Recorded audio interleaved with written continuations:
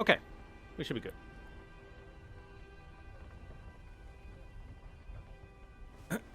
Three, two, one. Welcome back, everybody, to our Elden Ring lore playthrough.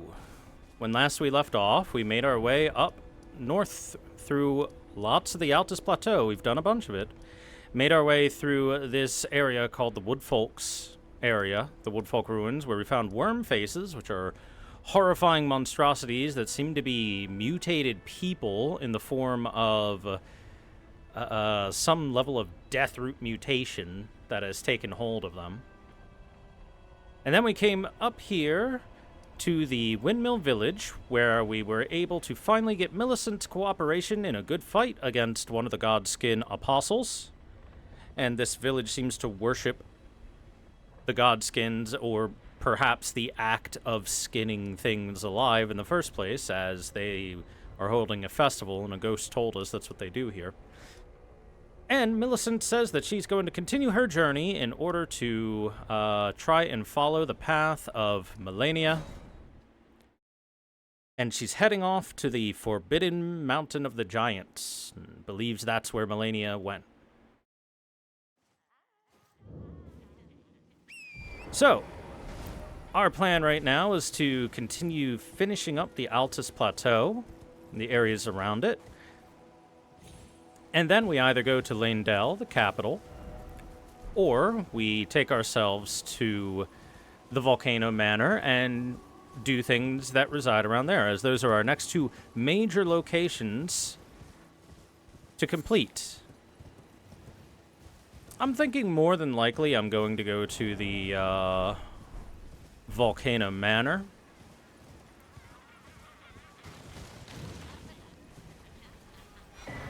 A navy hood, and the noble's traveling set. Those nobles are pretty on fire and dead, and the twin knight swords. Who else wants to explode? Go for it. Yay, explosions.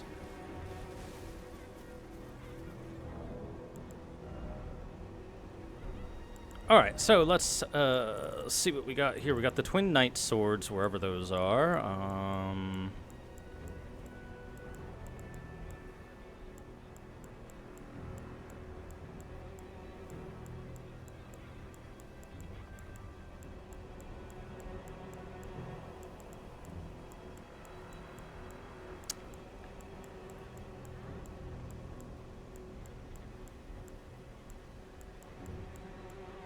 We'll find it eventually, guys. It'll be somewhere.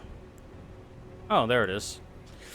An attractive twin blade of fine make that prizes the chivalric way. It can be wielded with a single hand, but its true strength is unlocked with dual-handed spinning attacks. It's very similar to Eleanor's pole blade, but not quite as good as Eleanor's pole blade, because Eleanor's pole blade has that extra bleed build-up. Okay, this thing is not going to leave me alone until it's dead. And we've got the noble set of equipment as well.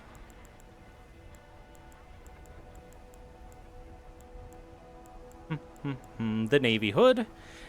A hooded cloak of deep navy worn by expatriated royalty increases the mind. Such cloaks were gifted to those who depart on missions to faraway lands from which they would never return. But what choice do they have, having seen the guidance of grace?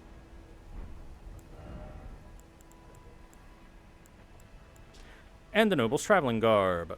You'll notice that this is what Roderica wears. Traveling attire fashioned from metallic silk thread, worn by expatriated royalty. A gift of such rare beauty, a royal wouldn't disgrace their illustrious heritage, even if found dead in a ditch in the middle of nowhere while wearing such splendid raiment.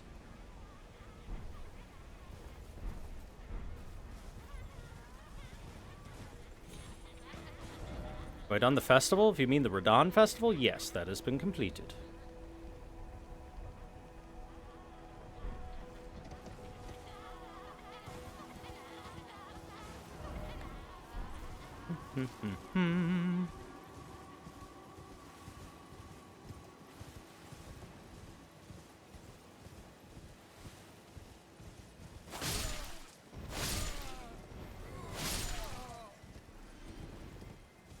love killing, I love murder. I believe this guy can drop his set.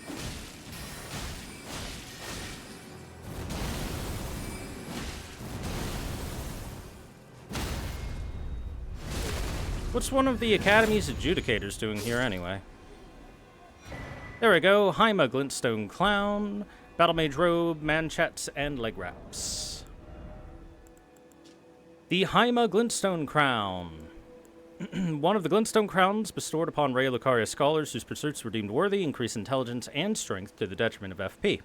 Scholars of the Haima Conspectus sought the power to quell conflict, and to this end studied the sorceries of Cannon Fire and the Gavel. And the Battle Mage set.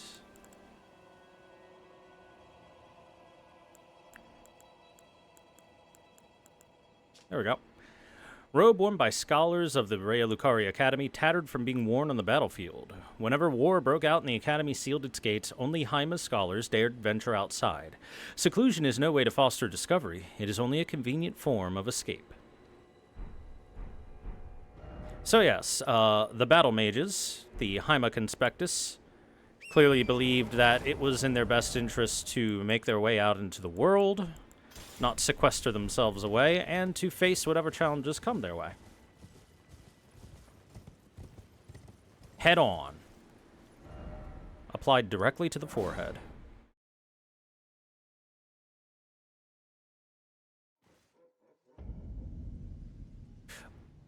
Oh, wait. I did miss one thing. Shoot. Should have double-checked my map first. Gonna have to head back up there. There were some ashes that I didn't grab.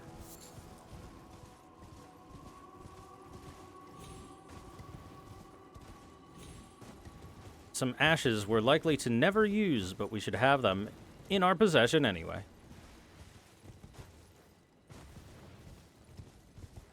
For completionist's sake.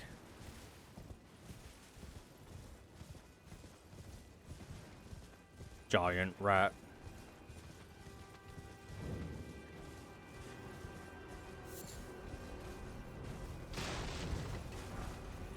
And there you go, the giant rat ashes. That's what we wanted.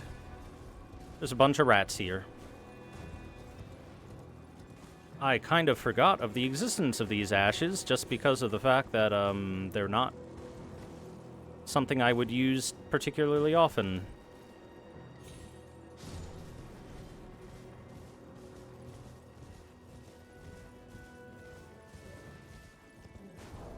Let's take a look at them. The giant rat ashes. Used to summon the spirit of 3 giant rats, spirits that do not require any FP to summon. The rat spirits appear at a distance from the summoner, swarming upon their victim to start the fight. Even as spirits, these vermin seem to multiply endlessly. Enhancing these ashes increases their number.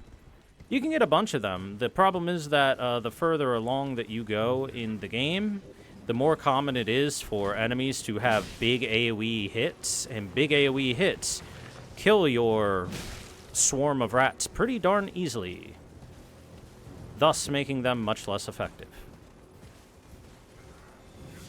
If you were to get them in the early game, I think they'd be quite good. Great stars, morning star. Look at that in a little bit.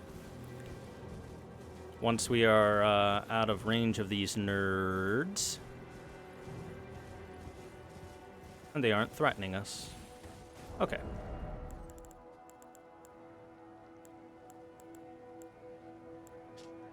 A huge bludgeon with 3 stars at the striking end. Though primarily a striking weapon, the star spikes cause blood loss. A blood-stained star is an ill omen, a fact not lost upon those against whom this weapon is brought to bear. Landing attacks slightly restores HP. So this is a weapon that is kind of very nerfed in its output, just because of the fact that it heals a little bit when you hit. It has a little bit of redeeming strength to it, and the fact that it does heal you and cause blood loss. But overall, there's many better weapons you can use.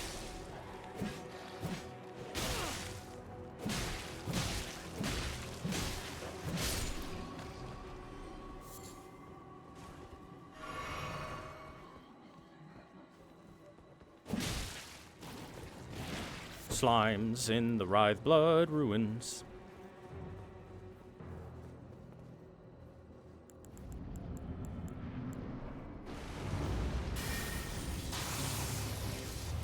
A sanguine noble from the pool of blood. Boy, that's some range. That's some long range on that rapier.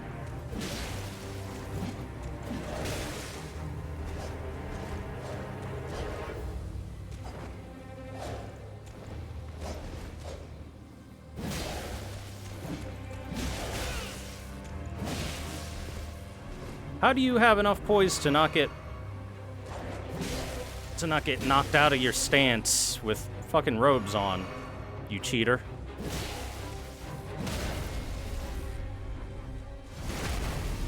You cheater! Die!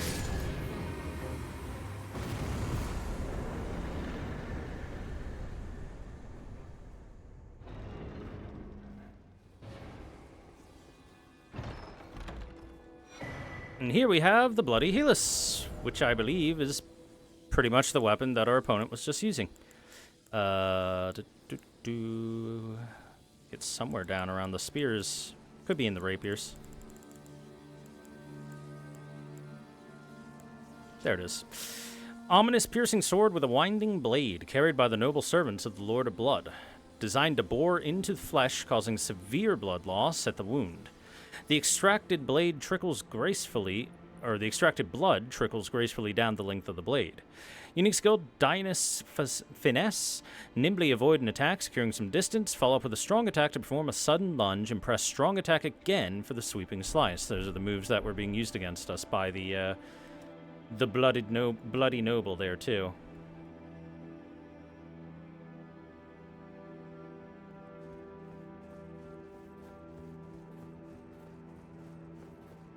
And hey, this area, the Writhe Blood Ruins, if you accepted Vare's quest way back in Limgrave, or even Liurnia from where he moved to, the Writhe Blood Ruins here is where you would find the invasion sign for the NPC, and here it is right there,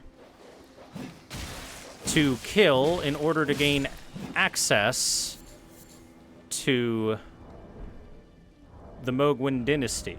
That is, if you are willing to do offline and aren't able, or are for one reason or not able to do online. Like, let's say you play this game 10 years from now and there's no online people to play with.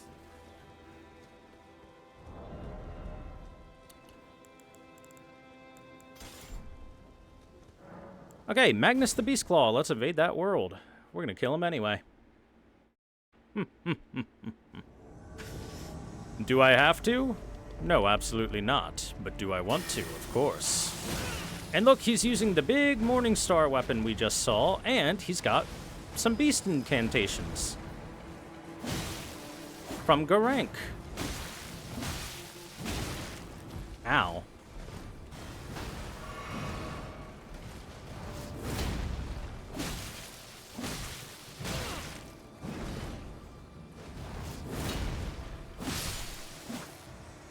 Got him.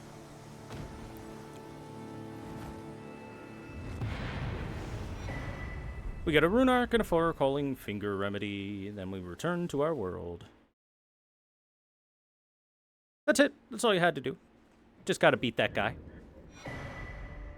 And he gives you the Great Stars weapon and a Somber Smithing Stone 6, but hey, we already got that Great Stars weapon.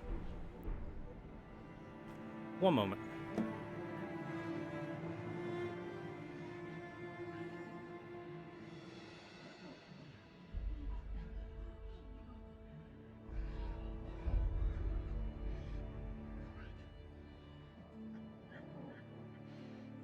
Sorry, just fiddling with my fan. I'm not sure if you could hear it in the background or not.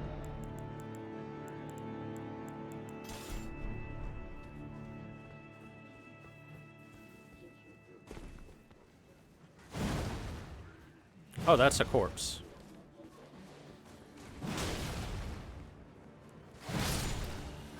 That's also a corpse. Corpse Maker.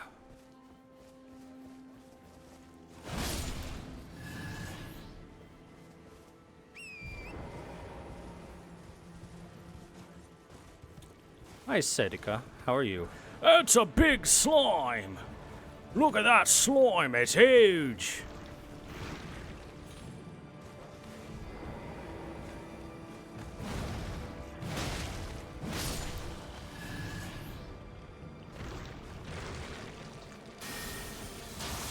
I must kill it.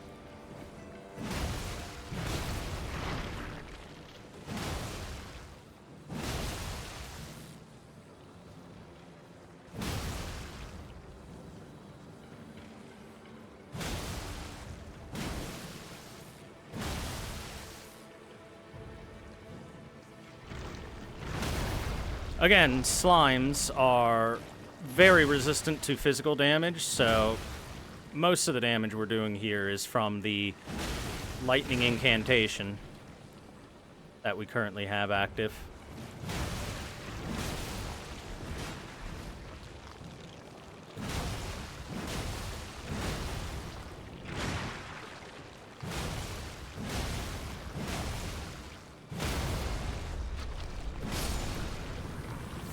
I killed it. Gave me 6 hefty beast bones. That's nice. It ain't much, but it's honest work. Speaking of, killing these guys ain't much, but it's honest work.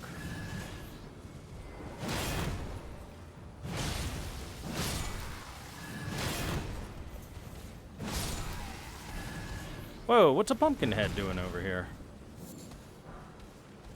Sorry, sir, I don't want to talk to you. I don't think that pumpkin head has anything that I care about. Brr. Empty carriage.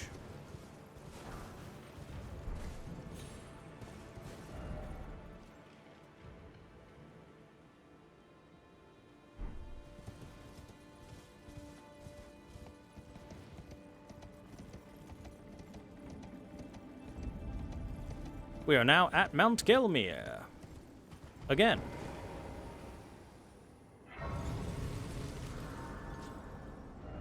Now, I do believe that there is a dungeon somewhere around there that I haven't gone to, and I'm going to go do that now, before I get too far along and start heading into Mount Gelmir.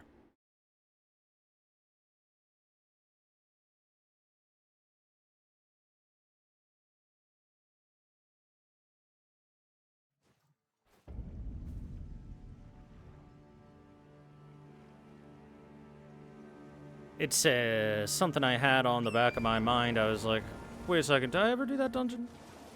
But it doesn't look like I did, since it's not properly on my map or anything. Hey, Alwyn Gamer, how are you?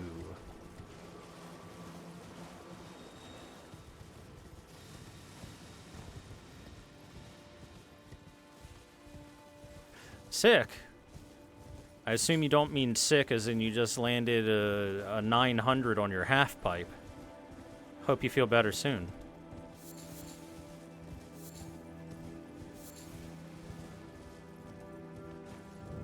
Here we go, the Sage's Cave.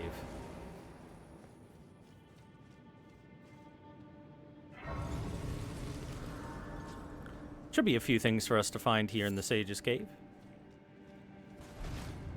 Oh no. Illusory walls, be gone!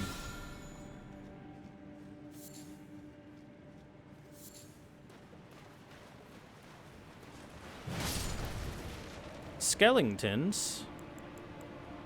What are skeletons doing here? Well, if skeletons are here, you know what that means. Scythe time. That being said, that skeleton did not survive that fall. Survive, quote unquote.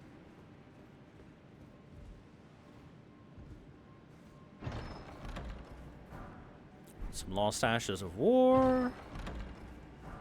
Rejuvenating boluses.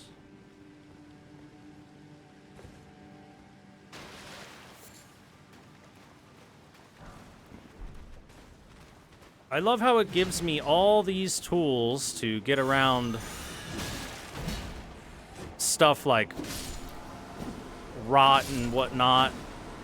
And yet, despite that fact, you know damn well I'm not going to be using those rejuvenating boluses. You know damn well I'm just going to ignore them. Ooh, boy, they were protecting a bunch of chests. We've got silver pickled fowl feet. A black hood. A candle tree wooden shield. And a nascent butterfly. Black hood. Hood of the lusterless black fabric that conceals its wearer's identity. In this world, there's very little that must necessarily be known.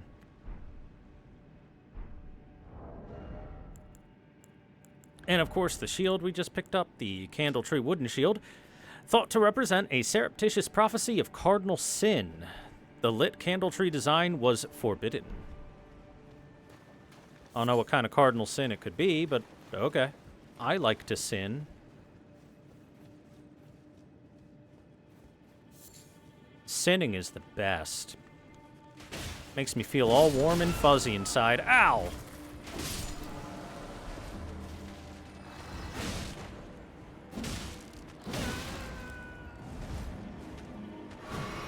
Okay, he can hit me from there. Hiya! I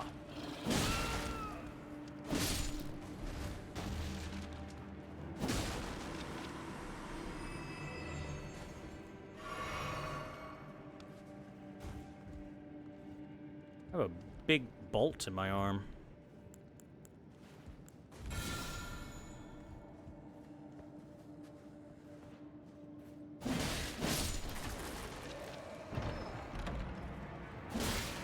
And here we have a stone sword key. Nice.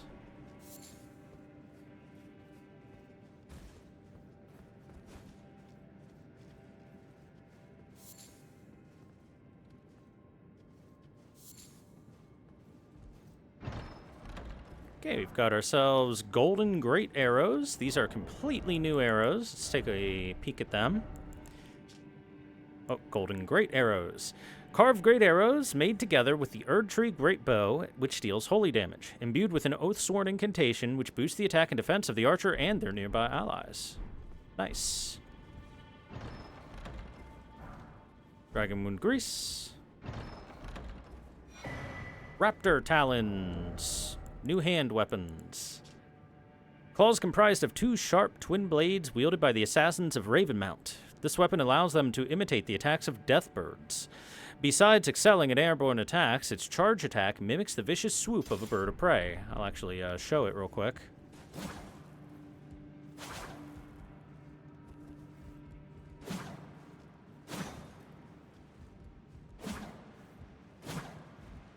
It lets you do flippies.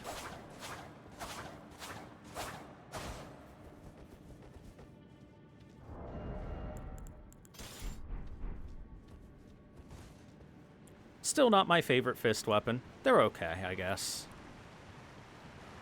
Hey, look, it's that waterfall we saw before. We're on the other side now. Whee! There's a cave right there, but some stuff over here to look at first. That is the boss room, so of course we're going to go this way first.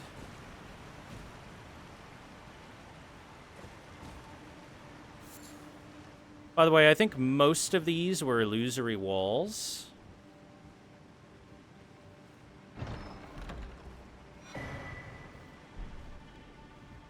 Which is why it's nice to just pop a shackle.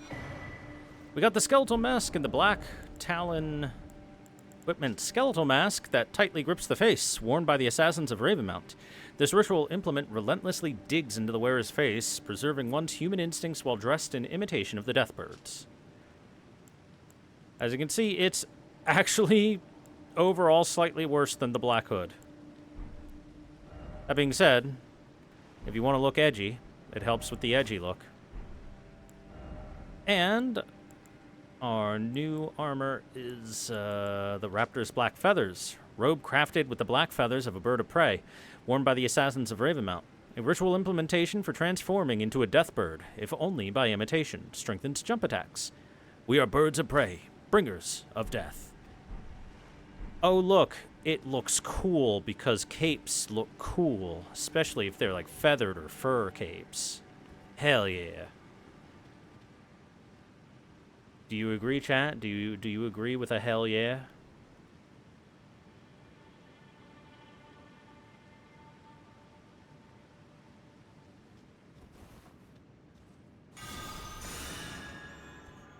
Alright, what are we fighting?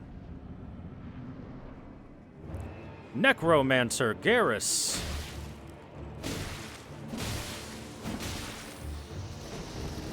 Look at that bone snail. That's so cool. Ow.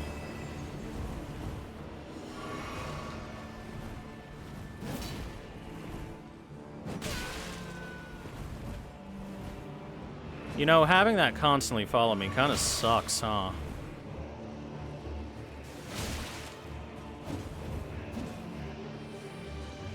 Here come more bone snails.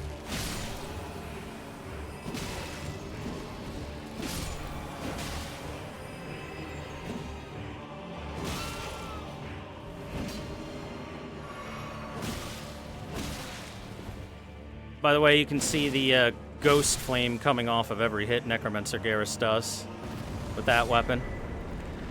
And we get the family heads. Astolfo's penis is delicious. You just gonna let that guy swing his balls in your face, Thor? Well, no, I hit him back. I swung right back. That's how we do. Family heads. 3 bludgeoning copper heads attached to a handle by chain. Signature weapon of Necromancer Garrus, the heretical sage. The heads were made to resemble those of his wife and 2 children. Unique skill, Familiar Rancor. Gently rattle the copper heads to summon vengeful spirits that chase down foes. The anguish of a spouse and children invites accursed wrath. That was why there was one big skull following and 2 small ones.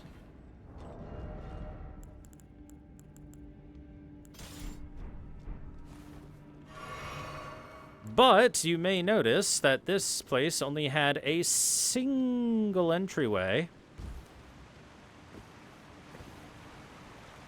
Meanwhile, there was also a golden fog in this direction. That's right. This cave has 2 bosses. Let's go get that other boss. Who could it be? A Black Knife assassin. But where?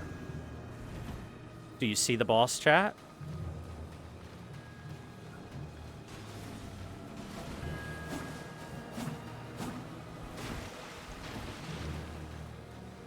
Damn, where'd she go?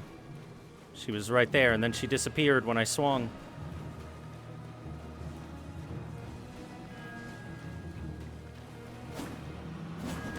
Ah! My body!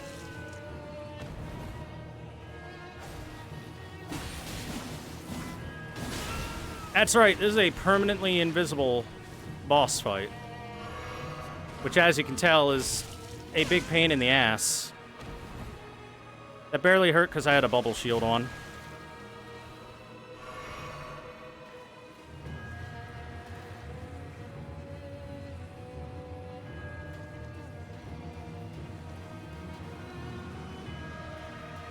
Anytime you want to show up, ma'am. She was chilling over there, now she's gone. Gotta use the water to our advantage.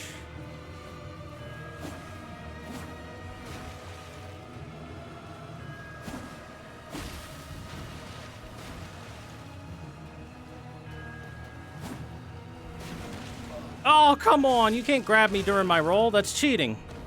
Unfortunately, I don't have the item that makes this fight into a joke.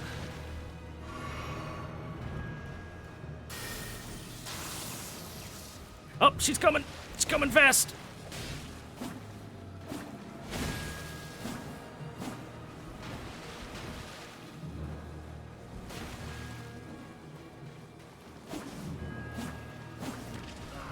Fuck.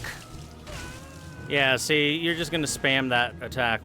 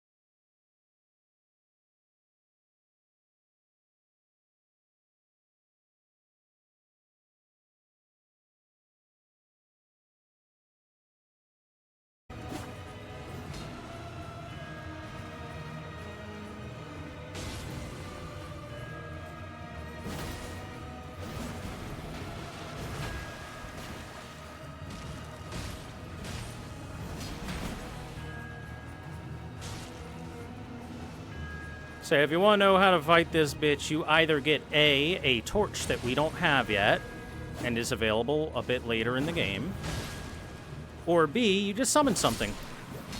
And the summons know exactly where she is. We get the Concealing Veil Talisman.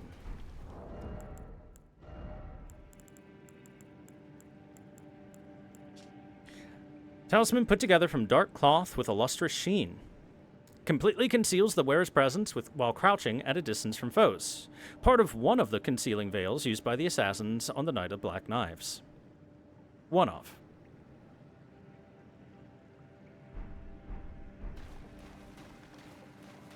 So that one, as long as you're crouching and far away, makes you a little invisible. You can tell that the Black Knives have much better concealing talismans because they can literally be touching you and still be invisible. Okay, I think that was everything I could have grabbed from the Sage's Cave. Let me double check. I'm pretty sure it is. Yes, yes.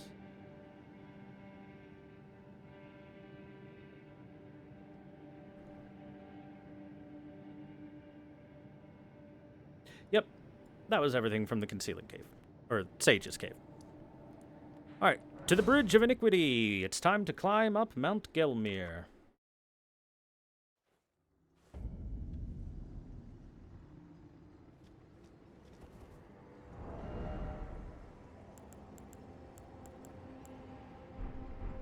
You know what? I'm going to level up Eleanor's Poleblade a little bit.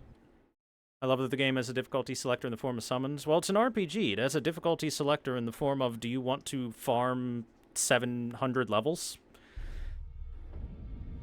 I guarantee if I took the time to go level up to the point where I had 99 Vigor, 99 Endurance, 99 yada yada yada, things would be pretty darn easy for me. Hell, I'm at 35 Vigor. If I was at 99 Vigor, my bar would stretch out across my monitor and out into the real world.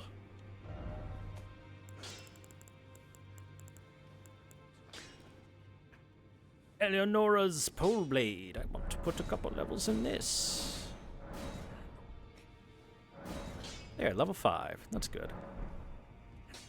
+5. Time to Darth Maul our way into enemies.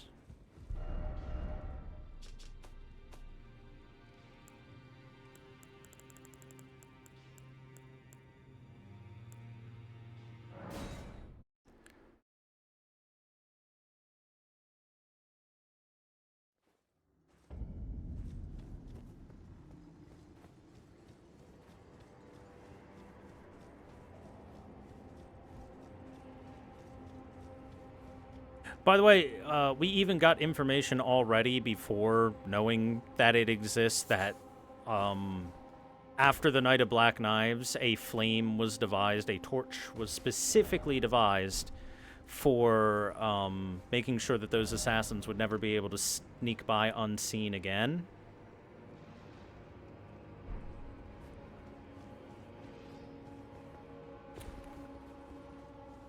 But, unfortunately, it is a little bit farther out to the point of being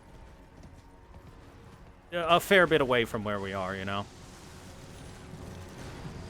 It is beyond the Altus Plateau and the Mountains of the Giants where you will be able to find it, if you're wondering right now. And since that is so far away, I decided we'll just kill that bitch right there, and if it became annoying enough, you know, just do a summon.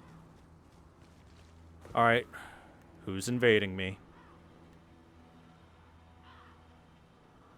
Anastasia, Tarnished Eater. Hey! We fought Anastasia Tarnished Eater before. This is the second invasion from her.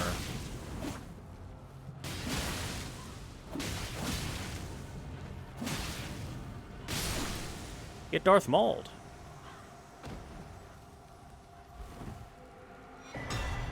We get the Sacred Butchering Knife from her.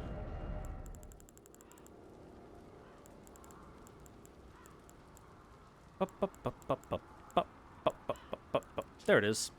Huge carving knife made to cleanly butcher the human body. Signature weapon of the ogress Anastasia, known to have eaten countless tarnished while disguised as a finger maiden. Restore a very small amount of HP when it squarely strikes an enemy.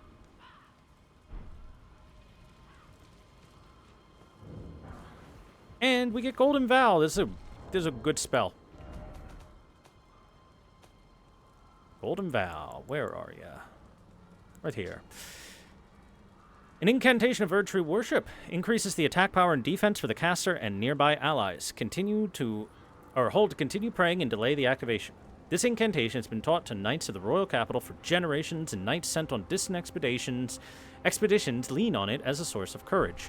We actually have that available to us in the source of a weapon. The Golden Halberd has that exact spell as its skill. This is part of what makes the Golden Halberd, despite being a very, very early weapon that you can get, a very, very good weapon you can get because you get Golden Vow with it.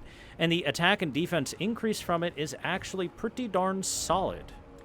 It's not bad at all.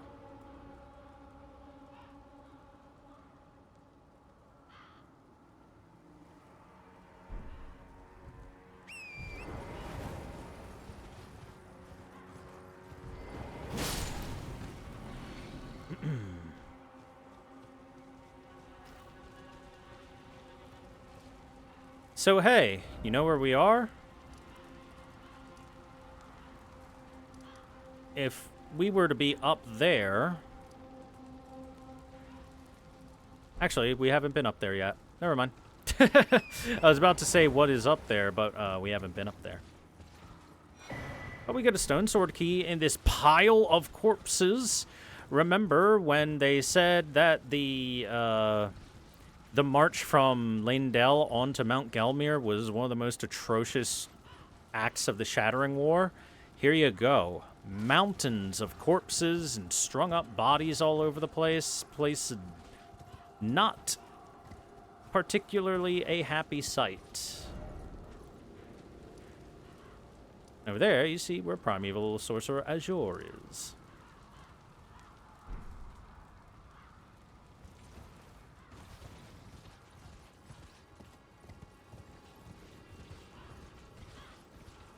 But, as you can tell, the bridge is broken a bit. We can't get up there now. Now, how are we going to get over there? That's a good question, Thor. How are we going to get over there? Well, chat, allow me to answer that question in just a moment. The answer is, there is a way up there. But it's a little bit further back here, near where the Iron Virgins are. In the form of this, a ladder.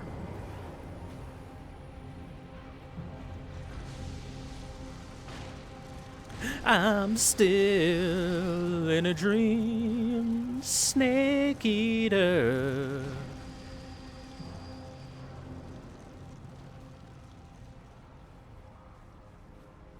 Don't worry, the ladder isn't as long as the one in Snake Eater. It's not 3 minutes of climbing.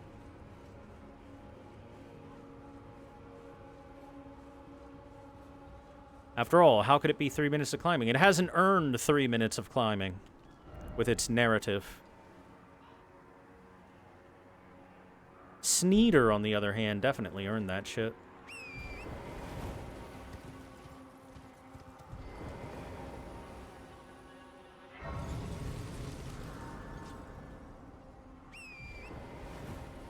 That's why when the remake of Snake Eater comes out, it's gonna feel really bad when they ruin stuff, because Konami can't help but ruin things.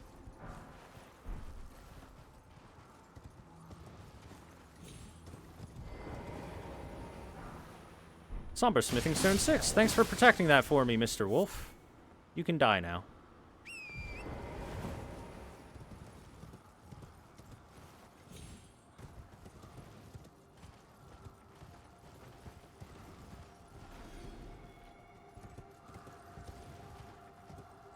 It's going to be like when the Silent Hill 2 remake comes out, which I am personally not looking forward to. Combination of modern-day Konami, or I guess Konami of the past like 10 to 15 years, if not more, plus Bloober team does not have me particularly excited. So hey, take a look at what's going on. These are soldiers of the Erd Tree. You can tell by the coat of arms and the color of their clothing. But they seem to have gone a little insane and are seemingly trying to eat the corpses of their former allies.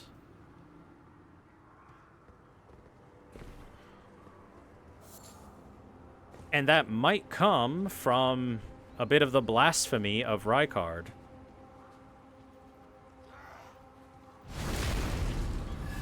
As it has perhaps infected the normal soldiers that went against him. But yeah, you see them reaching down, grabbing, and then bringing stuff up to their faces. Bloober makes okay games? No, they don't. They make some visually appealing games, but they have never been fun or well-written.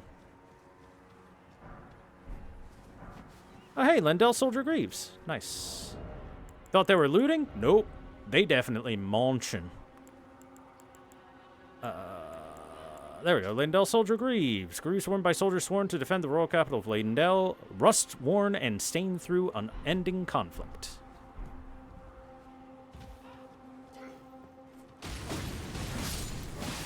Man, Eleanor's pole blade is very strong.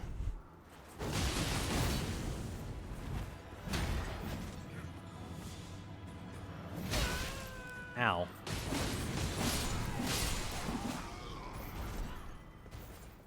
Hey, an Erd Tree surcoat. The surcoat bears a majestic likeness of the Erd Tree. Its golden backing is an honor bestowed to no other soldiers, just those sworn to defend the capital of Lendell.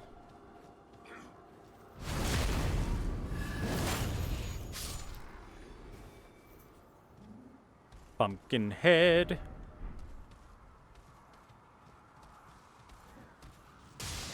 Oh, I heard that, sir. Come here, Pumpkinhead. Come away from your little entourage of throwy weapon guys. We'll talk.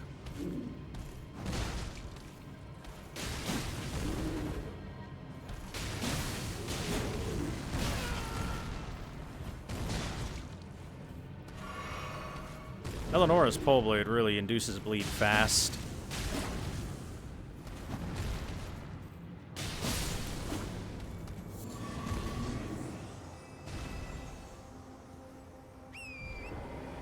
Alright, who was throwing shit at me? Where are you? Oh, from up there. Yeah, that makes sense.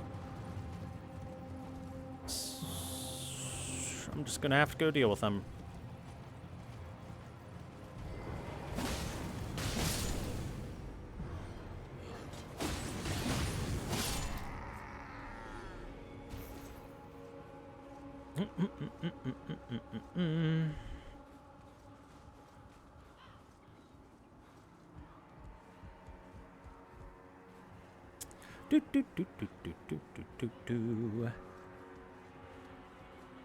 You can see they even made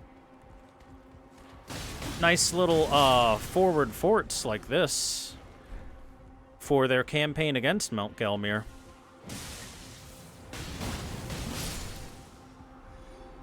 The Erd Tree forces of Lendell certainly seemed pretty confident in their capabilities to take it to Mount Gelmir. Unfortunately, it didn't work out too well for them, as you can see by the mountains of corpses that we've seen. Pulley bow. Let's take a look at that. Longbow, which utilizes a series of pulleys and springs. The complex mechanism, which required advanced mathematical and mechanical understanding to craft, was likely made by a certain genius who learned Golden Order fundamentalism. Enhances your precision while shooting, enabling arrows to fly much farther distances. That's just like real life. For how more modern bows are crafted and worked.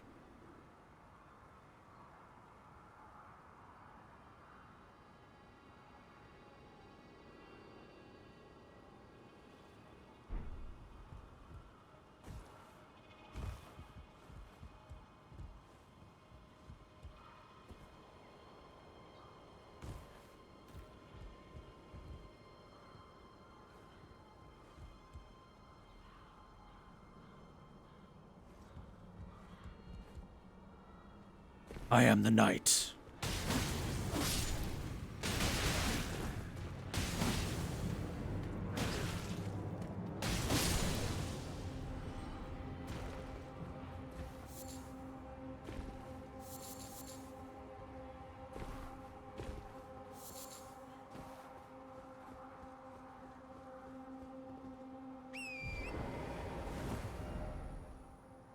See, so we could go right across there, but let's continue searching back here for the time being, right? Get what's left of the stuff around this area.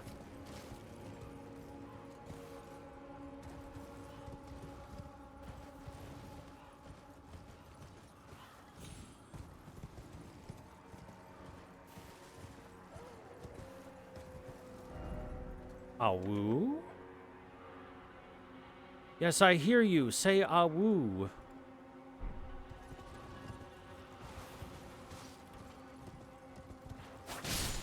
Wolf goes awoo.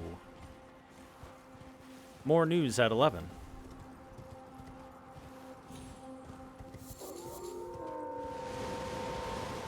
Hey, look, that's just like Stormvale, where a bunch of wolves show up in a storm.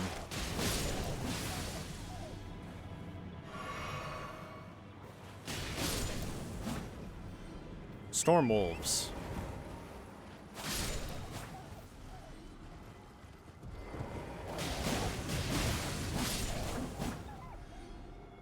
Turns out wolves don't deal too well with being lit on fire, so this blood flame weapon's pretty good.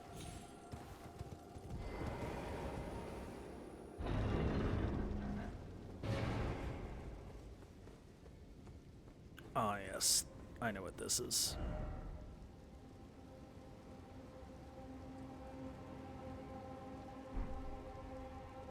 So, if you take a look, Primeval Sorcerer Azur's waypoint is right over there. If we were to cross the bridge right next to Azur's body and then hop on down, it would lead us right here.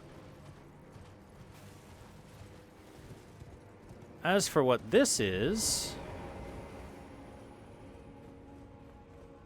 the answer is it's more.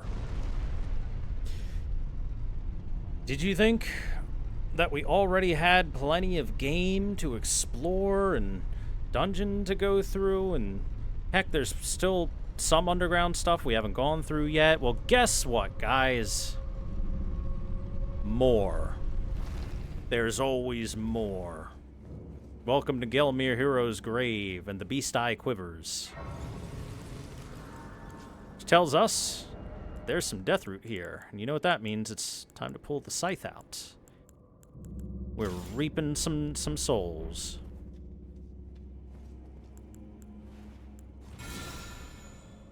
More. Oh, Gelmir Hero's grave. This one's kind of a pain. And by kind of, I mean very much a pain. Alright. Hope you guys are excited for us to have a fun time. Oh boy.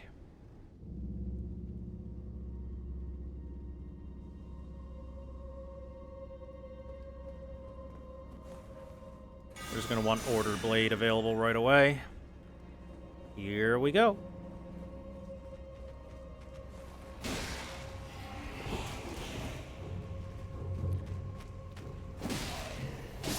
Here comes the chariot. This is the gimmick of this place. A constantly running chariot that goes back and forth and back and forth. And if it runs into you, it hurts a lot. Hell, it can one-shot plenty of builds with its damage. And there's always a skeleton in the pocket that you want to go hide out in. Always. Every time.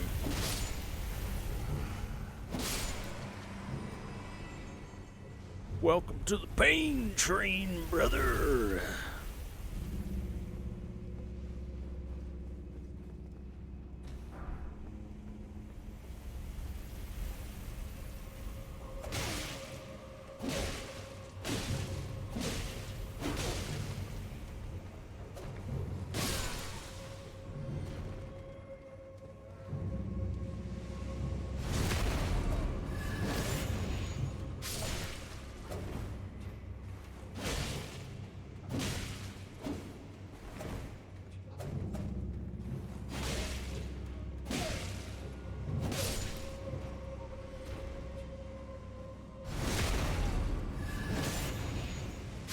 Who invited John Bloodborne? The 7 billion people on Earth that are shouting for Sony to allow FromSoft to put Bloodborne on PC.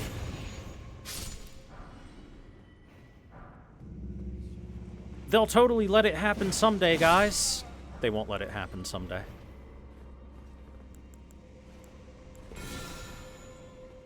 I'm not sure if there are any illusory walls in this particular dungeon, so every once in a while I'm just going to grab that Margit Shackle and pop it. Just to be sure.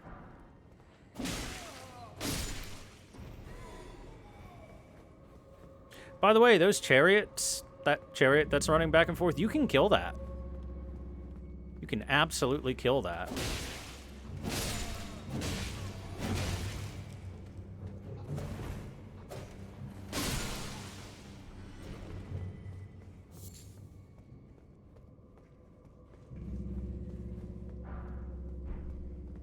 Got the Ghost Glovewort. 7.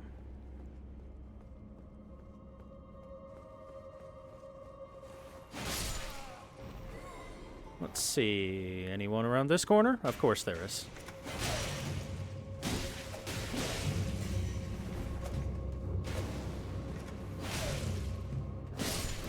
You guys can't hide around blind corners this much. You'll get caught every time if that's your only trick.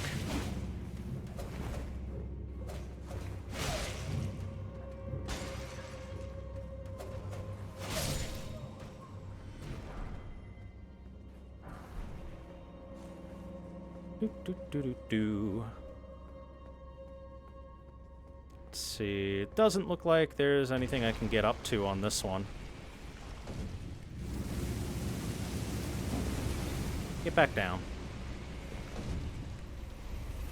Oh, I heard it just in time.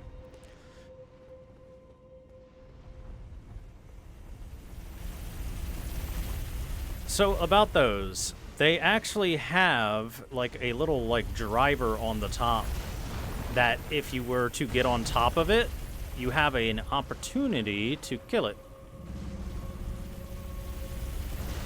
Alright, well you're running me down, I guess. I can't go up now, can I? I don't see any pockets for me to slip into yet.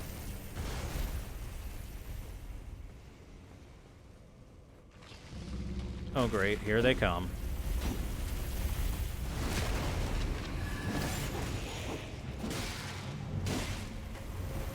Splat. And up we can go. Oh, I don't know if we can make it in time. We're trying. We're not gonna make it in time. Ow.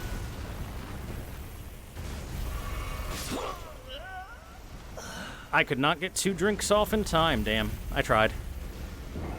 I tried to sneak it in there.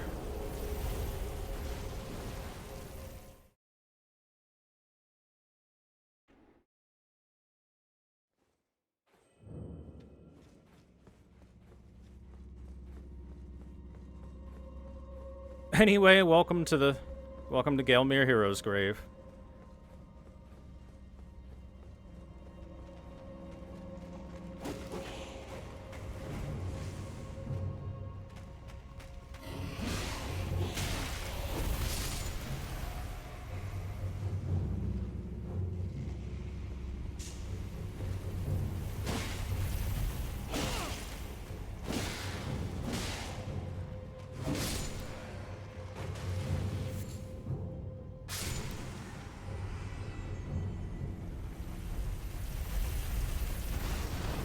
Oh god, why?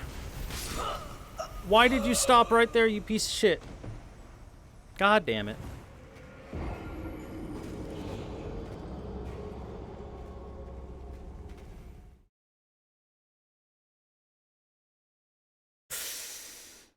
Damn chariots. I don't think there's a single person who likes these chariots.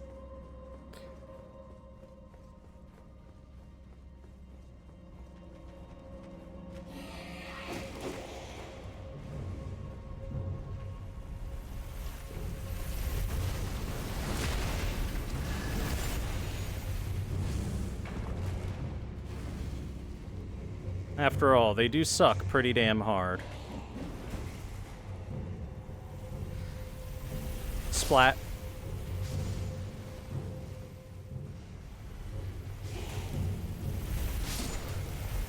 Splat again. Nope, not gonna chance that.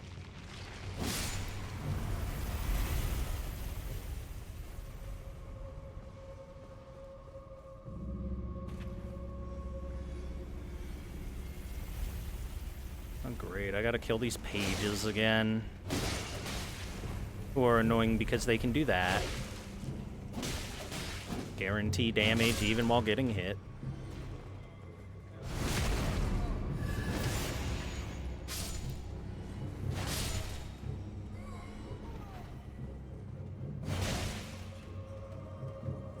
This one has shiny eyes. He's worth extra runes.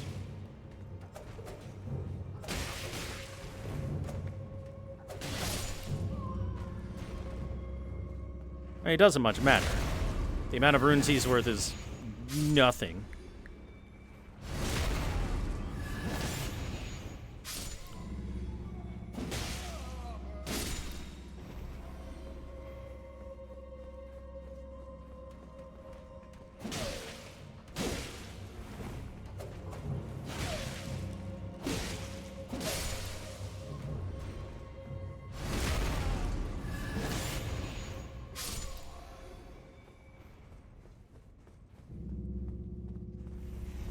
Yep, this way. This gives me a chance to go up here. Nice and quick. A stone sword key. Don't kill me, sir.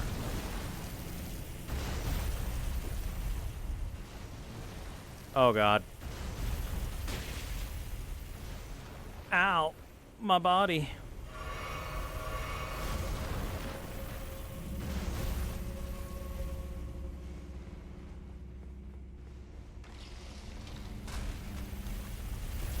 You may be able to bloodhound step your way through the chariots without taking a hit.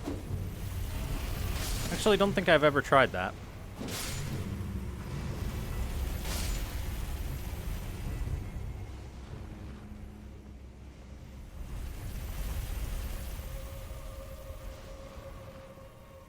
As you can see, there is a drop-off point there.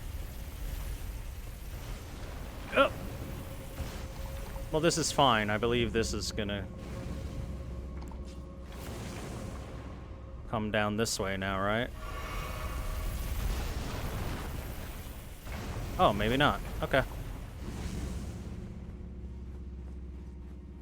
Oh, God, there's a cemetery shade over there in that corner. That is fucking rude.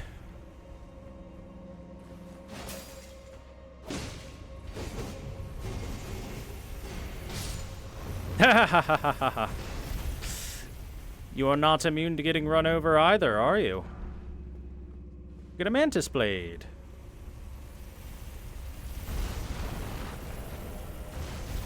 Mantis blade. Let's see if I can find that. Up there it is. Curved sword with a blade at both ends, wielded by the cemetery shades, the insect-ridden gravekeepers. The blade is thin and sharp, and strong attack unleashes a far-reaching slash. The spinning slash skill.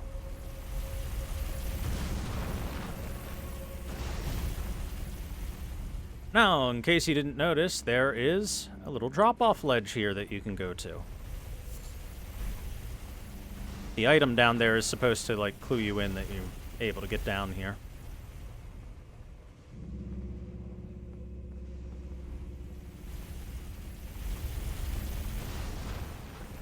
And then, do we drop down in this one? I think we do. Looking like we do.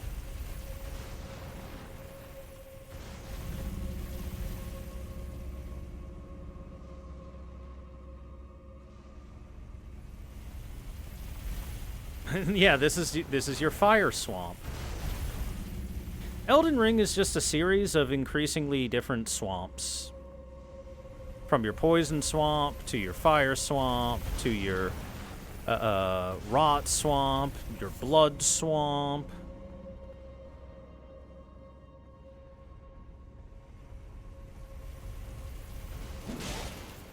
Hey, look!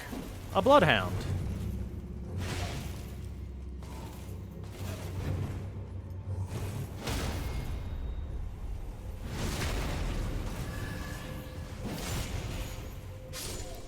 Got him. And we get the Gelmir Knight set from that, and from the Bloodhound Knight set. Let's take a look at those sets, shall we? Gelmir Knight Helm, worn by knights once loyal to Praetor Rykard. Its crest of red feathers symbolizes Rykard's pedigree as Lord Radagon's son. Again, red hair only comes from the Radagon bloodline. Then we got the Bloodhound Knight Helm.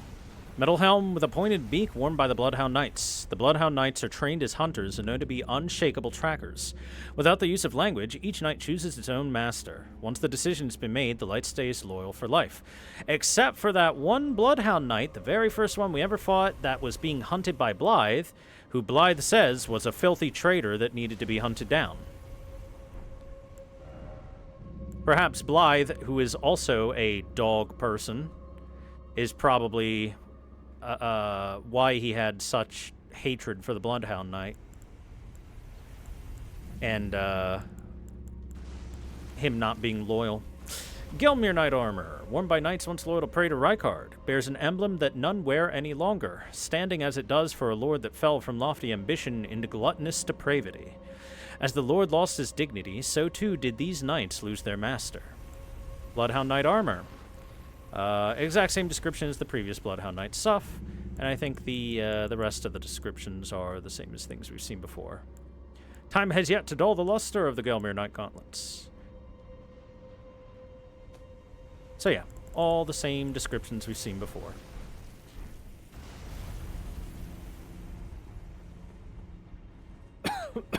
Excuse me.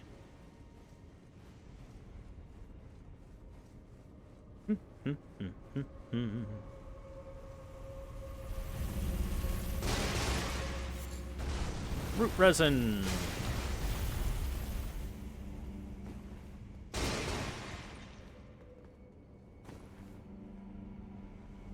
So notice we are now right above the chariot when it shows up. There it is.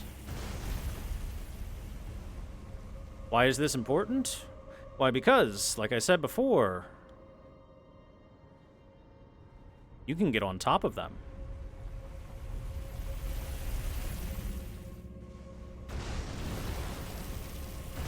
Like so. Whee! And we have to get on top of them in order to reach this area without going through the lava. Yay! Fun. Disney should add this as their newest amusement park ride.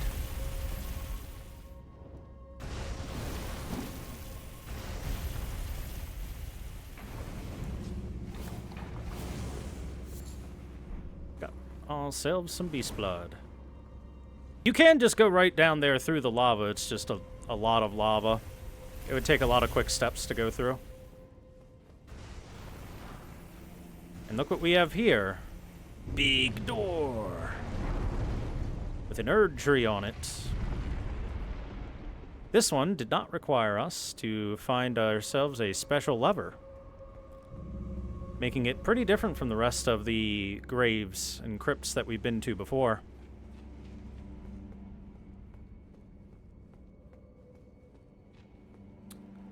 Let me do a quick double check and make sure that I've grabbed every important thing in this area so far. I believe I have.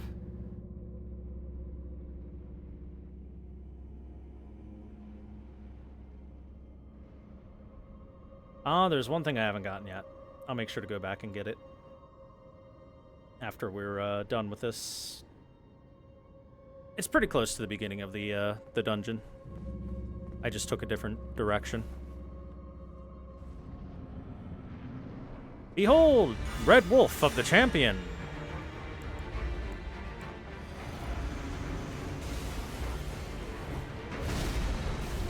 Time to teach this dog how to sit.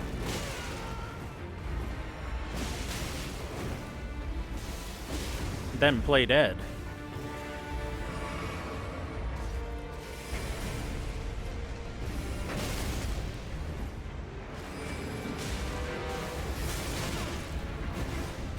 Alright, Sif, calm down.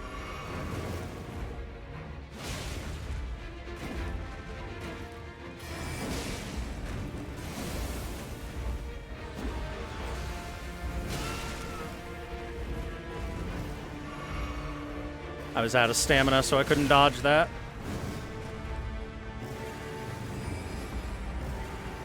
One, two, three, 4, 5, 6. Slam. And Dedge. Play dead. Good boy. We get Bloodhound Knight Flow ashes and a Death Root.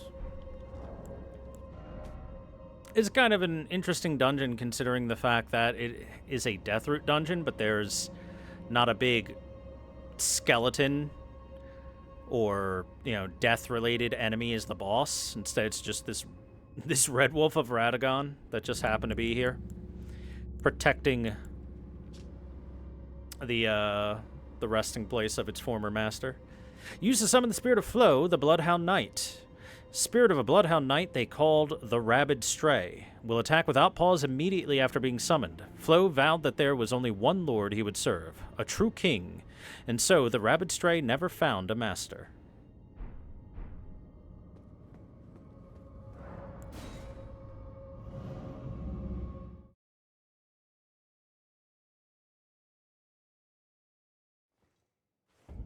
Alright, we're gonna have to go back in there real quick. Oh, it brought me all the way up here. That's annoying. Wait, what am I doing? Just teleport in, idiot. Just teleport in, dummy. And gotta sit through that the whole time.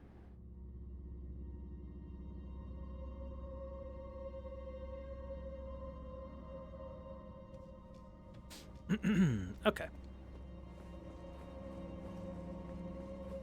Completely didn't grab this other item.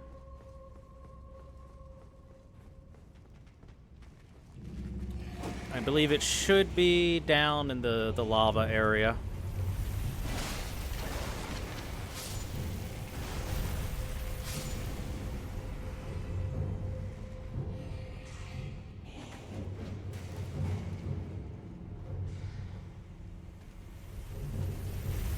Splat.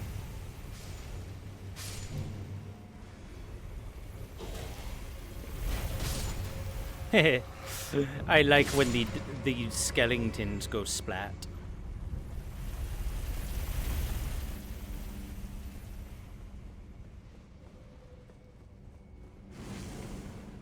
Okay, so it should be like right down there. I think I even see the alcove it's in. Just gotta let this get out of the way.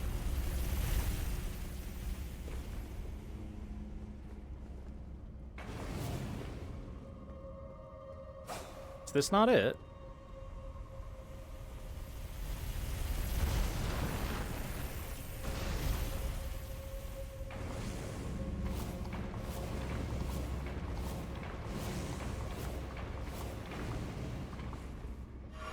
I think this will go all the way down now to follow me.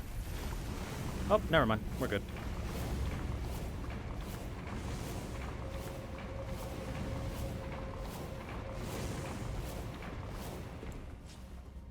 Quick Step is useful. Bloodhound Step also works for that. Quick Step is just cheaper, I think. There we go. The Ringed Finger. Everyone's favorite weapon. Bludgeon made of an enormous finger sheathed in several heavy rings, thought to have been cut from an ancestor of the Finger Creeper. Some life yet remains in this legacy of an ancient act of blasphemy, as evidenced by the barely perceptible warmth that still exudes. With unique skill, Claw Flick. Cause the finger to swell, then flex to build up strength before giving enemies an almighty flick.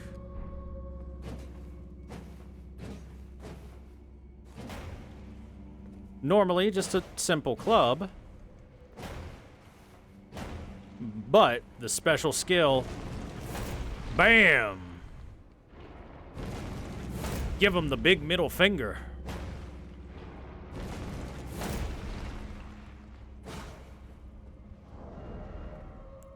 It's a funny weapon.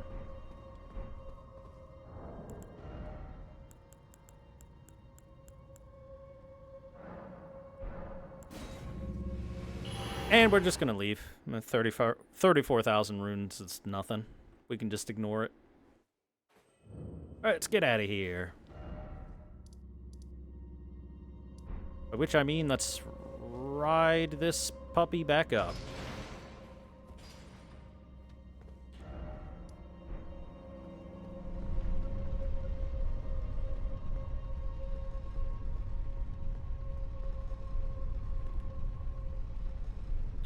So, this is kind of interesting.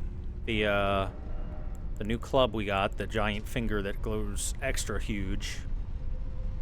For a couple of reasons. One, where did they find something that was so incredibly large as to have a finger that big?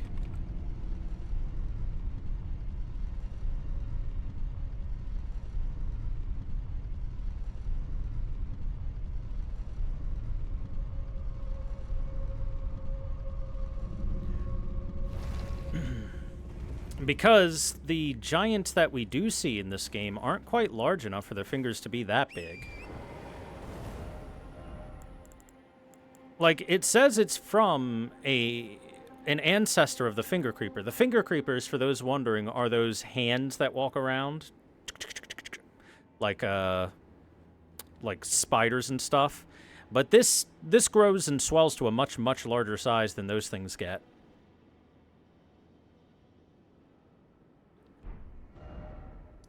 And it's considered an act of blasphemy, which is kind of weird that it's considered an act of blasphemy because of the fact that when it comes to the finger creepers, those seem to be perfectly fine.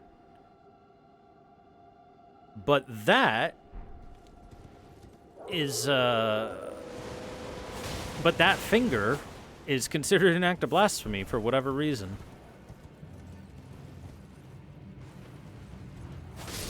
Inconsistent. Possibly.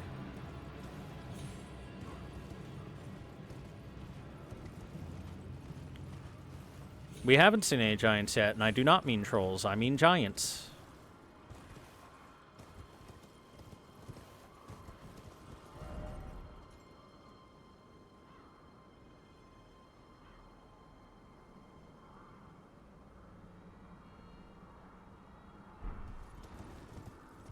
By the way, if you hadn't already talked with Patches at the Volcano Manor, if he hadn't shown up there yet, you can find Patches in this area on your way up Mount Gelmir.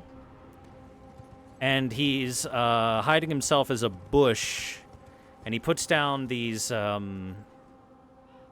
little shiny stones for you to follow, and it'll be like, treasure dead ahead. And all the treasure is you getting ambushed by enemies. Good old Patches. Oh, hi there. Look at you. Got ourselves a creeper. Grafted Scion. Ow.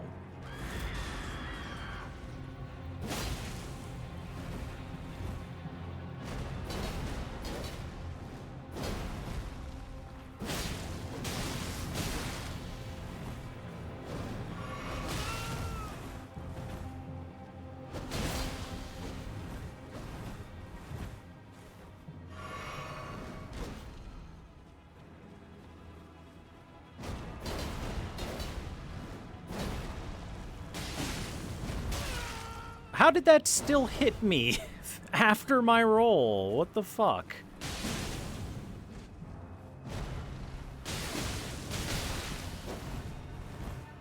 Stuck on the wall.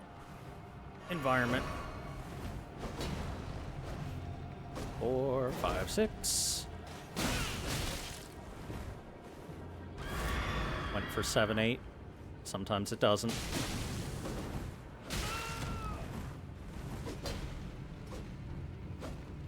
Thrust. Slash slash.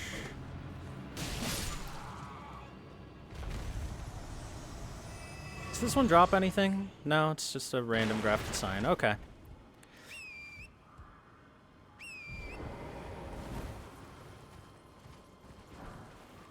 Soporific grease. Scavenger's curved sword.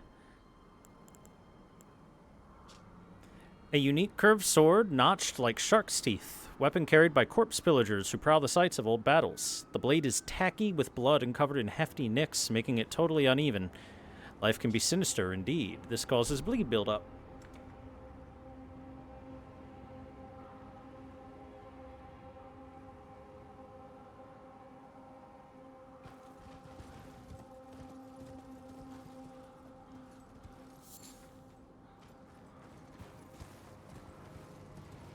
More crafting items.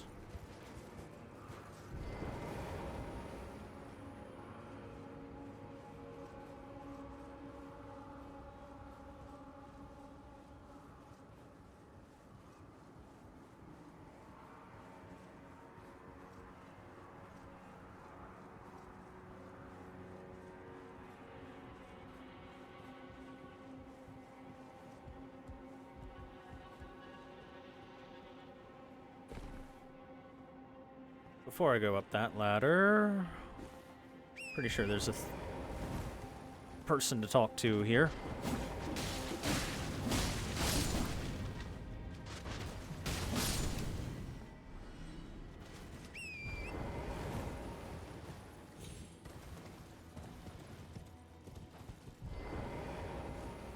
I'm gonna stab you in the back. And then you'll be dead. How about that?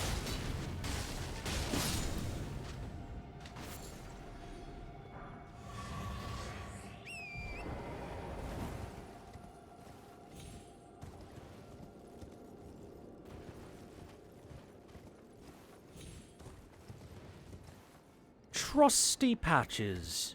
You can certainly trust him. Why, he'd never steer you wrong. Oh, this looks bad. You can see why the forces of the Erd Tree might have had trouble with the forces of Liurnia when the marionettes can just do that to them.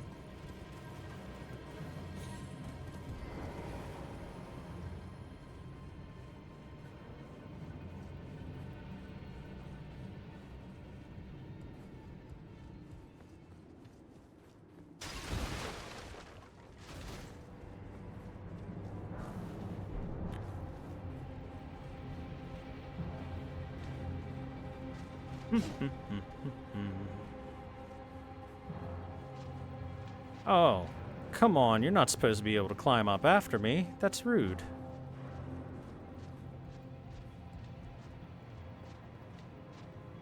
I'm gonna poke him when he gets up here.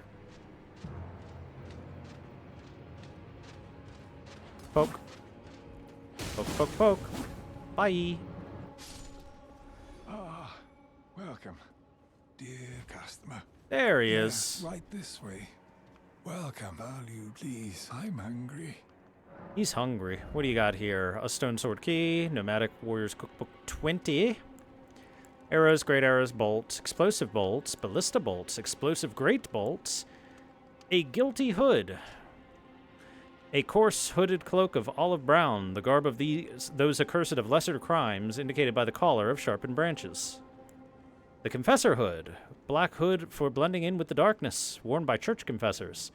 The churches outside the lands between, dedicated to the teachings of the Two Fingers, send confessors out to follow the guidance of grace. The confessors are loyal servants to the Two Fingers, ready to hunt down and quietly dispose of their enemies.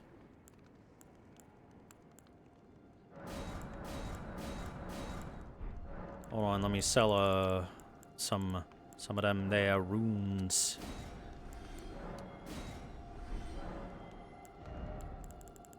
So I got enough to buy your stuff, sir. Stone sword key. I'll get the guilty hood. Oh, by the way, the bolts are just tipped with explosive stone shards. That's all.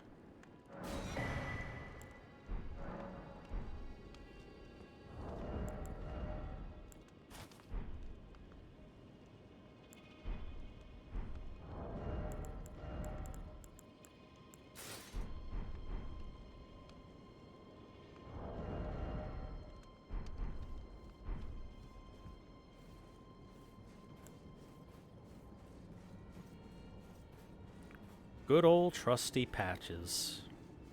He'd never lie to us.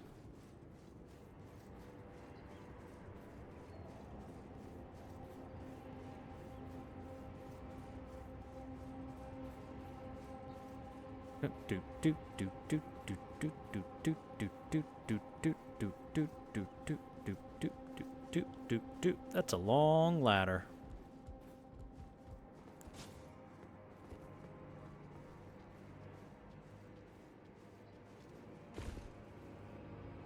Shh. Don't tell them I'm here.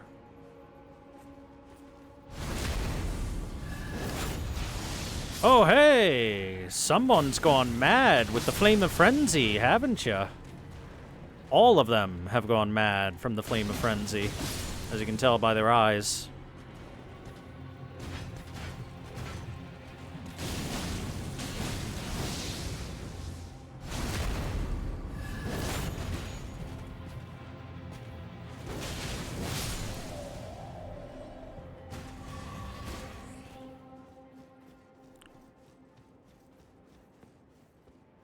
Look, chat!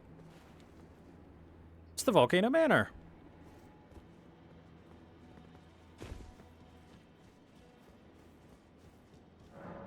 The assault on Volcano Manor, the squalid, the sick, the blasphemous. A wretched, unending war with no glory. It's a simple way of saying shit didn't go well. For either side. Everyone lost that war. But especially these guys who have gone insane with frenzy.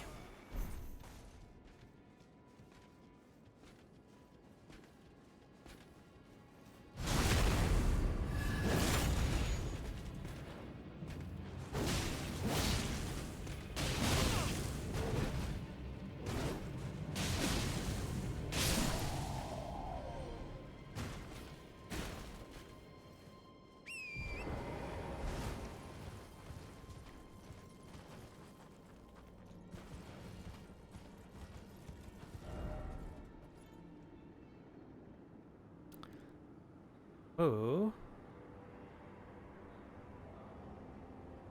I guess I'll go activate this Site of Grace real quick. Then we'll head back across and head to the northern area we didn't go to yet.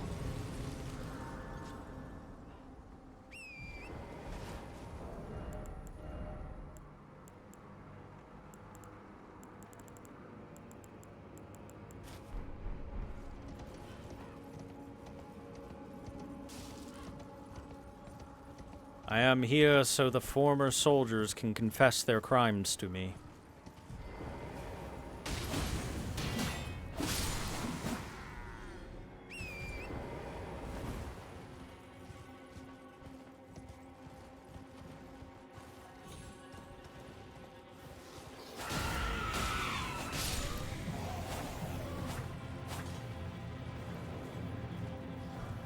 It was a crime of passion, I promise.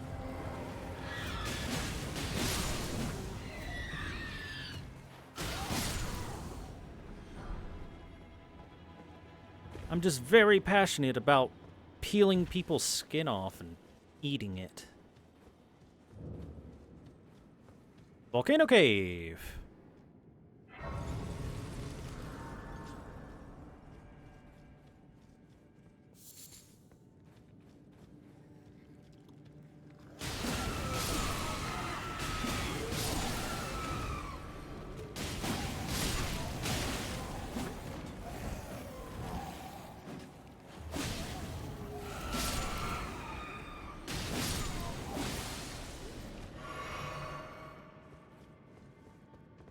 Sheesh, loud little buggers. You can see there's a bunch of them down there, too. Don't want to fall down that hole.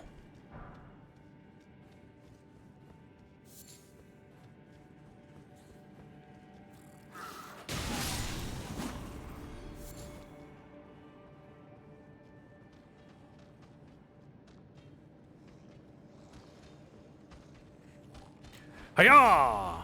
Uh-oh, I missed entirely.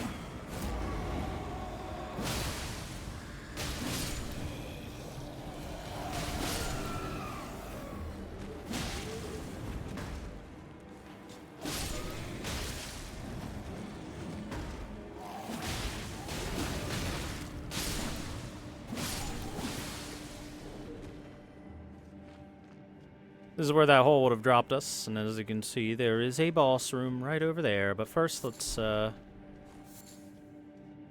around just a little bit. I don't think there's anything hidden anywhere.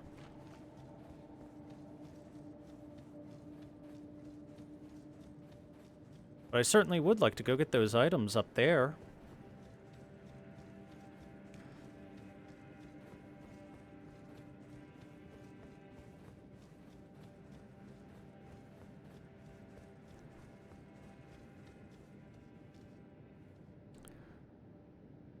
Why can't I just get actual new viewers? Why has it always got to be bots and shit?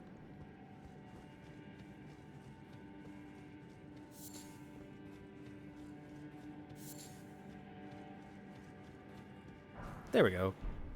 Golden Rune 6.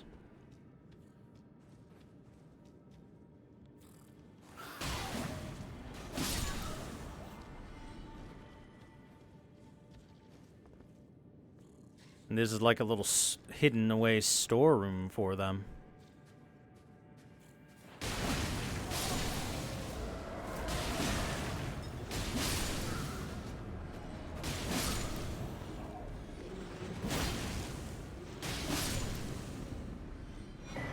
The coil shield is our big prize. New shield. Let's see. Coil shield. Armament designed for gladiatorial combat. Rises above its peers as a particularly showy specimen. The sculpted bronze snake is a poisonous breed, boosting the wielder's resistance to poison. Because we all know that if you have something that is shaped like something that is poisonous, that boosts your poison resistance in real life. Unique skill, Viper Bite. Give the shield a quick shake to temporarily bring the bronze viper to life, inciting it to slash out and bite its foes, which is pretty cool. Snake.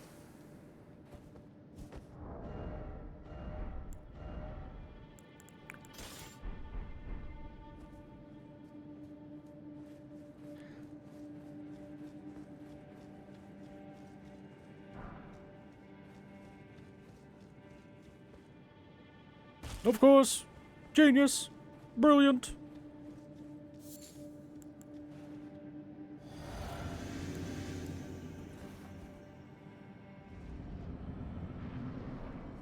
Demi-Human Queen Margaret. This is our, what, third, fourth Demi-Human Queen? We already know how they work.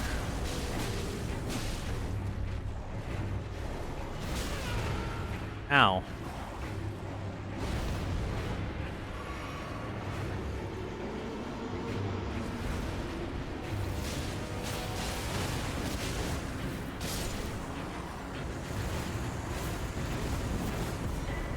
And we get the Jar Cannon.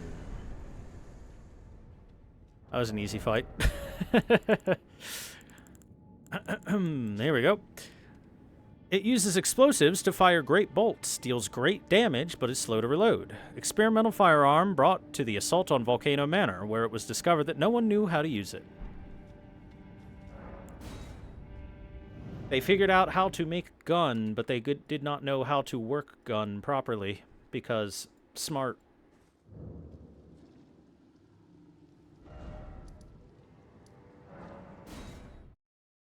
Alright, off to the 9th Mount Gelmir campsite. 9 of them, so many. Time to swap out equipment. Because I know what's up at the top of this mountain. We want something heavy for it. Hammer time. Whee! There it is. Another falling star beast. Oh! Only this one's fully grown. So it's a little bigger than the other ones we've seen. Which means it has a couple new attacks, like that grab it just tried. But it's mostly the same as the previous falling star beast that we've seen before. Smacking its big eyeball.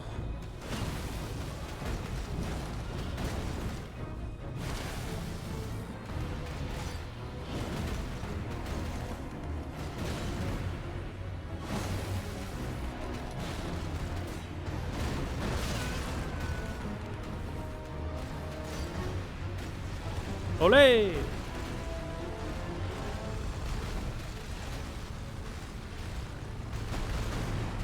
Toro!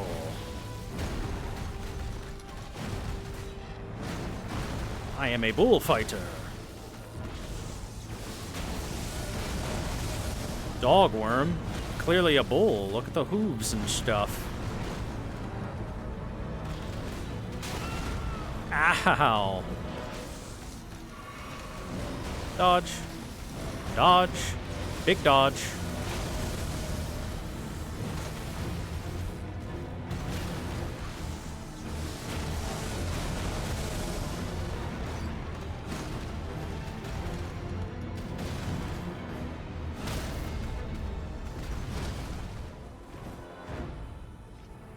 In the eyeball again.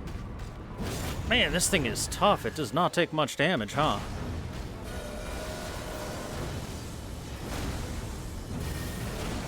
Ah! I thought I was out of range.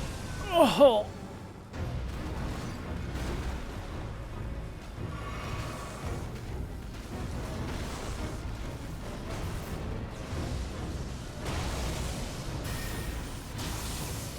Alright.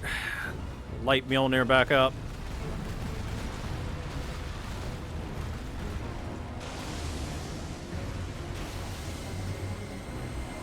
Big laser.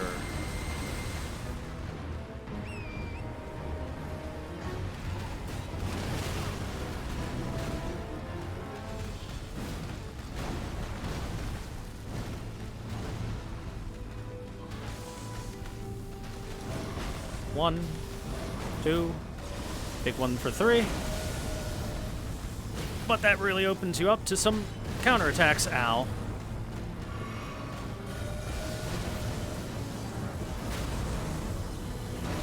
No, I didn't roll right. Fuck this attack. It's so hard to actually dodge.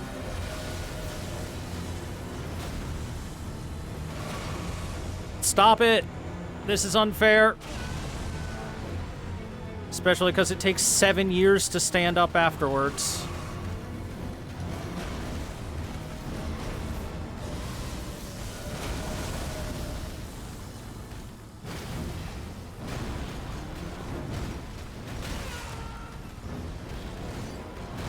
Fuck!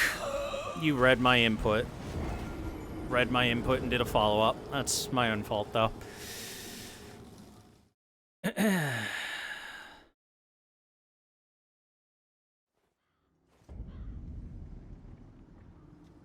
I should not have spammed drink on getting up, because the AI will absolutely read your input and punish it.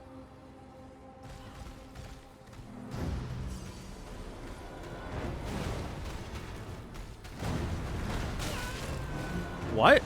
How did that hit me? That was clearly above my head, but okay.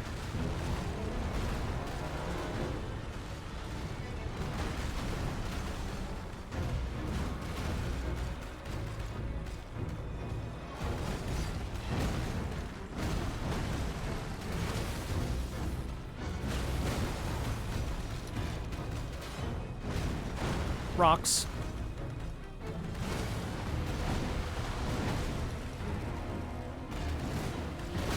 Fuck. Ow.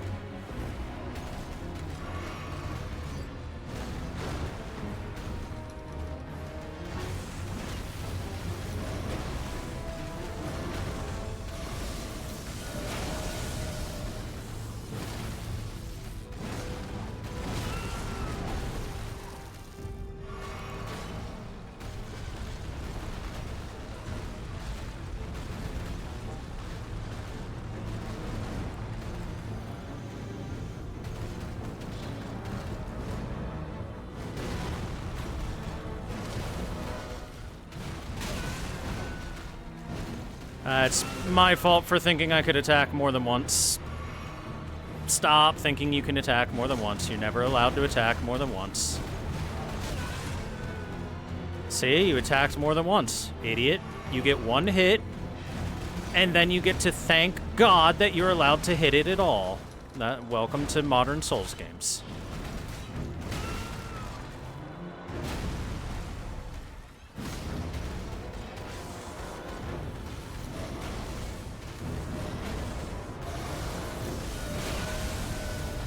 trapped on the environment and couldn't dodge.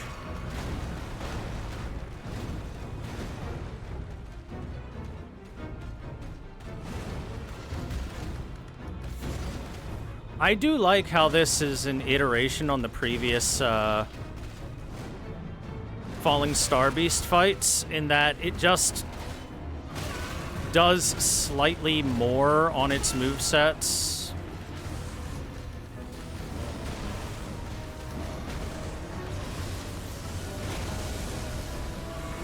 However, I do hate it in the fact that it cheats horribly. Cool. I like rolling things properly and still getting hit by them because their hitboxes are available for way too fucking long.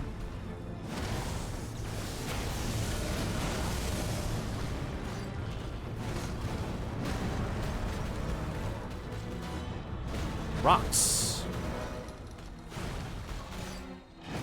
Swing, swing, stomp. Nope, nope, you did the swing, swing instead. Oh.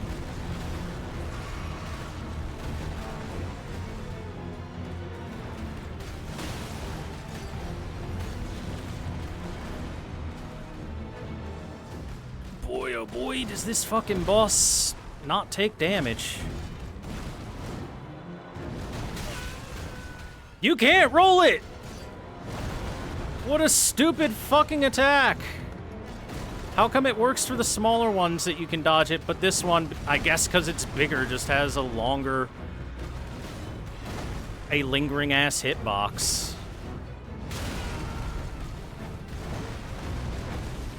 Oh, I'm out of drink. Well, this fight's over. Fucking kill me. Hold on.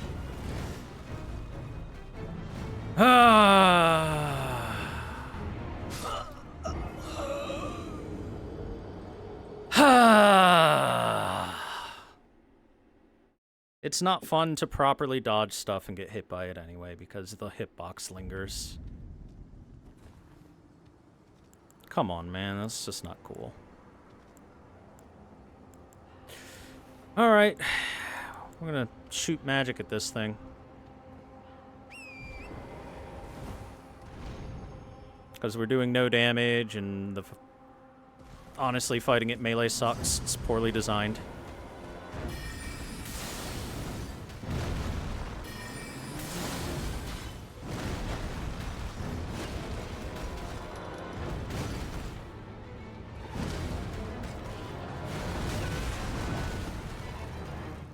And I fucking despise enemies that don't let you hit them more than once before you have to absolutely play defensive.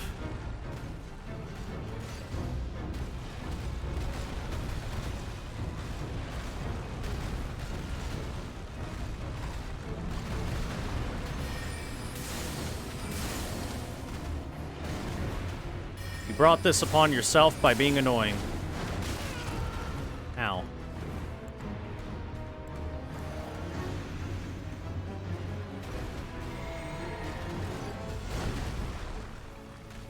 Guess I'll have to do a little bit of... What the f...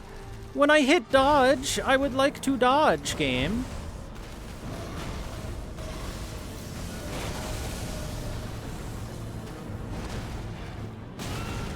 Again!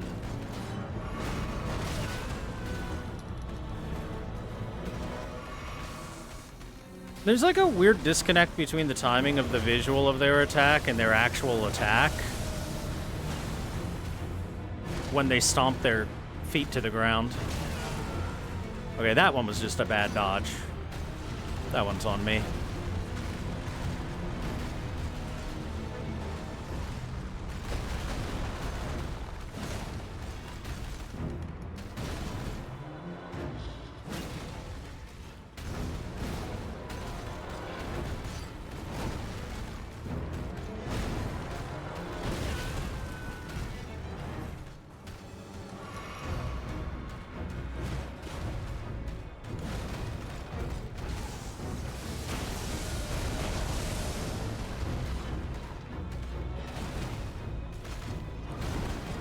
Well, I'd say it's close to getting knocked on its ass, but we keep not being able to hit it over and over again.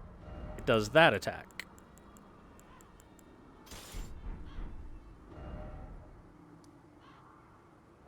Okay, we're gonna... Yeah, 5 smithing 6s, that's true. It does reward you for your trouble. The trouble is just... Boy, that boss fight is not particularly enjoyable.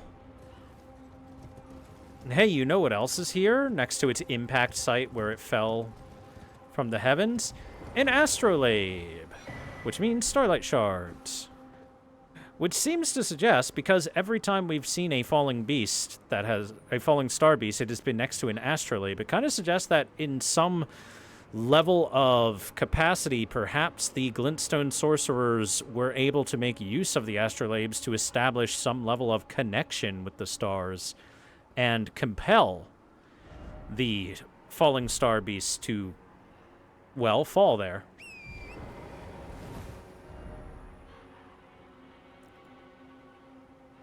It's at least an interesting theory.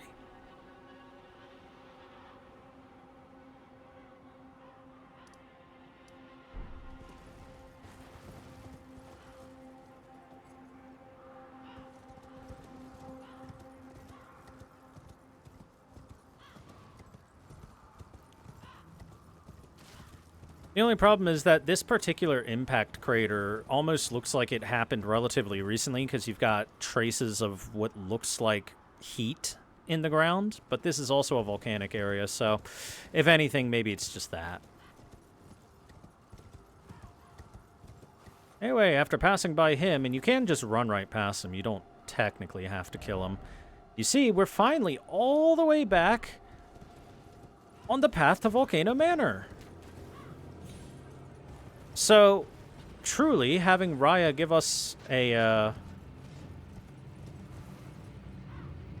invitation skipped a lot of trouble. Oh, great. One of these invisible ones.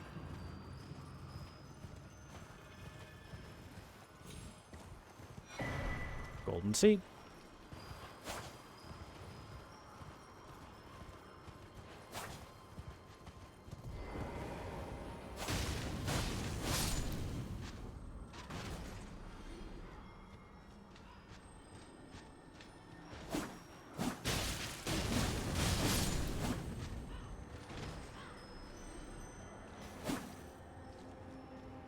All right, well, time to wait for the invisible guy. Let's do some squats. Yeah. Squat with the character.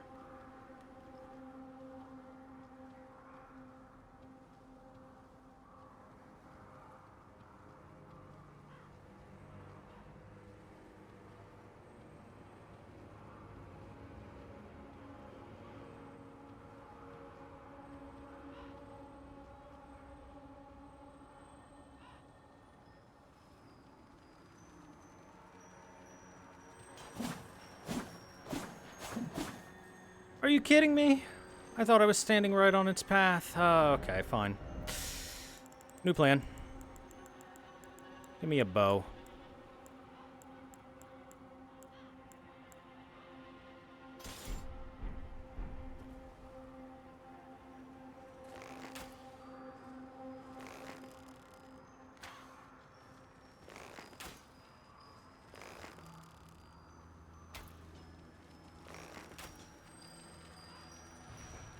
The bow itself is too slow.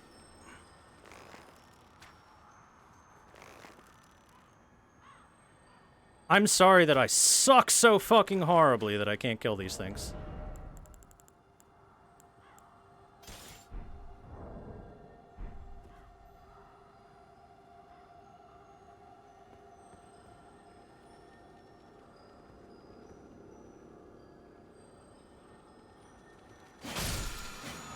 There we go. Ash of War through and through.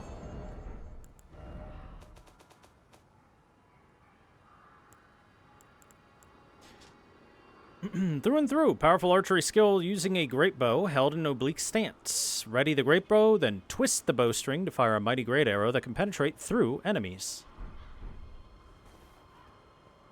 Have I tried cheating? No, maybe I should cheat.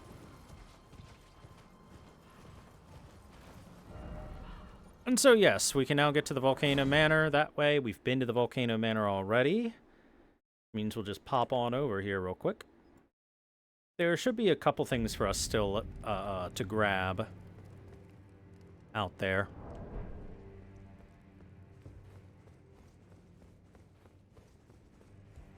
Hi, Patches. Ah, hello. What impeccable timing. This is for you.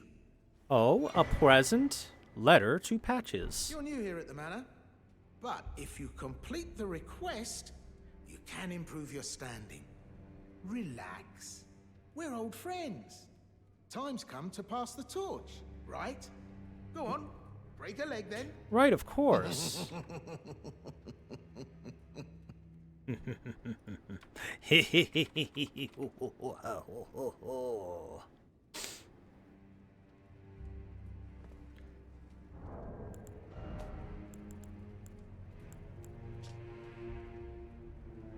Oh. A written request from Volcano Manor addressed to Patches disclosing the name of the Tarnished to be hunted, Great Horn Tragoth. He can be found at the ruin-strewn precipice. Find the red mark on your map for the exact location. So yeah, guess what? Hello again. Patches here, being the fine fellow that he is willing to sacrifice Cheers for that. his own mission so that we can improve our standing in the Volcano Manor. And definitely it isn't him trying to trick us into doing his job for him. Our good friend Patches sacrificing his own standing for us. Oh my god, I can't believe how happy I am that Patches would think so highly of me. He definitely won't take credit for it. Definitely.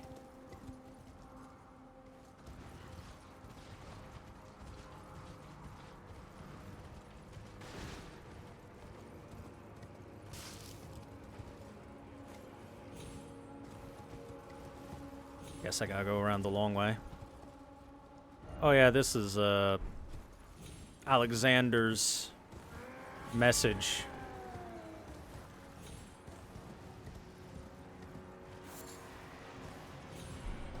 So, by the way, when I first came here to Mount Gelmir, I thought perhaps the blasphemy that they were talking about was allying and making use of the Frenzied Flame, because you see all these Frenzied Flame warriors, and then you see that troll that is infected by Frenzied Flame there, and it makes you think, okay, I guess Volcano Manor makes use of Frenzied Flame, and that's their blasphemy. Little do I know, the answer to that is no, there's something else.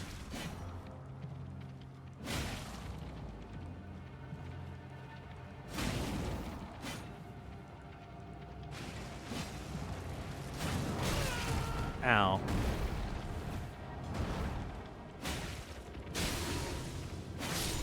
Take that, big fingies.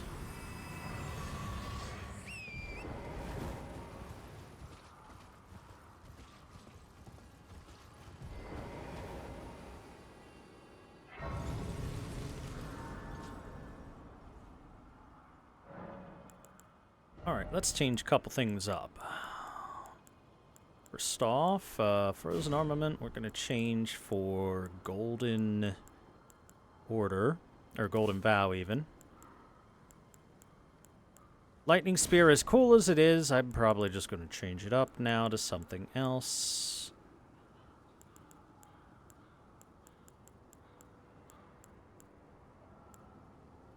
Because as cool as it is, it's actually not particularly strong in this game.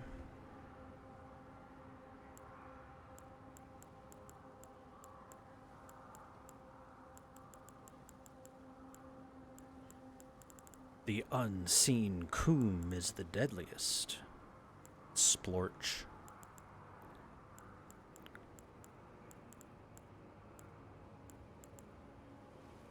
Sure, how about Black Flame?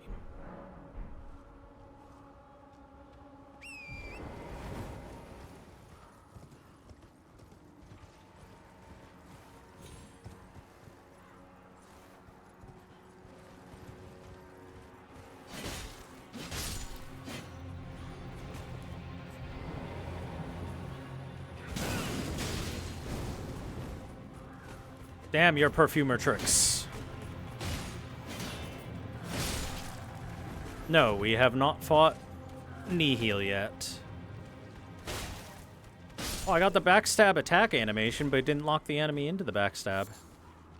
Huh. Interesting.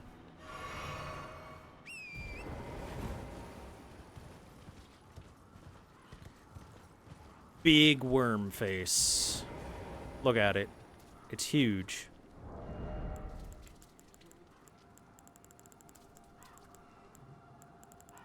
You know what? Eleanor's pole blade for this guy.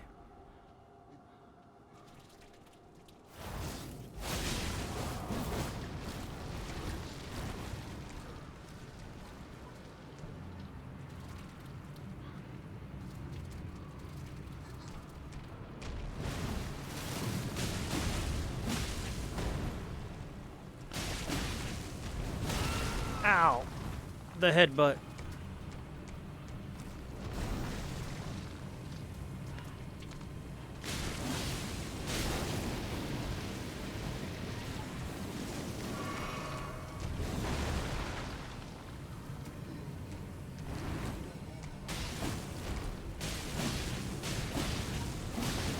By the way, you really don't want to get caught by that grab, trust me.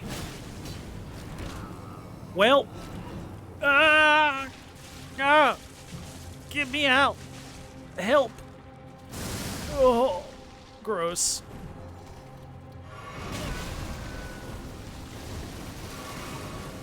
Like I said, you really don't want to get caught in that grab, trust me.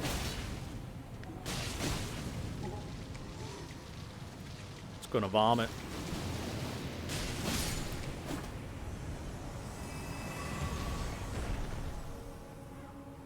Look, I just had to show off the om nom nom animation for Chad. That was very much on purpose. Definitely not an accident. Shut up. If we want to know what actually happened there is that we got a double fall where we fell and then it put us into the falling animation again with my jumping attack. And thus... Oh, great, it's one of you. And thus, we were just stuck on the ground for a while. Another tree spirit!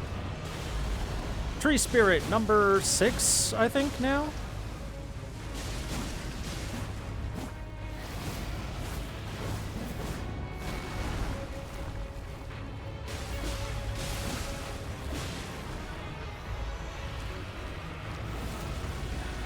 Oh, it's gonna go kaboom! I ran into a wall.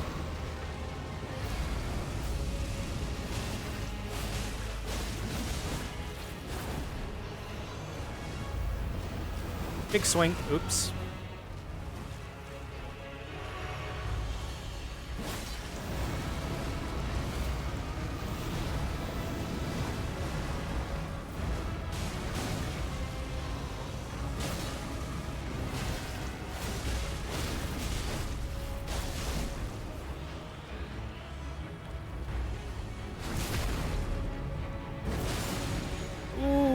I think we got a bleed proc for that as well.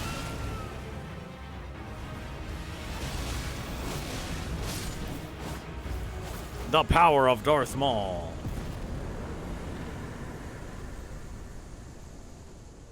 Thank fucking God they did not make the entire body of the ulcerated tree spirit a hitbox every time it attacked. If they did that like they do with many enemies, it would be the worst boss fight in the game every time. Leaden Hard Tier and Cerulean Hidden Tier. The Cerulean Hidden Tier. The resulting concoction eliminates all FP consumption. Free spells for a very short period of time, but it's very strong combined with anything that requires you to constantly spend mana to continue casting. Like Common Azure, for example. And Leaden Heart Tier temporarily boosts one's poise. It's not very good. That one kind of sucks.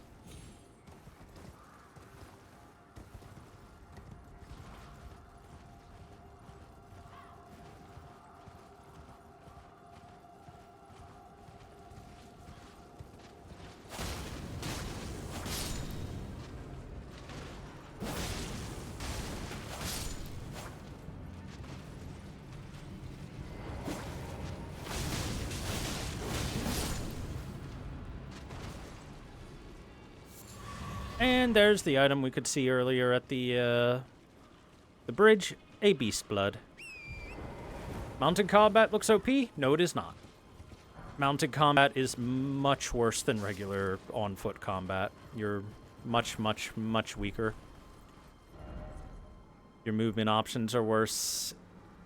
Your attack options are worse.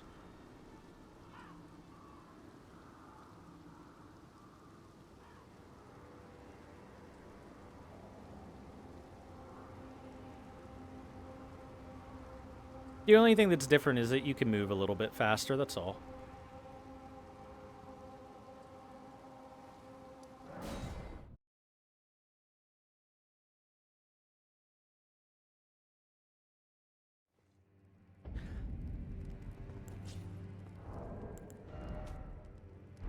Okay, hey, let's continue what we were doing with the Volcano Manor and finish hunting down some Tarnished. I see you've performed another task for us.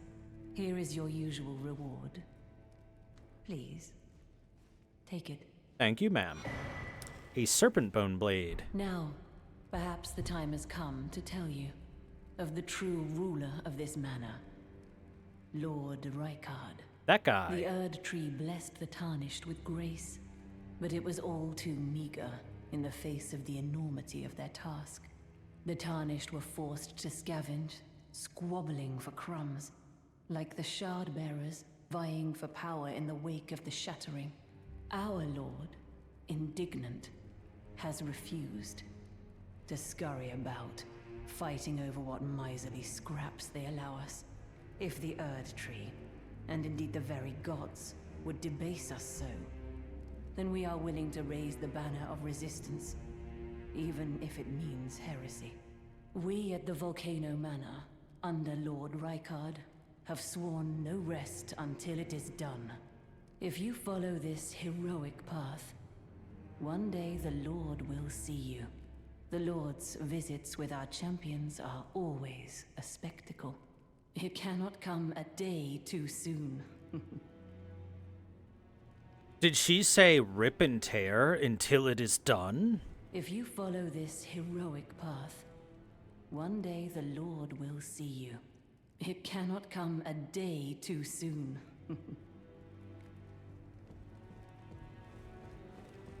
Well, hey, we're making our way up in the world of the Volcano Manor. Look at you. A recusant through and through. I knew you had it in you. Take this. Letter to Bernal. A special invitation to hunt some of the first Tarnished who sat at the Round Table hold. If you should accept, I'll next see you on the field of battle. You're still alive, I see. Well, until we meet again. How come everyone keeps giving me their work to do? At least Bernal said he'll see us on the field of battle. A written request from Volcano Manor addressed to Bernal disclosing the names of two Tarnished to be hunted, Vargrim, the Raging Wolf, and the errant sorcerer Willem. Both men can be found in the royal capital of Lindell. Find the red mark on your map for the exact location. Ah, it's you, is it? I'm terribly sorry, but would you mind giving me some time to myself? I haven't achieved anything at all thus far. Even though I've dirtied my hands time and time again, I'm still yet to achieve anything. Perhaps I am a fool after all. No, it's worse than that. As things stand, I've given up on the path of revenge and sullied the name of my house. What an easy mark I must have been. How did it take me so long to realize, honestly? There's just no end to my foolishness, is there? So, Dialos here has realized that he got sweet-talked into giving up the revenge that he said he was going to get upon the recusants that hunted down his maidenly helper, and has instead been dirtying his hands hunting down Tarnished, which he, for some reason, forgot that he saw that as a horrible, filthy thing. So, not a lot of brain cells in this one. Perhaps I am a fool after all. No, it's worse than that. What an easy... What an easy mark. Red letter. A written request from Volcano Manor disclosing the name of a tarnished to be hunted. As the final request, the letter is vivid red. Juno Hoslow, Knight of Blood. He can be found in the mountain tops of the Giants. Find the red mark on your map for the exact location. Oops, I got scammed into an MLM that deals in war crimes. Yeah, pretty much. Oh, it's you. Hello. Forgive me. My mind never ceases to churn of late. Well, I know I can trust you. I saw something slithering in the pitch black of night. It entered the room next to this one and never came out. If I'm not mistaken, it took the form of a serpent, just like me. Does the Volcano Manor hide some secret that Lady Tanith has kept from me? I realize that I shouldn't impose, but if you discover anything, would you please share? Should I tell her of the dark side of Volcano Manor? What do you think, guys?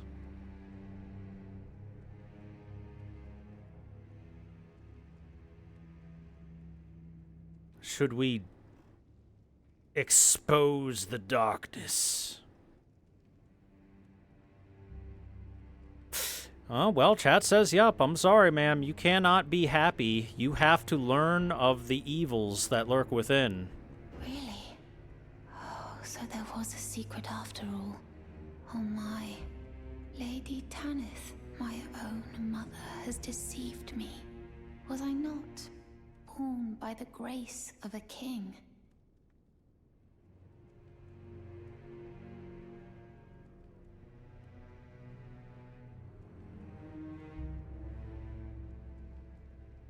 What could possibly be the reason for this betrayal? Lady Tanith, my own mother, has deceived me. Was I not born by the grace of a king? So now she's even questioning the nature of her birth, because she was told she was born by the grace of a king. Lady Tanith said that she loves her very dearly, and now she's questioning just how many lies has she been fed.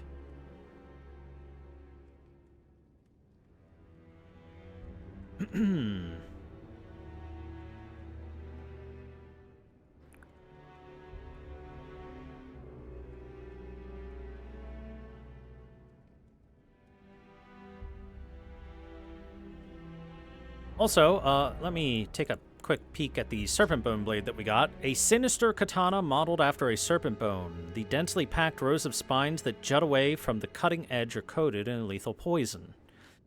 Skill double slash. Slash twice very fast. This causes poison buildup, which makes it infinitely worse than the other katanas that cause blood loss buildup, because blood loss is way better than poison.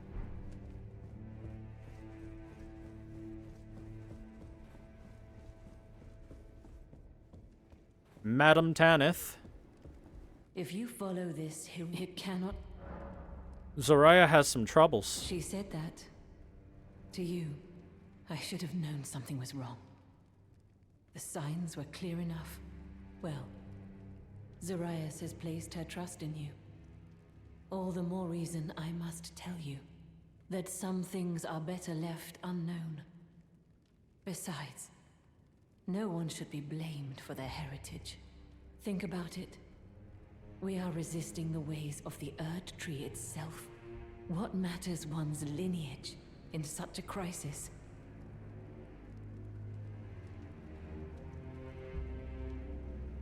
That makes perfect sense, to be honest. Zoraya has placed her trust in you. All the more reason I must tell you that some things are better left unknown. Besides, no one should be blamed for their heritage.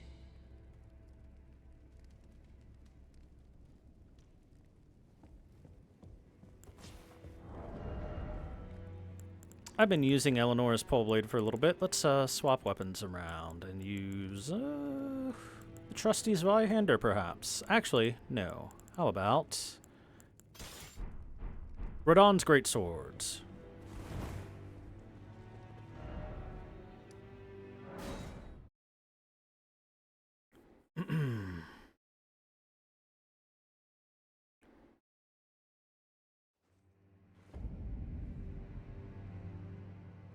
All right, so Zarias is upset. She wants to know more. Therefore, let's explore this prison town hidden within the Volcano Manor.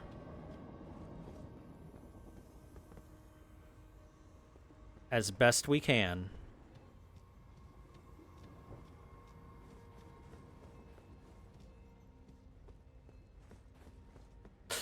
Well, we've explored all we can. Look at that. That didn't take too long, did it? After all, the bridge is broken, and the mechanism to unbreak the bridge is over there. There's nothing we can do, guys. I guess we'll just have to give up. Or perhaps we could make a jump to down here. And look. It's a long boy. It's a long snake.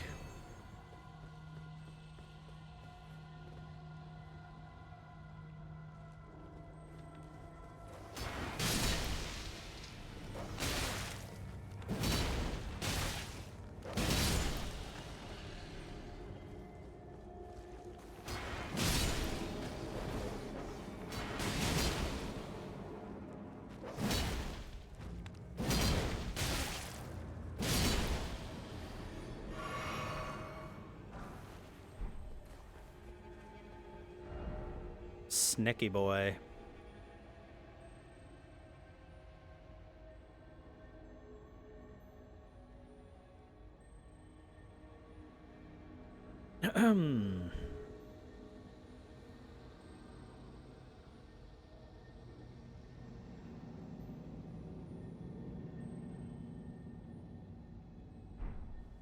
Now then, I do hope you guys are excited for this exploration. Look what we found!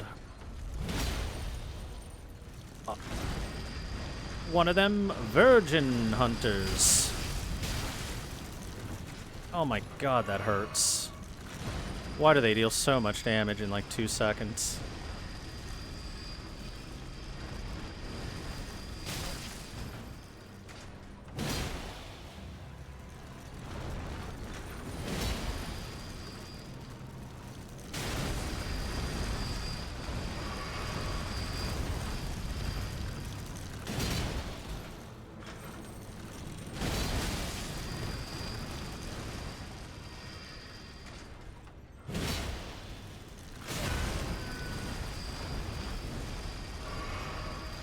It's gonna slowly get closer.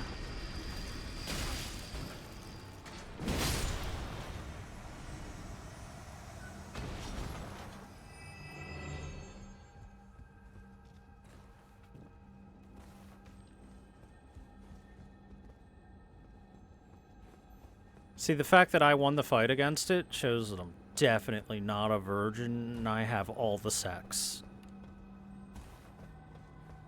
Nodders. There are some pretty nice upgrade materials that you can find in this area.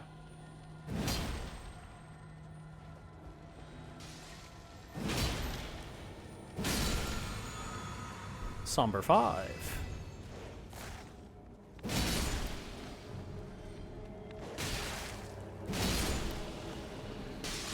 God damn, everything in this place hurts.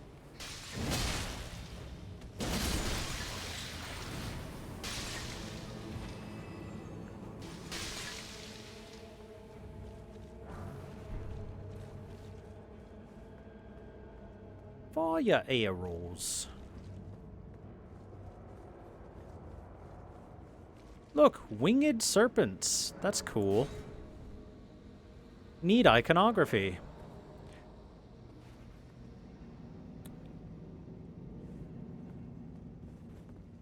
Oh, come on! Another one? Don't worry, this one, it can't smell me. Okay, maybe it can.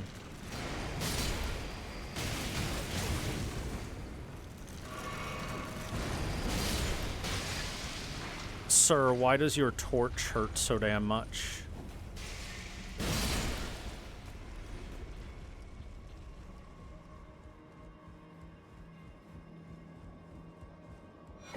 We have the Crimson Amber Medallion +1. If you recall correctly, the Crimson Amber Medallion increases your max HP. The +1 increases your max HP just a little more.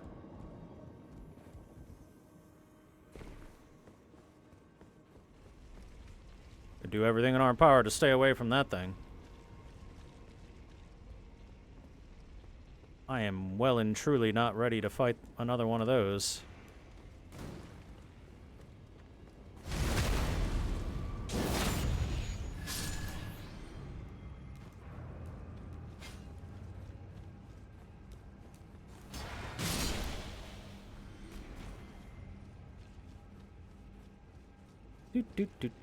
So hey, look at all the bodies, and you can see a bunch of Albanorex that used to be servants in this area, more than likely, before they were turned to corpses. An Omen Hunter. Time for me to hunt the Omen Hunter.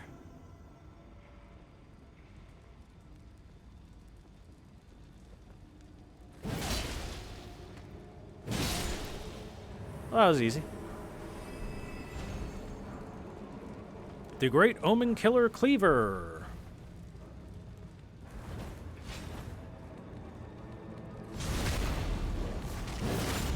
I'm gonna have my bubble pop by this dog, aren't I?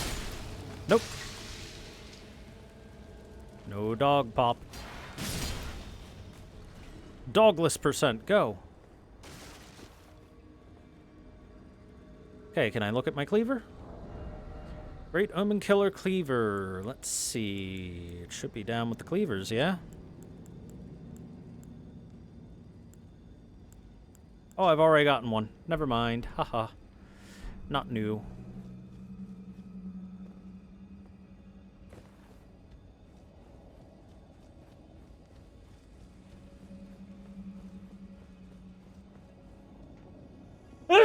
Excuse me. But the Erd Tree Seal, now that's new. A formless sacred seal decorated with an Erd Tree crest, once the focus of religion in the lands between. Even though the Erd Tree ring, the Elden Ring, is shattered and the Erd Tree has dulled from its former radiance, earnest faith continues to hold the answers. So this is a seal that likely was, I mean, we even find it in a jail cell, carried by one of the soldiers that invaded from Lindell, but was captured in the process of it, and then, you know, died.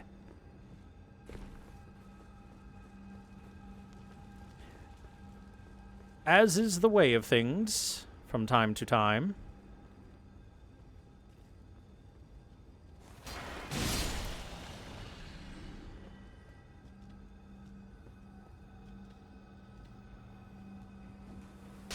Oh, no, you don't. I heard you, you rooftop-sitting bastard. Tell me I can get to you. Tell me I can get to you and kill you. Ah! Damn it.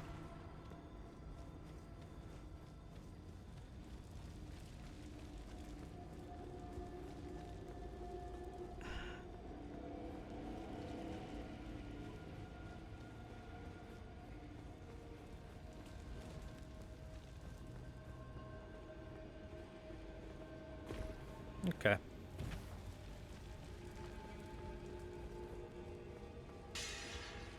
Oh no, my bubble shield. Ran out of time.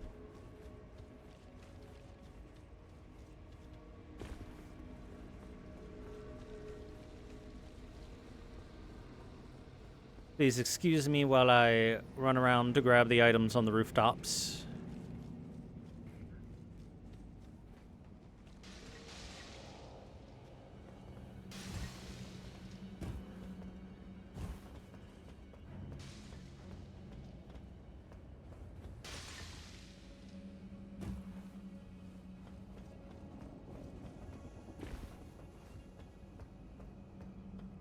Where's that rooftop sitting son of a bitch? There he is, right next to a rooftop sitting snake of a bitch.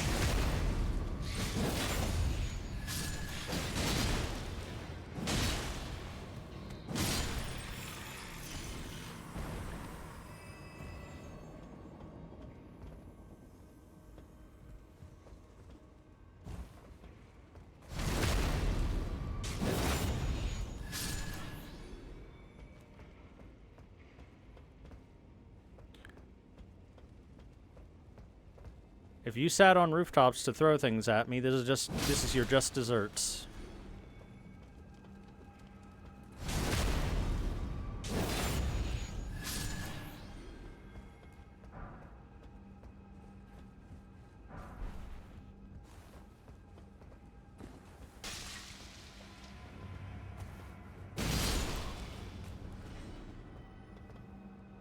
I like how when you make it across the rooftops to them, they just look at you and they're like, oh, I'm gonna die. And then they eat the hit.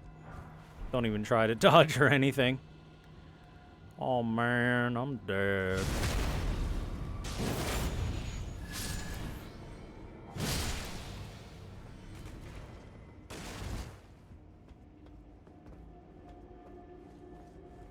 Maybe they should have gotten a new job that doesn't involve throwing pots of poison at me. Probably comes with better healthcare. There we go. There's all our rooftop items.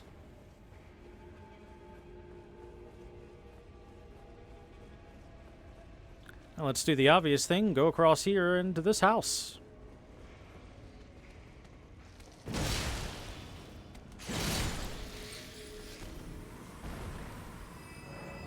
Cannot open from this side. Ah, what a waste. However, I see a ladder. Ah! Ah! Ah! Snake bite hurt. Poison, poison, go away. Come again some other day. Do you like the broken down Iron Virgin there? Coated in blood.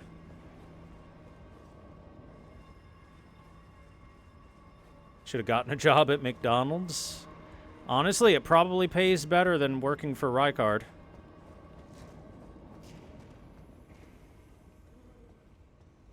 Snake noises. Hey, look, an opening. We can get in there.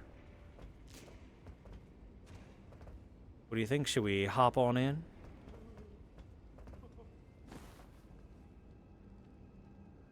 Look. Albinorix.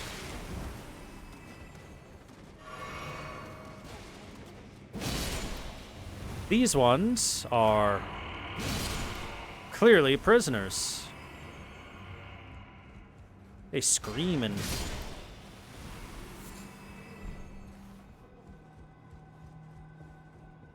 Let's now unlock that door. These are normal-sized doors. They should not take this long to open. Thank you. Honestly, somebody's gotta... Somebody needs to oil the hinges on everything in this world.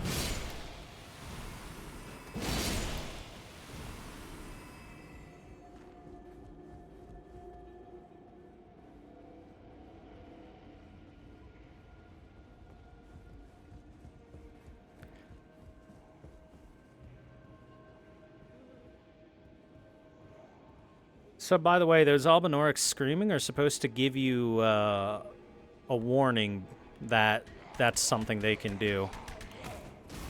These are also Albinorix, but they're a little bit more spry than the ones that are currently chained up. So they try to grab onto you and essentially kill you. Eat you. I want to give you that death hug.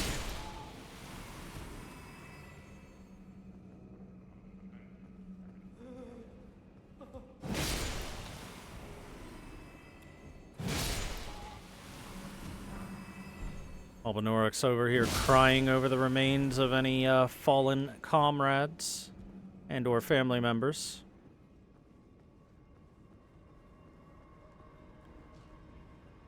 But that doesn't mean a damn thing to this man. He's here to kill.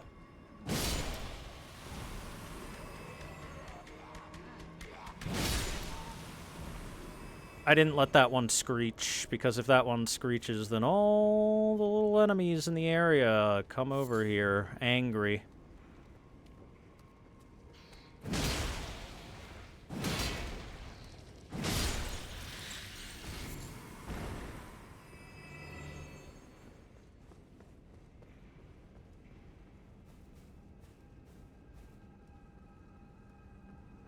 Hey, there's the Grace. I knew we were close. Knew we were in the right building for it, at least.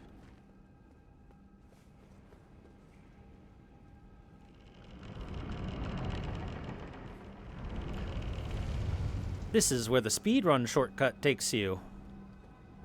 Over to here, and then you make the little hop over there so that you can enter, because this door is not openable from that other side.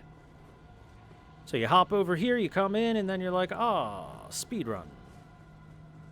Then you take a seat here, like so. Speedrun.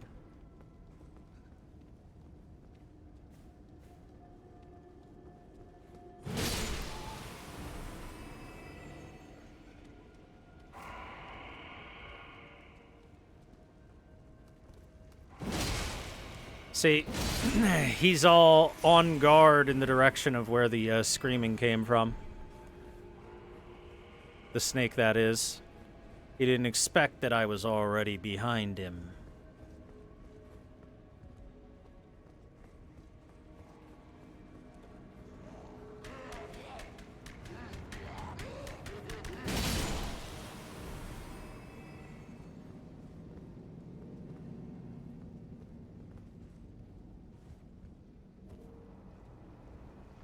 Look at all the lava. The larva.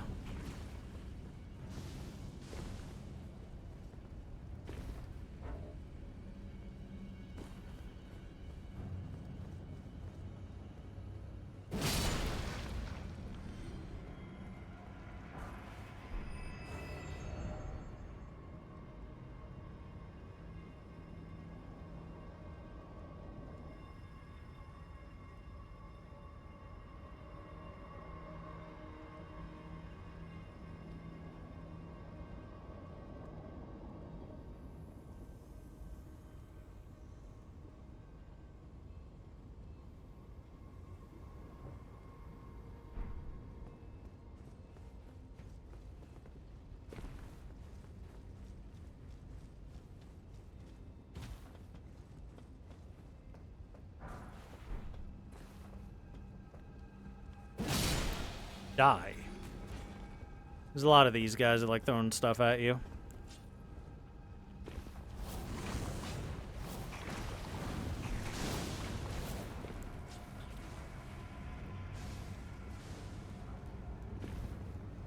Link must die.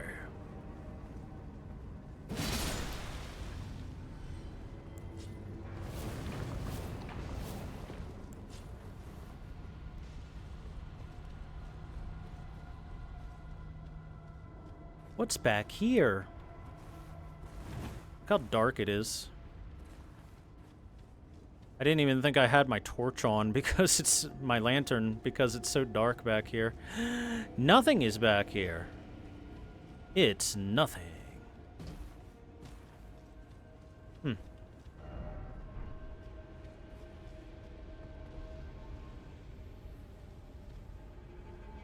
No, my face, it will die. It burns.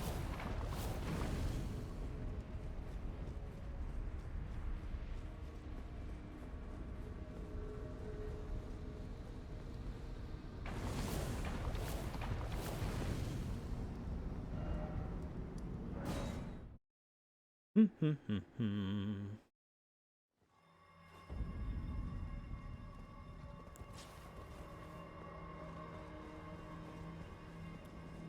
think I might have missed something up here.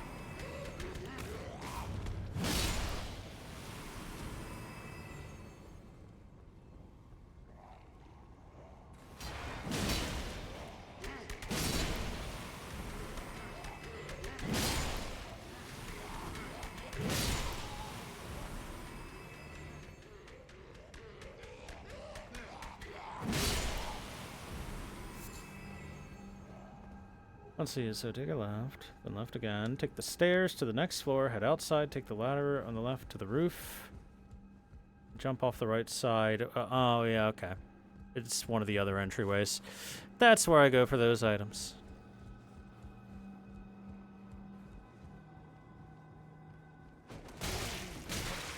Oh my god. Game, please.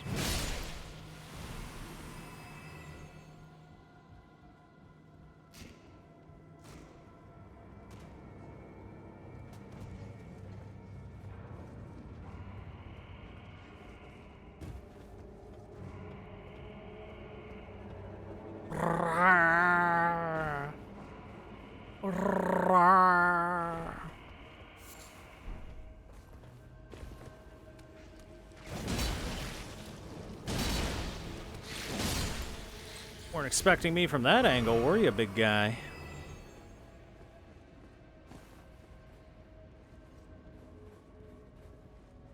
Do I not have any heat-resistant stuff? I do have heat-resistant stuff. You can't make me put anything on that I don't want to put on. My body, my rules.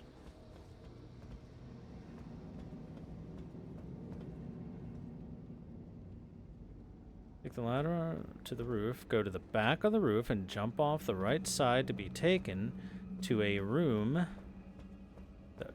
with the stuff. That doesn't seem correct there.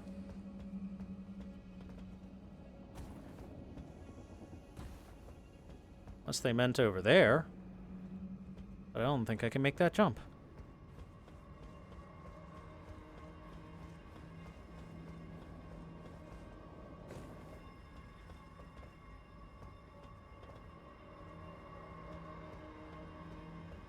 I didn't mean down here or anything, right? No.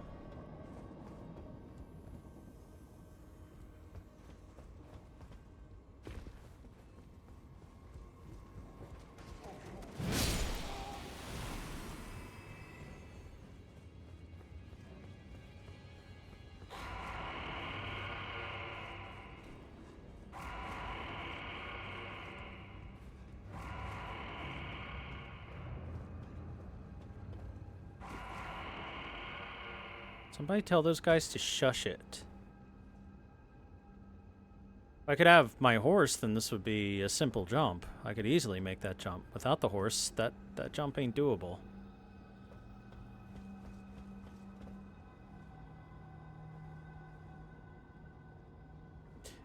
Ah, wait a second. I could make this drop, though. This must be where I had to go, yeah? Yeah, there it is. The Executioner's Room. With an Omen Hunter.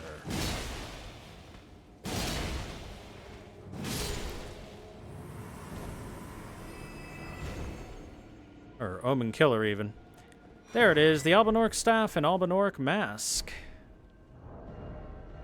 That's what I was looking for. Albinauric Staff, a short staff with a blue glintstone embedded, wielded by the Albinaurics of old. The Albinaurics harbor a secret. They cast sorcery using their innate arcaneness, so this scales with arcane as opposed to intelligence. And the Albinauric Mask. Mask made from the largely unaltered hide of a young Albinauric. Raises arcane, but reduces the HP recovery effects of the Flask of Crimson Tears. A far cry from Godskin, this Albinauric Mask is the product of malicious mockery. So arcane goes up a bit, but you heal less with your flasks.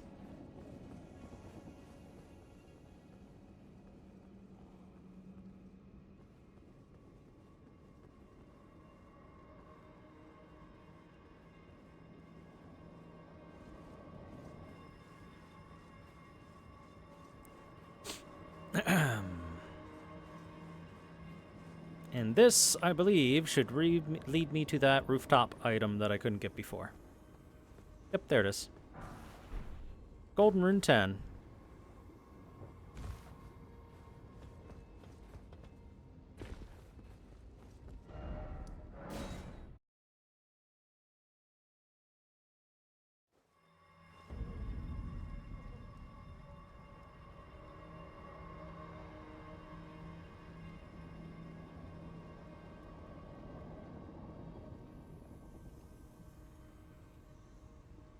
Okay, let's continue making our way through the area.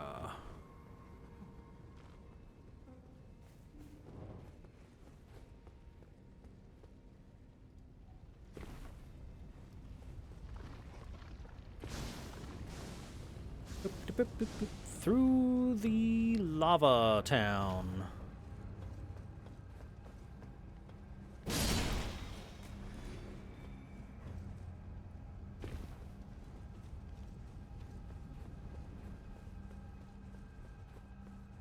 This is the actual progress point. I guess I would take care of the snake over here.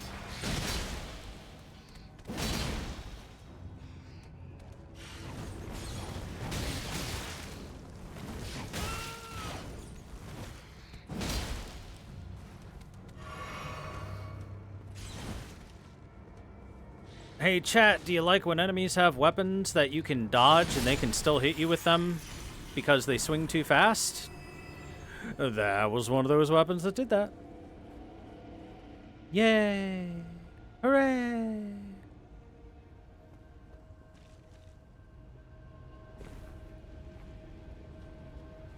Slug. Slugma. Slugma balls.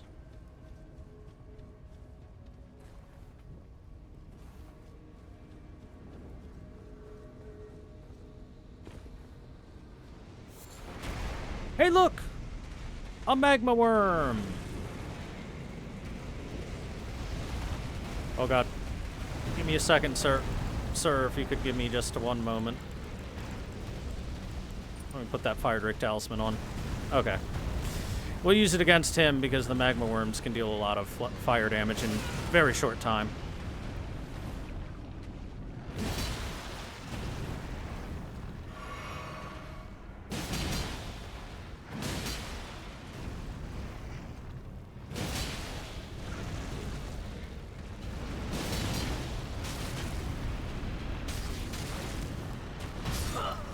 Okay, thank you.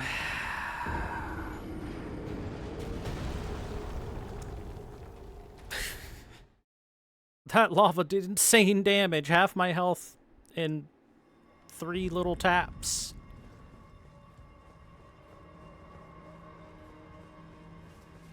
Sheesh.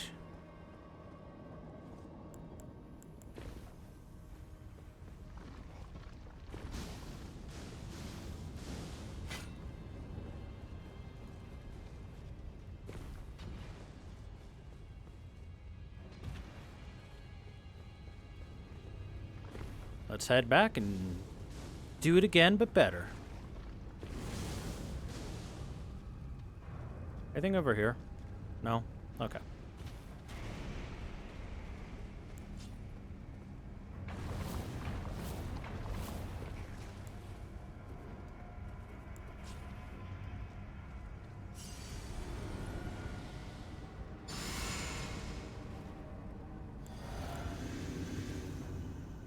Alright, Magma Worm, let's fucking go, asshole!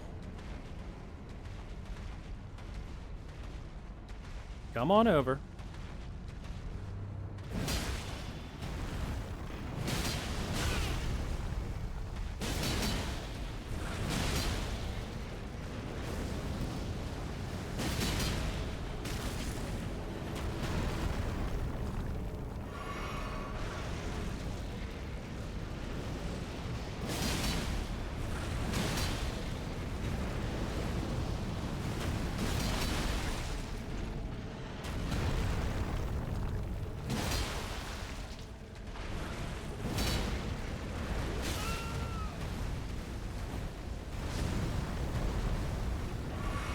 He killed the slugma.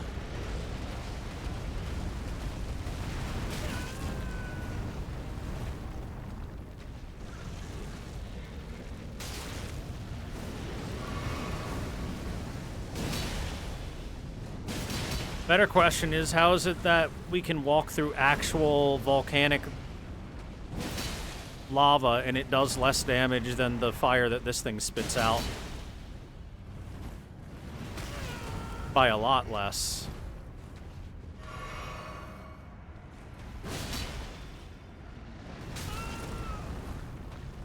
How is it that I can press the dodge button and the dodge doesn't happen? That's another mystery of life. Smash! Okay, he also smashed. Becky, let me smash. Dragonheart.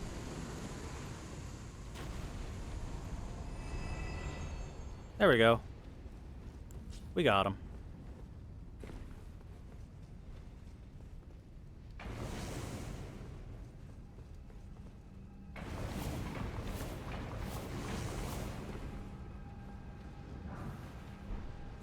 All that for a Smithing Stone 7 and a Dragonheart.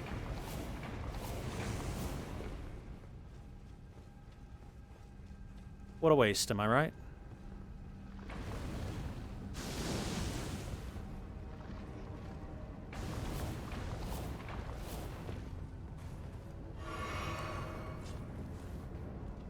As for our method of going back up, if you notice, there are these cages that look like prisoners' cages. They take you up and down.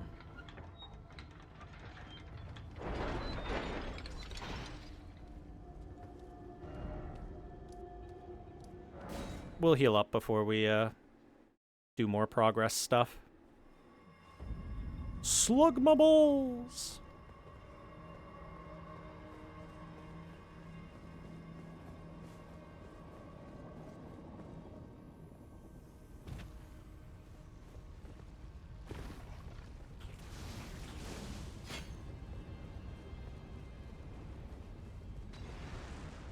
Pretty sure there's not really any particularly prescient items in this area.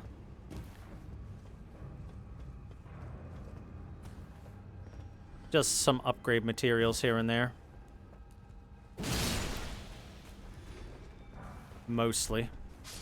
2 Smithing Stone 6s, for example.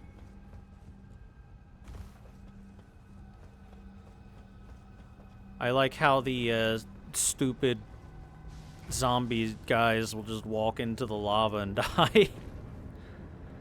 Very clever of them. Very clever indeed.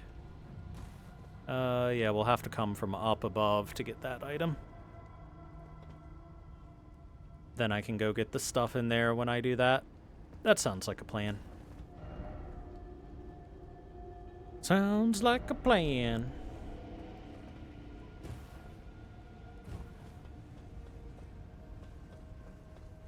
Hi, friend. Die, friend.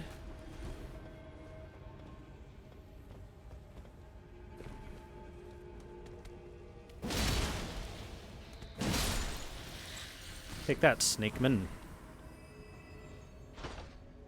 Up we go.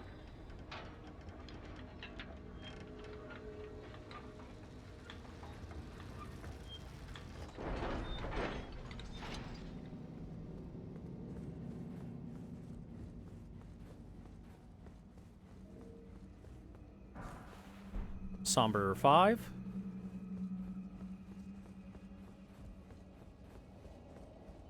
Oh, hey, wait a second. I recognize you. Hold on, I've got the same outfit, buddy. The Black Flame Monk armor. Yeah. Hey, friend. We're allies. Wait, we were allies. He apparently doesn't recognize the colors. We're wearing the same colors, but he doesn't see me as a member of the gang. Oh well, that's fine. His loss.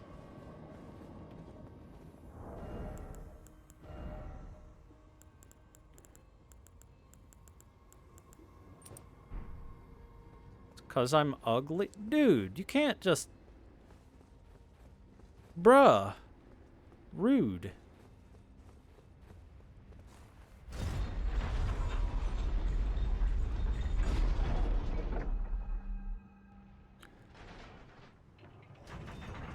Let's activate this. Because this is a shortcut for us. Eventually. Any second now. There we go.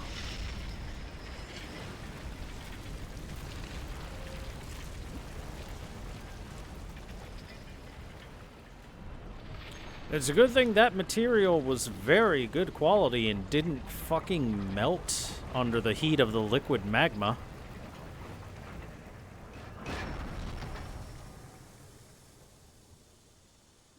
You might want to give that a minute or two before you step on it. That looks pretty hot.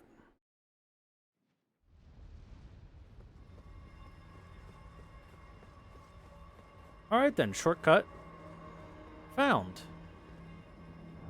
Well, we're gonna swap weapons. I ain't using a slow-ass weapon on this guy.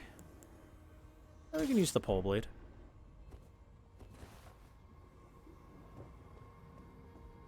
Look, chat.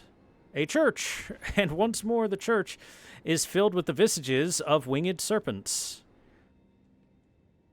So I want to remind you guys that when it comes to things like scales, wings, claws, horns, all that stuff, most of which we see depicted here, they have a relationship with the primordial crucible from which all life sprang. At least according to the beliefs of the lands between. Which means that what Rykard is going for, and his worship, is not for something like the Erd Tree and the Greater Will and yada yada. He's going for something more ancient. He's going for something more primordial. As seen by the depiction of all this stuff here. And he's willing to ally himself with anything, including this Godskin noble. Anything that seems like it'll help him defeat the gods and the Erd Tree forces.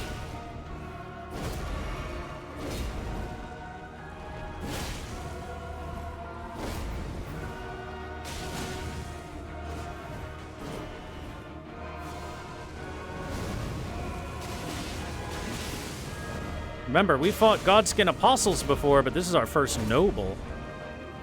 The noble is big and fat, which means he can do this.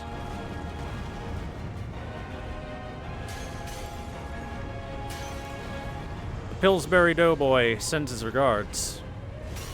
Careful, careful.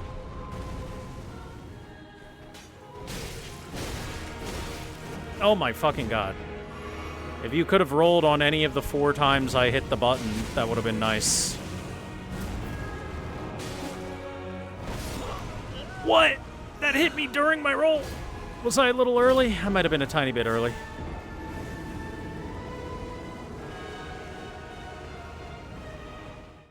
I might have been a little early on that roll. We interrupt our program was to a tiny bring bit you of this a wee. important message. I love you. Now back to our show. Thank you. Thank you for loving us. I always feel like somebody's loving me. By the way, the much more front-facing church for the Volcano Manor doesn't have those depictions of the winged serpents and whatnot.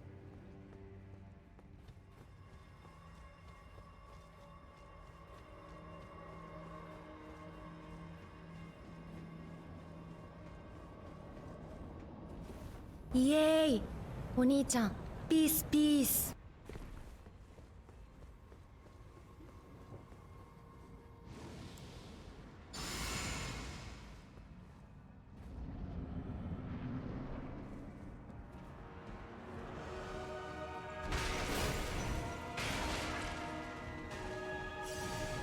I would like my runes.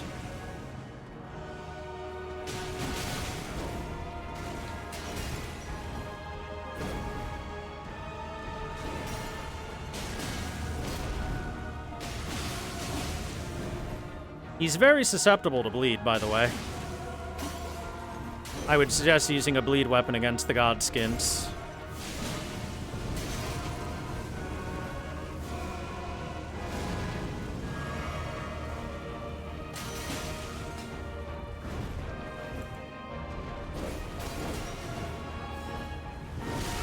Oops. Don't just roll spam against that dummy.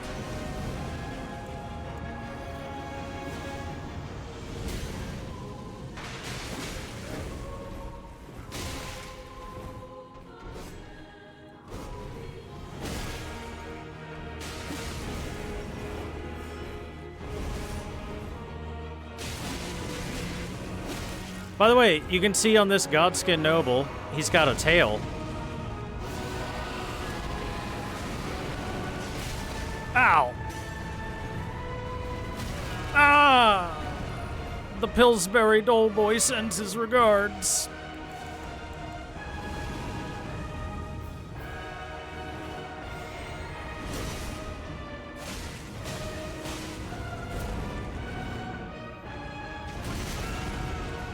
Jesus. How did that hit me? At least the music is a fucking banger against these guys. I love the music for the Godskin Nobles. Best song in the game. Rot!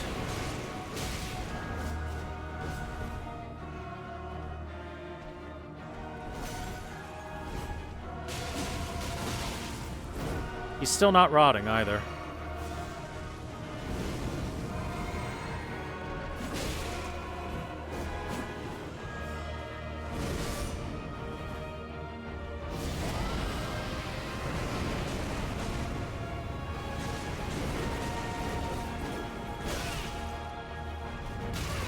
Oh my god!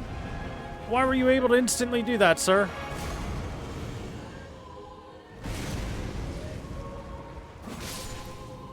We rotted him, at least.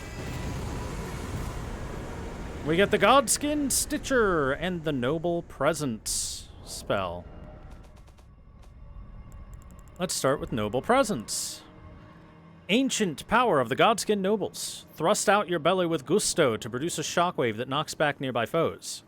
Charging enhances potency, knocking enemies into the air. Once a sign of the god's wrath, this incantation became a trophy of the nobles' god hunt. So, literally, they bastardized one of the spells you can get, Rejection.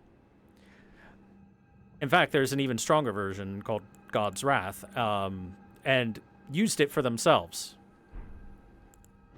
And the Godskin Stitcher. There's the Peeler. The Stitcher should be up with the rapiers. There it is. Elegant piercing sword with a celadon-colored blade wielded by Godskin nobles. The nobles possess skill with this sword unmatched by any lowborn. Despite its size, successive attacks from this weapon are swifter than the eye can follow.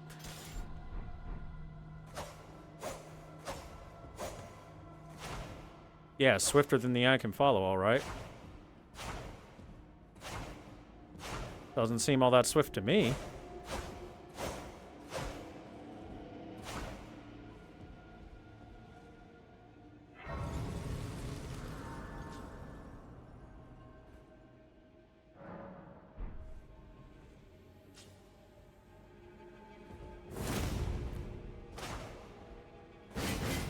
Unless you charged R2.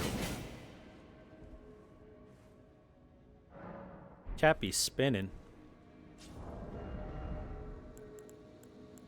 By the way, I want to note that the weapons the Godskins use are a stitcher, essentially a sewing needle, and a peeler. One to peel the skin off, and the other to stitch it together into their outfits. Cool, huh? Oh my god, that's a big spin. Holy shit. It's so big.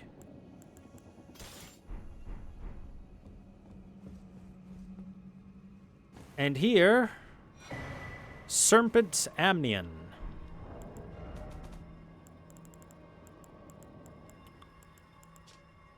Amnion from the mother's womb, which cradled the poor, unwanted offspring of a repellent birthing ritual. It will never dry out, remaining damp indefinitely. So, Amnion is like pretty much the membrane that covers the embryo inside of the womb. Or, I guess, inside of the egg for something that's more like a reptile, right? Hydrator, we continue spinning. Okay, okay.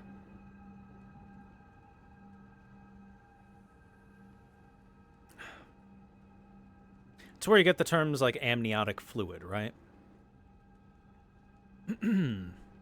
So this is pretty much what's left of a birthing ritual for a serpent. Or perhaps I should say perhaps a serpent person. And here we have a massive shed skin of a snake.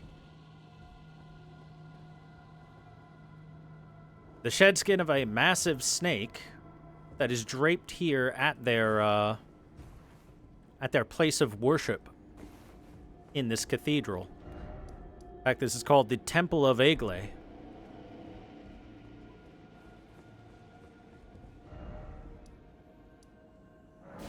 head back to the Volcano Manor and talk to some people.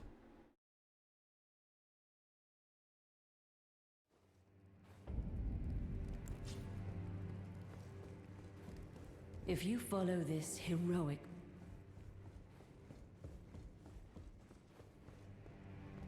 If I follow this heroic path, one day the Lord will grace me with his presence. Lady Tanith, my own mother, has deceived me. Was I not born by the grace of a... So, this serpent's Amnion, aka what's left of the birth of a serpent. What is this? I remember this scent distinctly. Funny, isn't it? I am certain of it. I was born inside this. It's a part of my birth, Mother. You have my gratitude. Thanks to you, I am no longer afraid. I want to know how I was born and met Lady Tanith. One day, I hope to call her mother once again. This time from the bottom of my heart. So yeah. I want to know how I was born and met Lady Tanith. One day, I hope to call her mother once again.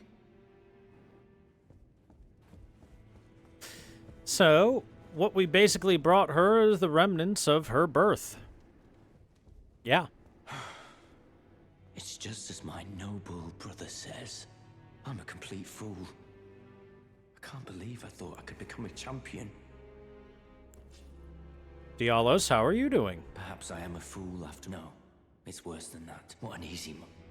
Yeah, poorly, apparently. You still alive? So let's see. Our current targets are... Juno Hoslow, Knight of Blood, in the mountaintops of the Giants. Great Horn Tragoth, in the ruin-strewn precipice. And Vargrim the Raging Wolf and errant sorcerer Willem, in the royal capital of Lendel. If I were to zoom way out, there's Vargrim and what's-his-face. Way up here is Juno Hoslow, and Patch's mark is... why, he's nowhere to be seen at all. Crazy. Interesting.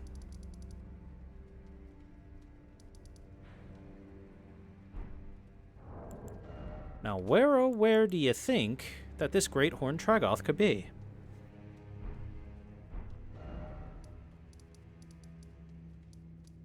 Up, there it is. Way over there.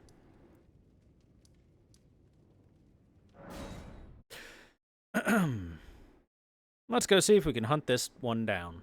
For Patches, our good friend, our comrade, our companion, our great ally.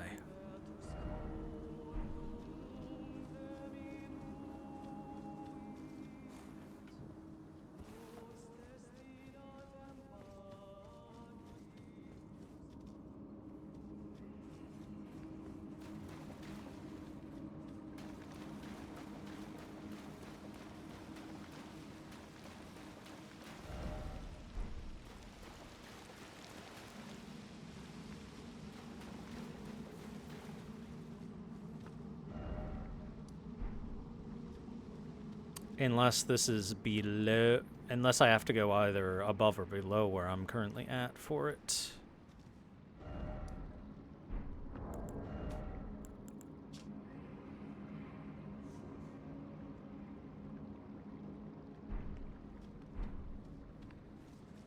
Apparently it's not here.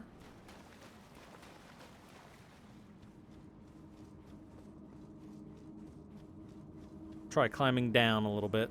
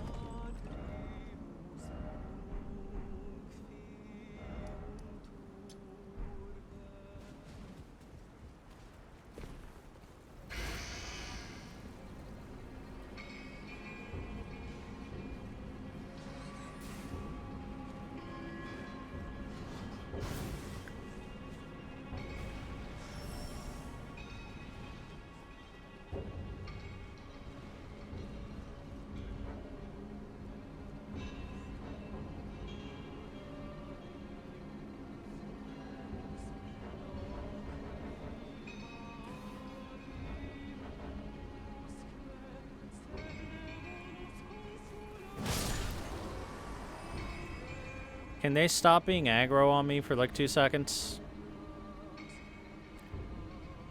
Please?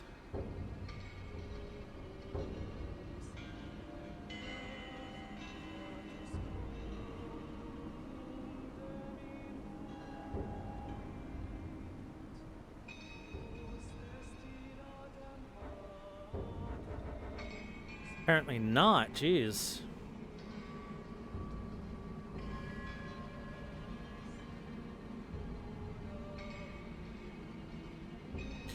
Waiting. Waiting.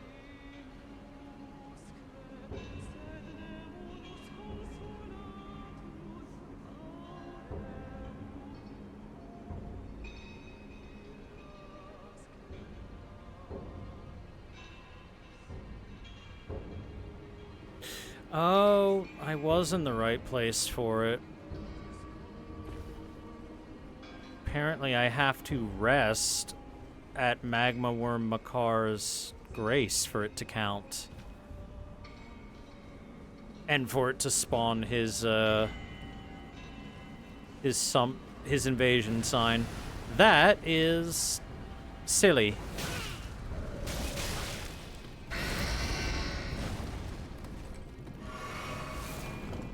That is rather silly.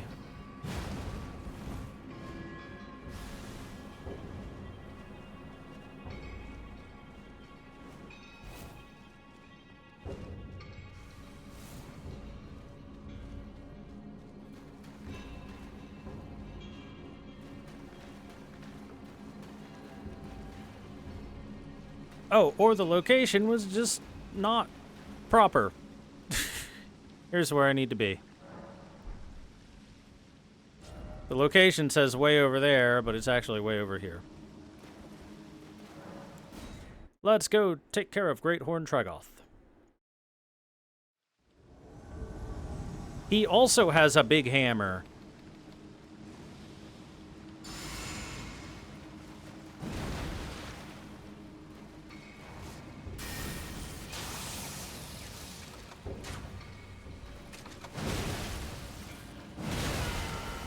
His hammer's bigger.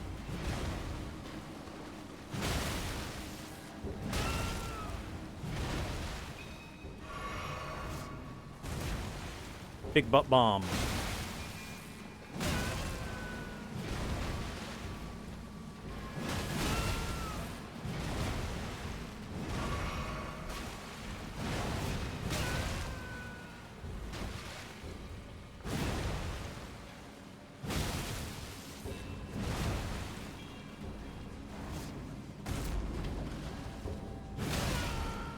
Okay, that was odd.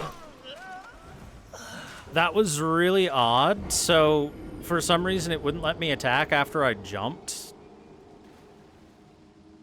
to dodge his butt bomb. Weird. Very weird.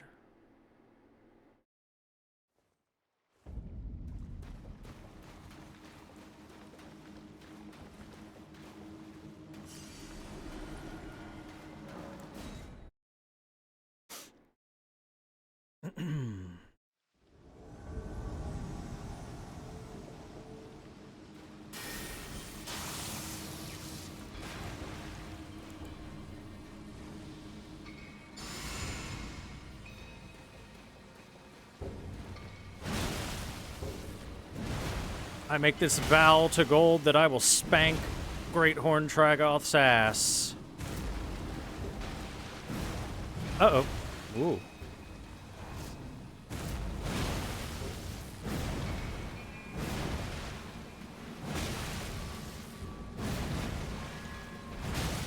There's just two big, meaty hammer swingers doing their big, meaty hammer swings.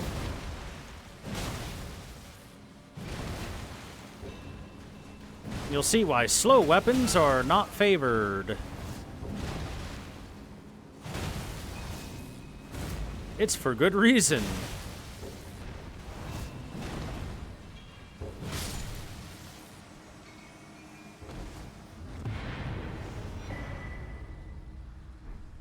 Because if you really don't want to get hit by the slow weapon, you can just prevent yourself from getting hit by that slow weapon. Ever.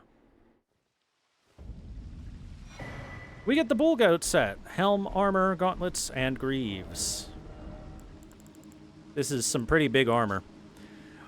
Great Horn Tragoth's helm, adorned with a gold bull goat motif, provides high poise. Tragoth is a famed knight of assistance. Countless tarnished, facing adversity in the lands between, have survived thanks only to the Great Horned One's aid. And same thing with the armor. Covers its wearer with a pair of giant horns, providing staunch poise. This is one of the highest poise sets in the games. Not games. Plural. Singular. It provides a lot of poise if you put the whole set on. And I mean a lot.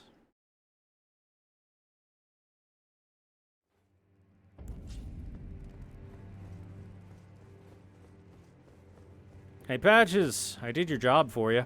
Hello again. You hunted down Tragoth? Are you certain? No, it's quite all right. Fine work indeed. I'll give Tanith the news. Have some rest, by all means. Don't worry, I'll be sure to inform her that you did all the work. Wink. Cheers for that. Forgot something on your shopping. No trouble to me.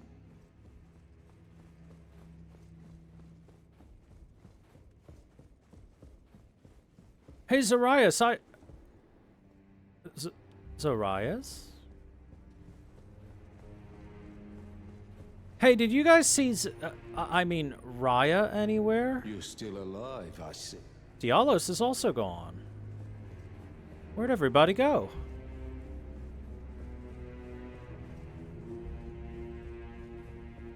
If you follow this, it cannot come. No. I haven't seen Zarias anywhere, and she has no scouting duties now. Has she gone off in search of answers? Why won't she just listen? May I ask your aid? Not as the manor's proprietress, but as Zarias' mother. If she discovers the answer to her question, and it causes distress, have her drink this potion, to purge that which would cause her pain. Tonic of Forgetfulness. Yes, I know. My wish is a grave disrespect to her. No different than the Erd Tree's imposition. But I've no choice. It must be done. My wish is a grave, but I've no choice.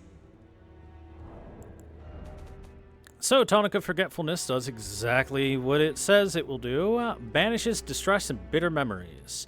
A gift bestowed by Rykard, sworn to blasphemy to Lady Tanith, who unfortunately had no use for it. My lord, there could be no greater distress than to forget you. But she is willing to use it to help Zarias forget anything that she might not want to remember. No trouble. Because she is legitimately worried about the poor girl and does actually see herself as her mother. So Tanith isn't all bad. Now, that being said, since we now have a hunt in Leyndell and a hunt past Leyndell at the mountaintop of the Giants, that means that our current endeavors in the Volcano Manor, I think, will come to a halt, and we will save the rest of Volcano Manor for after we have completed our hunts. Which means there's only one place for us to go. To Leyndell.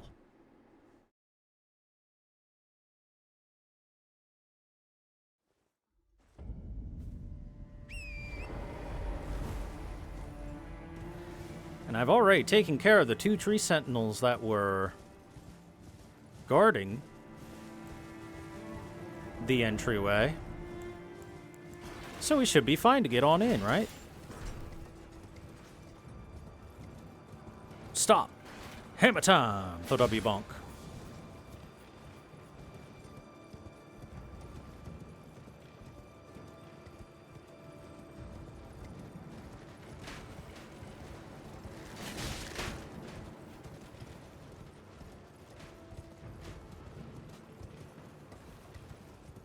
So are those giant emotes part of that new Twitch update thing that they did?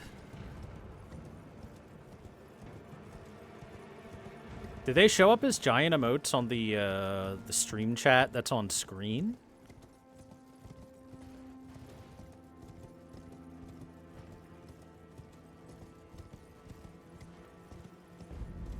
No, okay. Look at that. 2 golden seeds in one spot.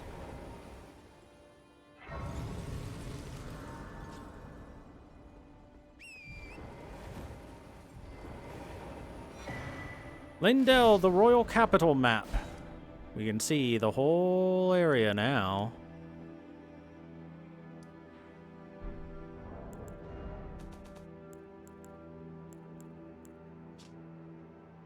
Leyndell, city of the Erd Tree, is a metropolis enclosed by double ramparts. The inner wall remains unbreached to this day. That's a lie. It was breached before. Don't worry, we'll be able to see exactly what breached it, too. There's been one thing ever that breached it. Do you know what it is, chat? That's right. It was me. And my huge power.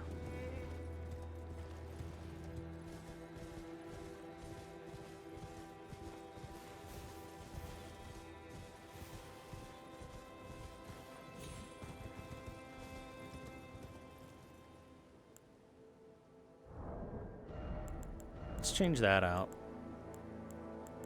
Let's bring someone else. How about Bloodhound Knight Flo? Flo, I call upon you to help me murder this fucking tree spirit, because I'm sick of them.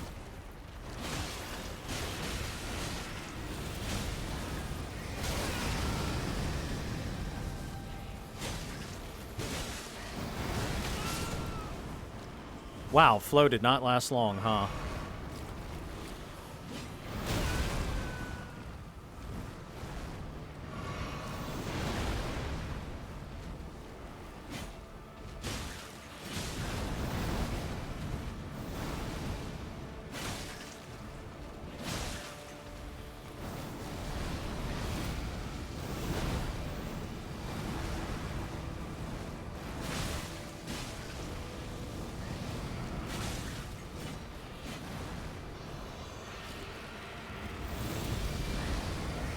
Kaboom!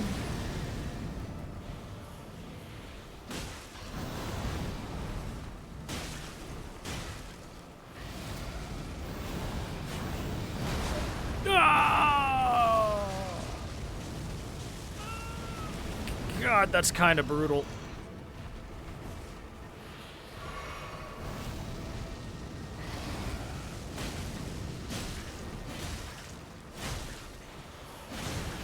You never want to get hit by the grab attacks because they do a lot of damage, but luckily they have animations that are as brutal as the damage they do, so they're really cool.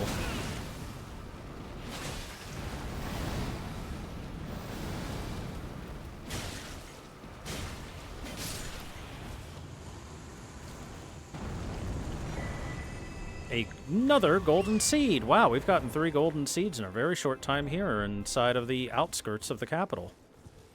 I wonder what the actual capital will give us. Maybe 20 golden seeds. The Giant Crusher. New hammer. A hammer made from a boulder used in the war against the giants, one of the heftiest weapons in the entire lands between. After the giants were quelled and man turned against man in violence, this weapon was all but forgotten. Man has grown feeble in comparison to his forebears. So, in terms of heaviness, this thing is massive. Look at the weight it takes us to, 58.2, compared to our Cross Naginata, which has us at 39.7. It's so heavy.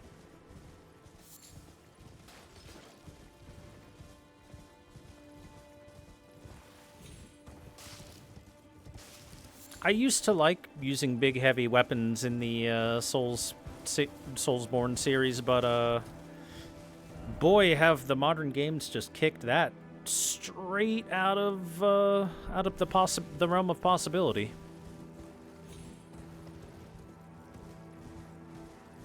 When it takes too long for you to swing without trading a hit with the boss, you just can't use that weapon. Minor Erd Tree Church.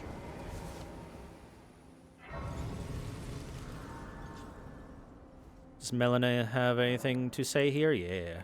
Yeah, she does. Spoken echoes of Queen Marika linger here as well. Shall I share them with you? Yes, give me the lore. In Marika's own words, I declare mine intent to search the depths of the Golden Order through understanding of the proper way. Our faith, our grace is increased. Those blissful early days of blind belief are long past. My comrades, why must ye falter? Outer Order. So, that basically implies that Marika was unsatisfied with just blindly worshipping the Erd Tree, the Two Fingers, the Greater Will, that kind of stuff, and said, let's look deep into the source of these things. Where do they come from? What are they about? Let's actually try to understand them. But her comrades faltered at the idea, for trying to question the divine would be blasphemy, would it not?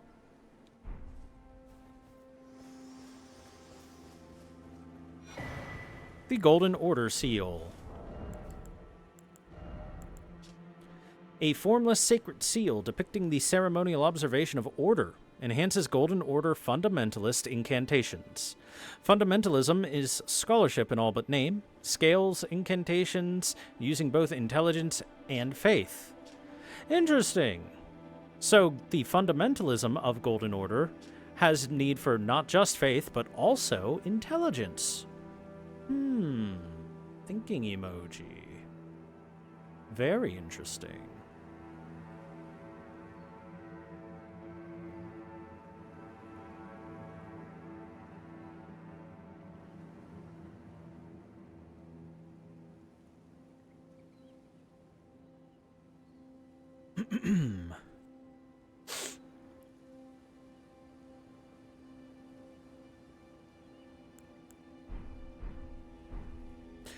That being said, as an actual, like, item to use piece of equipment, because it has that split scaling between both faith and intelligence, it's honestly not good for your standard playthrough.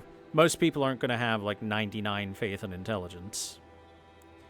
Whereas something like the finger seal or the Erdtree seal, which just has straight faith scaling. The Erdtree seal also boosts like holy damage and stuff. Those are much, much, much better for you for your weapons. You can also use the Godslayer seal. Is also pretty solid. Just anything that has singular scaling for the most part. That isn't split scaling is generally the thing you want. Hey, look at that. Well, that looks like a pretty familiar building. Very interesting. It looks very much like those divine towers we've seen.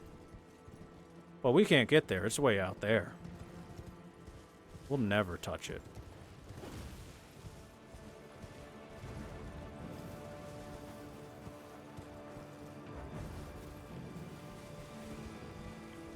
Okay, I need to kill that guy right now because he's annoying me.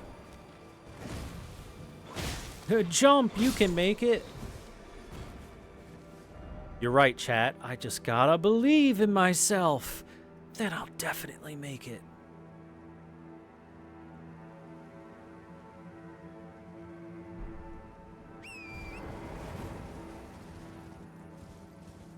Maybe if Torrent learns how to continue double jumping in the middle of the air and just never stops double jumping, turns it into a triple, quadruple, quintuple, a sextuple jump. If we jump enough on Torrent, we might be able to make it, right?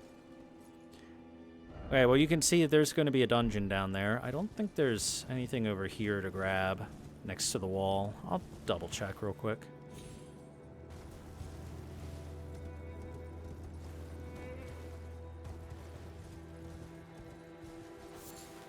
That smoldering butterfly on that grave. That's it. That's all.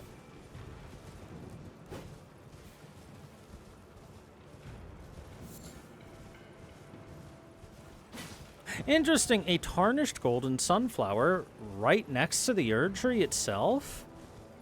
But I thought that if a sunflower was bathed in the Erdtree's energy, it wouldn't tarnish. Thinking emoji.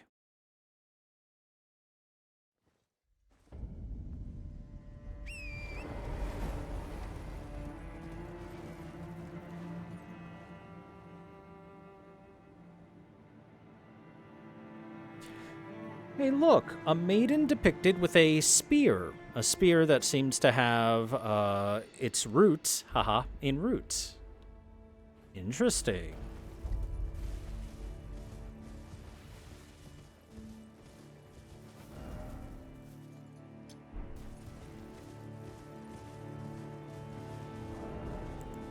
Let me change this outfit. How about back to the Carian Knight armor? I love the Carian Knight armor so much. I'm saying the Golden Order might be lying. Now, come on. Have faith. Why would they ever lie to us? Will I be streaming the DLC day one? That's the plan.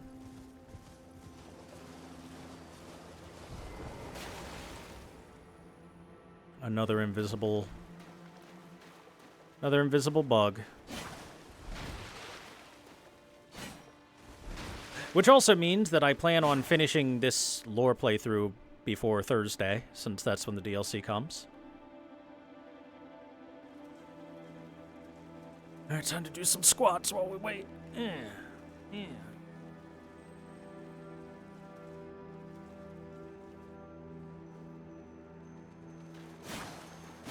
That didn't hit. Oh, fuck off. Come back around. There we go.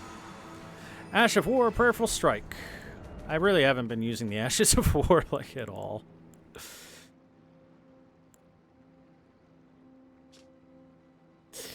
Grants the Sacred Affinity in the following skill. Raise your armament aloft in prayer, then slam it to the ground. This inspired blow restores HP to the self and nearby allies if it successfully hits. Usable on axes and hammers. A hiccup.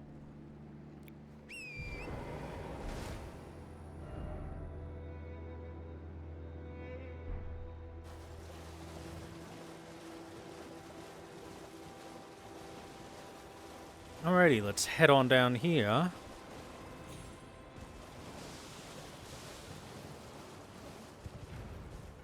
And into this dungeon.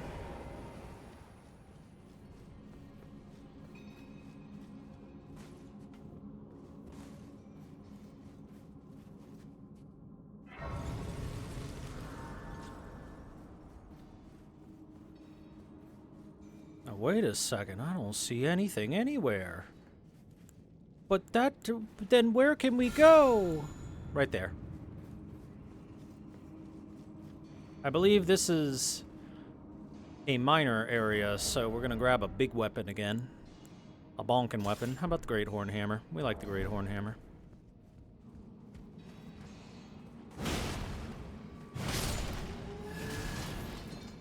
As I said before, I believe that the capital of Leyndell, the forces of the Golden Order, decided,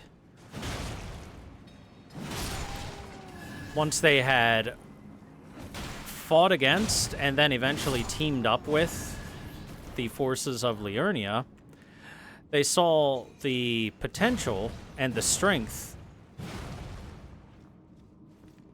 in sorceries and whatnot. So that is likely how they began putting a lot of people to work in mines, digging up glintstone and then working it into their own order. Even if they were to eventually dissolve a little bit of that alliance, what with Radagon leaving Renala in order to go marry Marika and, you know, commit the NTR. Despite that fact, you can still see that the mines are going strong.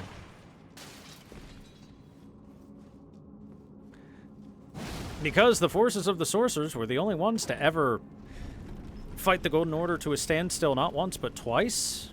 And so they're like, oh shit. That nerd stuff is for real. We gotta get in on that nerd stuff. If we can do that nerd stuff along with our other stuff, we'll be so strong.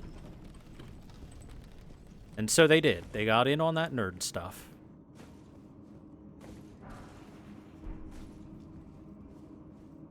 Roots. It's big, strong tree roots everywhere.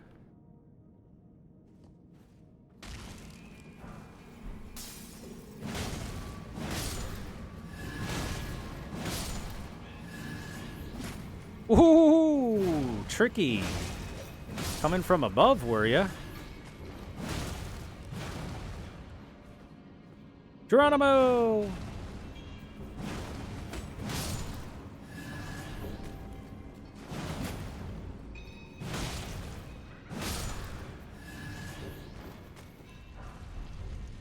Uh-oh.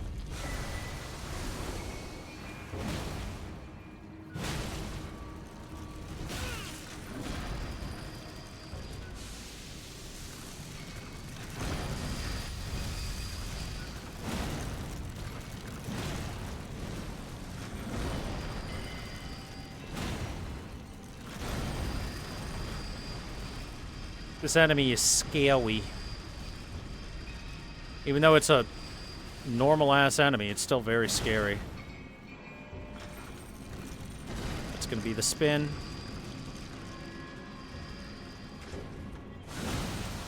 Ah! Ah! Ah! Ah! Bad touch! Help! Help! Ah! Owie!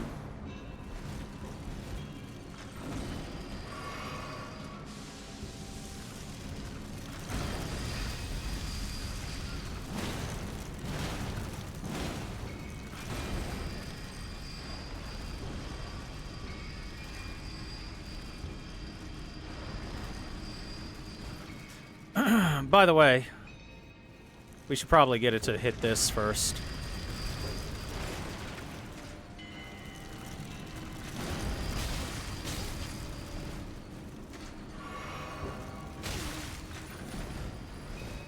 Let me free!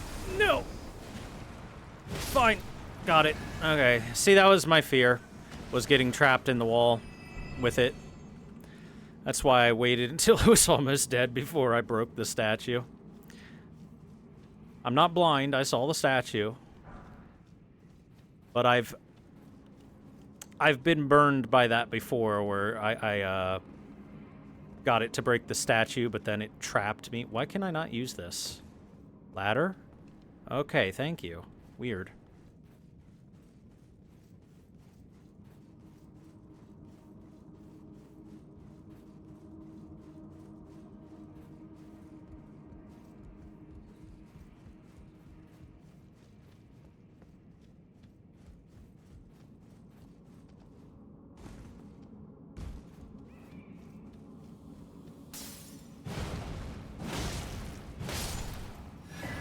Stone sword key.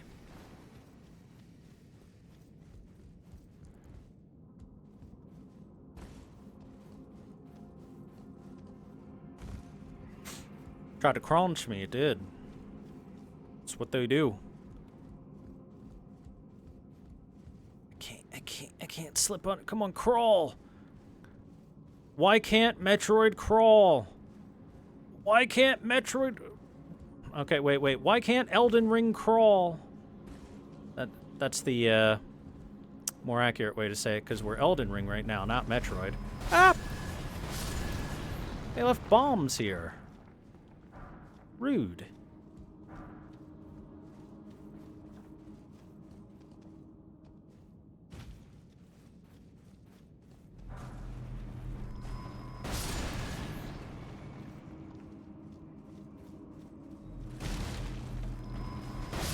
Kaboom! For some reason, that explosion didn't, you know, pop open that illusory wall.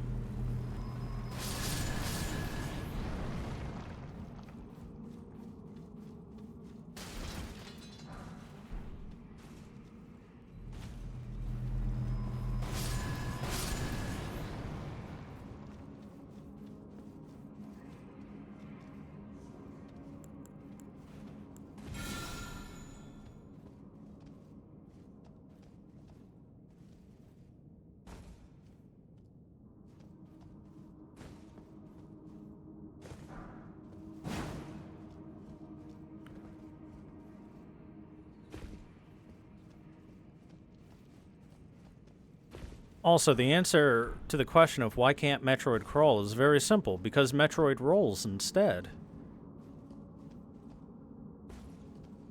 Why would you crawl when you can roll?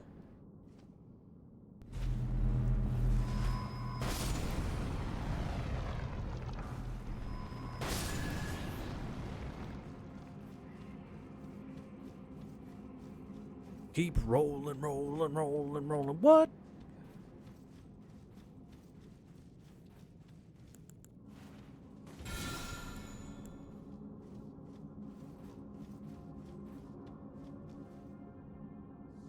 What's the boss here? Is this a Stone Digger troll boss?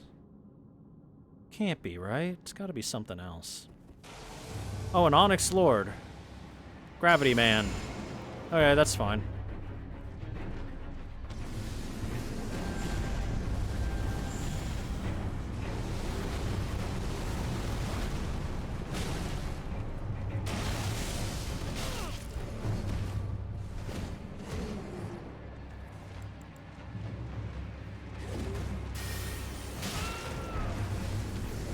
You fast bitch.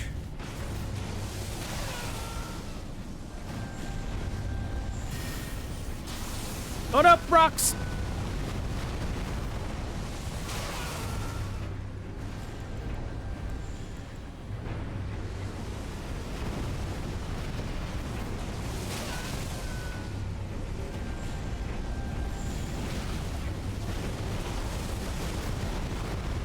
Stop spamming. God, it's like an actual PvP fight. You just spam the same shit over and over again.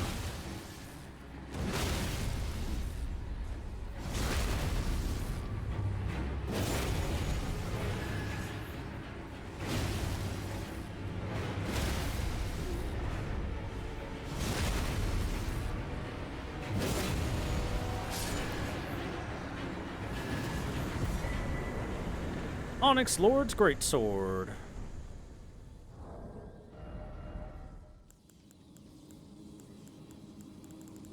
Gotta be up.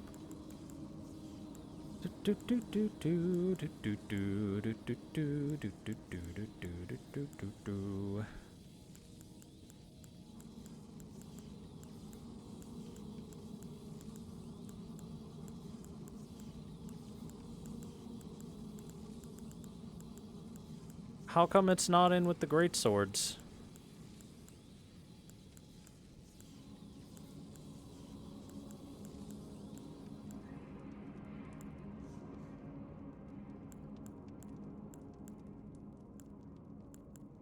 Here we go. Oh, because it's a curved greatsword. That's fair. Greatsword forged from golden-hued meteoric ore. The blade conceals gravity-manipulating magics. A weapon unique to the Onyx Lords, a race of ancients with skin of stone who were said to have risen to life when a meteor struck long ago. Unique skill, Onyx Lord's Repulsion. Thrust the armament to the ground to create a gravity well. In addition to dealing damage, it sends enemies flying away. It's okay, I guess.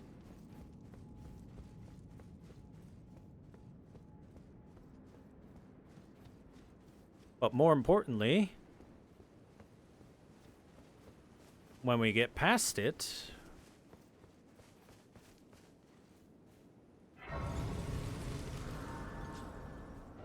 we find ourselves all the way out here in the Divine Tower of West Altus.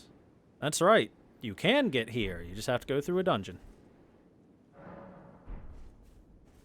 Cue the Mega Man music. Ba-da-ba-ba-da, ba-da-ba-ba-da, ba-da-ba, ba-da-ba, ba-ba, ba-da-ba-da-ba.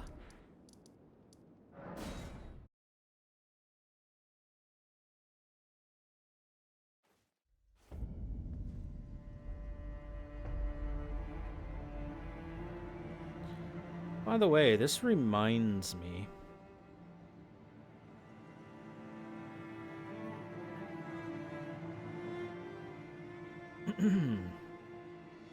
I never did activate Radahn's Great Rune at the Divine Tower of Caelid. I should probably do that.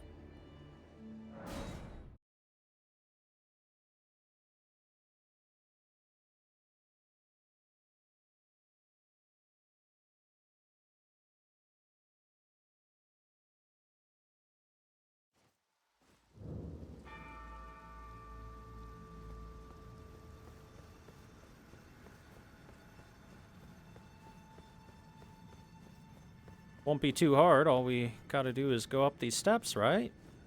Easy peasy.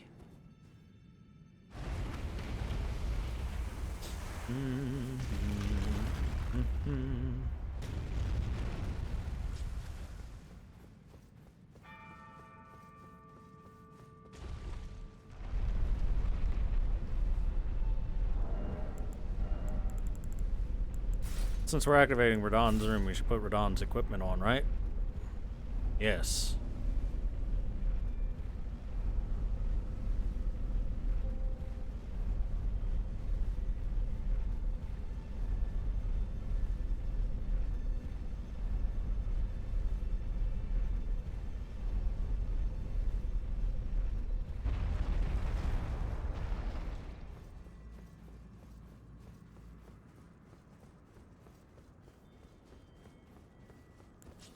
So you know what's pretty interesting about these Divine Towers is every single one of them has a dead Two Fingers there.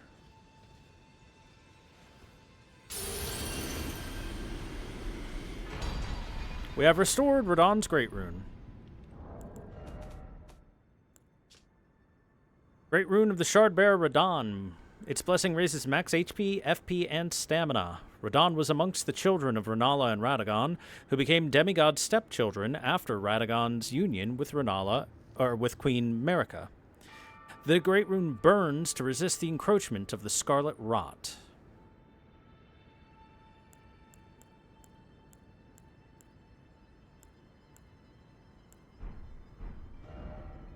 There we go. I had forgotten to activate that all that time ago when we defeated Radahn. Silly me.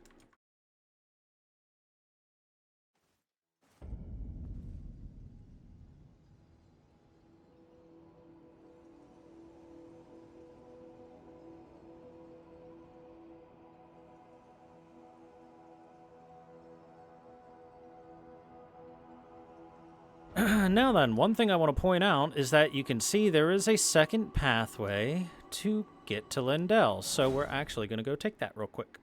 Mostly because there's a couple things for us to grab on the way. Boop-a-da-boop, boop, boop, bop. As for weapon, we're going to use something kind of light because I got Radon's equipment on, and Radon's equipment is heavy. So, you know what? The Cross-Nagi Knot is pretty light.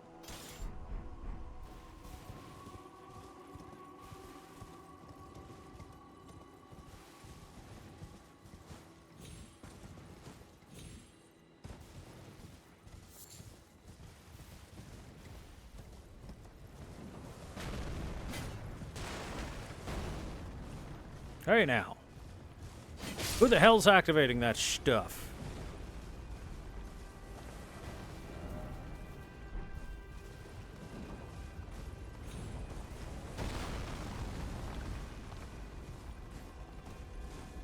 People using their trebuchets.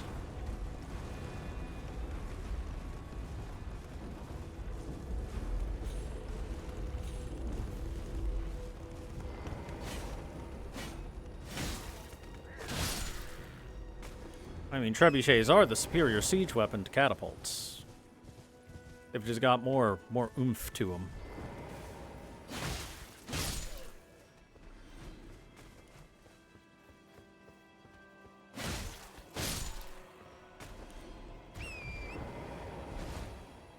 There, no more trebuchets.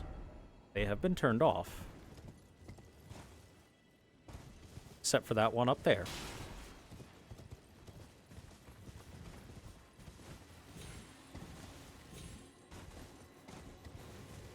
Enemy encampment.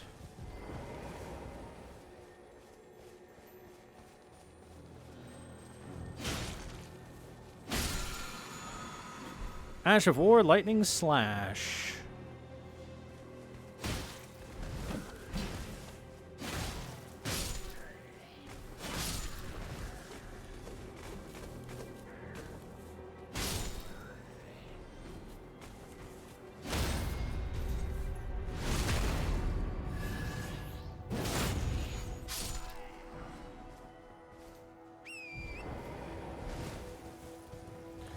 So, Lightning Slash. Be down here somewhere, I believe. Call down a bolt of lightning into the armament, then swing it down to create an explosive shock. It retains the lightning enchantment for a while. Actually, maybe I'll put that on my hammer.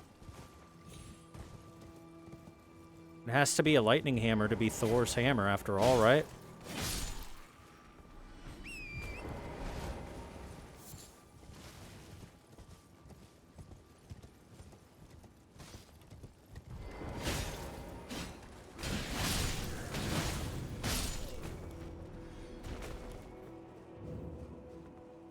Highway Lookout Tower.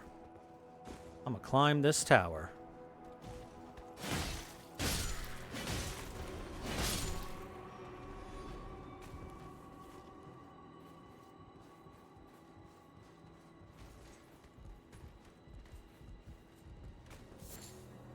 Oh.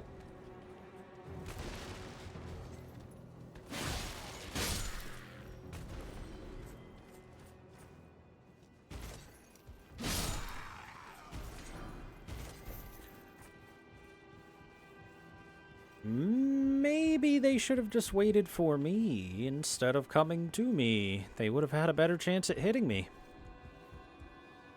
Ah, well. Skish you.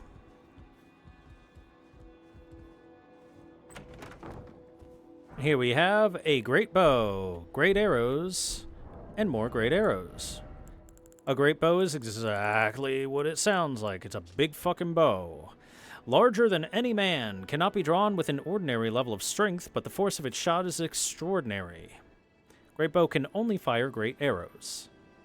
As you can see, it requires 20 strength and 20 dex just to wield, which at this point in the game should be pretty easy if you're playing through the game normally, for you to have that much.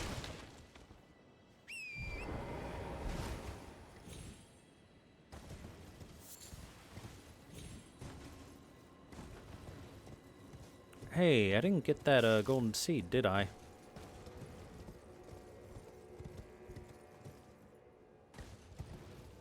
Let's go get that.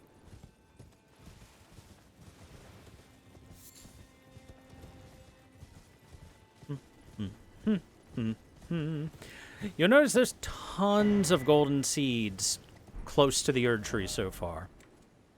Which, when you get right down to it, makes perfect sense.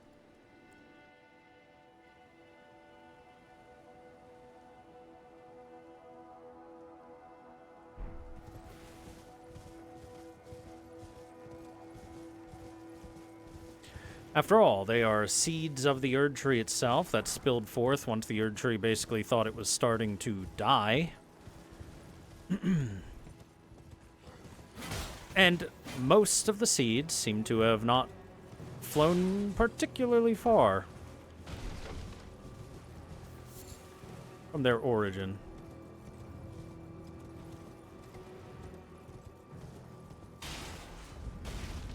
Capital outskirts.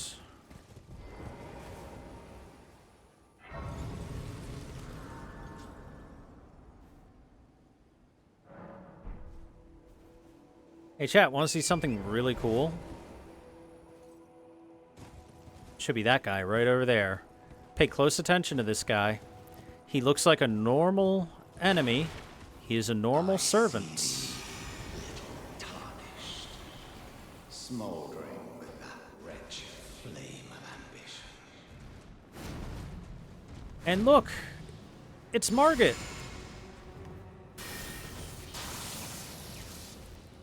How did he get there? That's how Margit is using, is able to project himself into Stormvale Castle. He does the exact same thing there, where he has a servant willingly give his body over for the projection.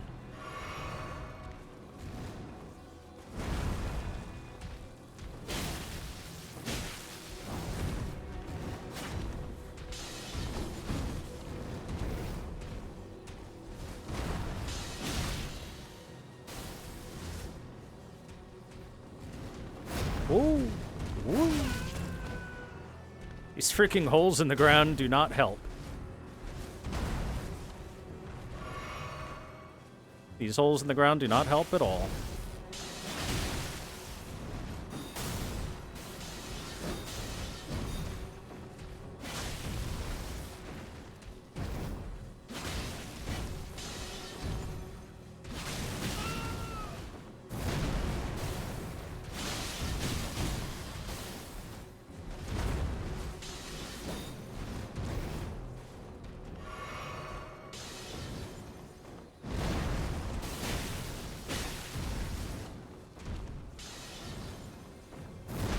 But this is the exact same as that Margit boss fight from way back at Stormvale Castle. Only I think he's a little bit stronger.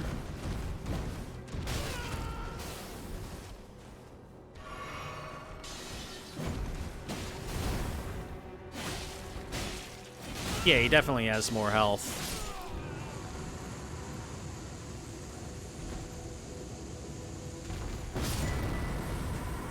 This time, you get to actually see the host.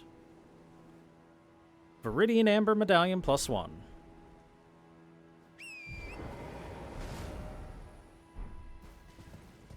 So yes, in case you were wondering how Margit was able to fight us without actually being there, that's how.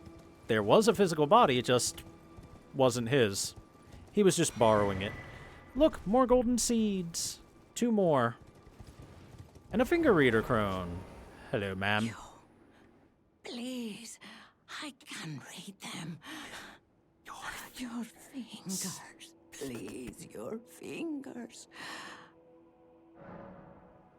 Well, okay then. Take a look. The fingers I served once prophesied a tarnished would one day become Elden Lord and restore the Golden Order. Surely you see it too. The gold that enshrouds the heavens. The great tree, which begets the pillars of light. Oh, tarnished, hasten to the foot of the tree. And whatever you might face, the fingers will surely guide you.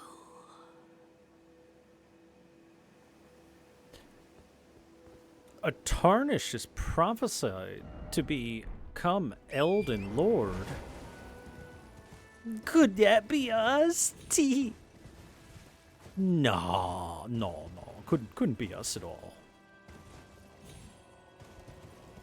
Nope. Not possible. Nope.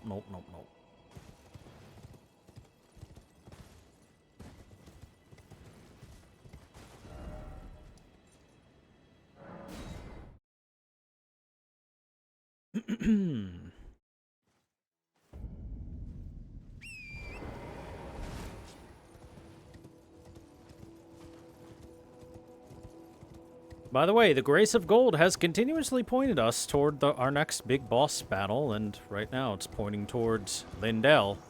There you are. I was wondering why you weren't showing up. Gargoyle! Twin Blade Gargoyle, unfortunately.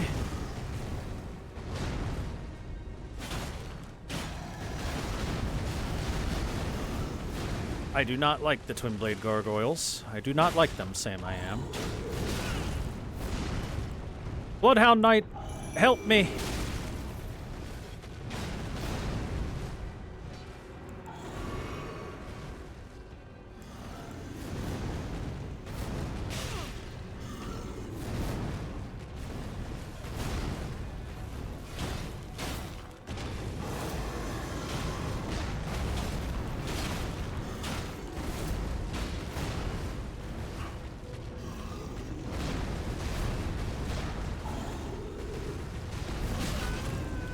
What? I was early on my roll.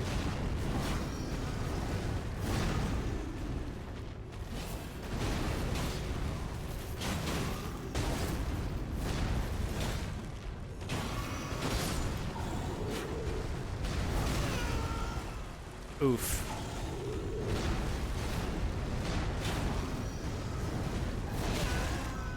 That Bloodhound Ashes have not been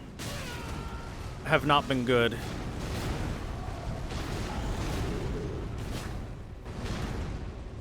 They have not helped me win a single fight yet. I'm dead. Somehow not dead.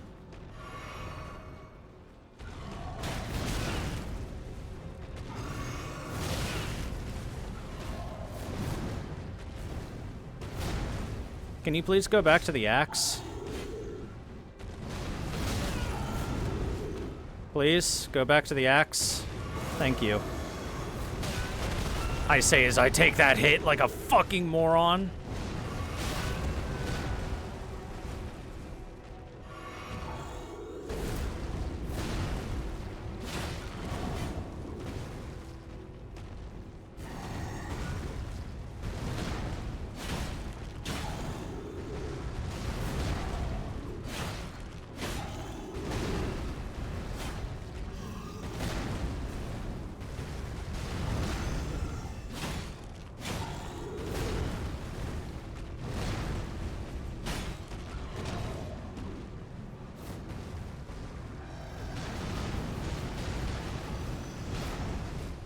Please go back to the axe, sir.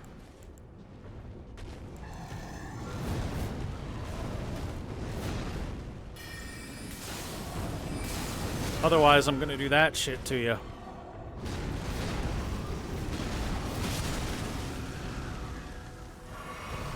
Gargoyle's Great Axe. That's why we needed to beat that boss. Bronze Great Axe wielded by valiant gargoyles, and just like the wielder, the missing parts are mended with corpse wax. A patchwork of champions.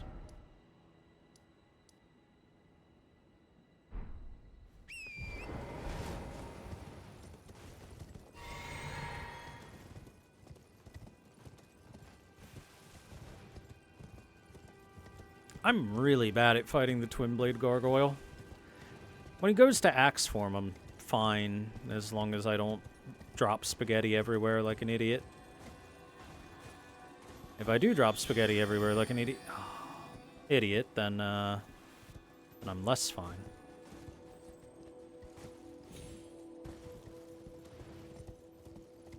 Where did it go?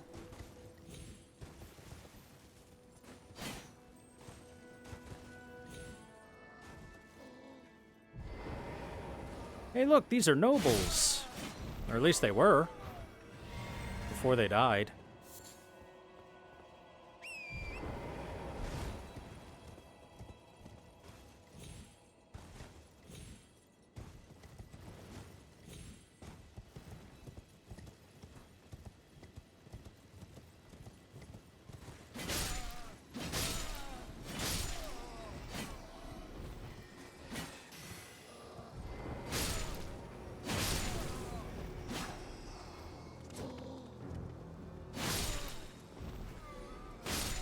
Alright, most of you aren't even fighting.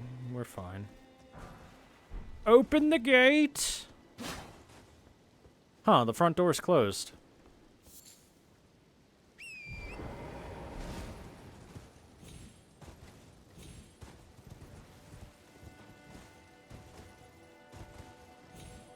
How can they open the gate when the front door is closed?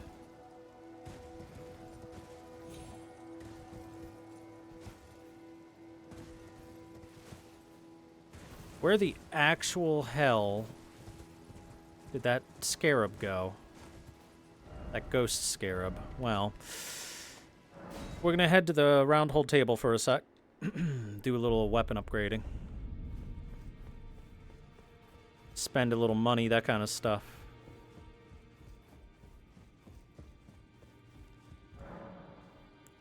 And we're going to give over the Smithing Miner's Bell Bearing 2 and the Somber Miner's Bell Bearing 1.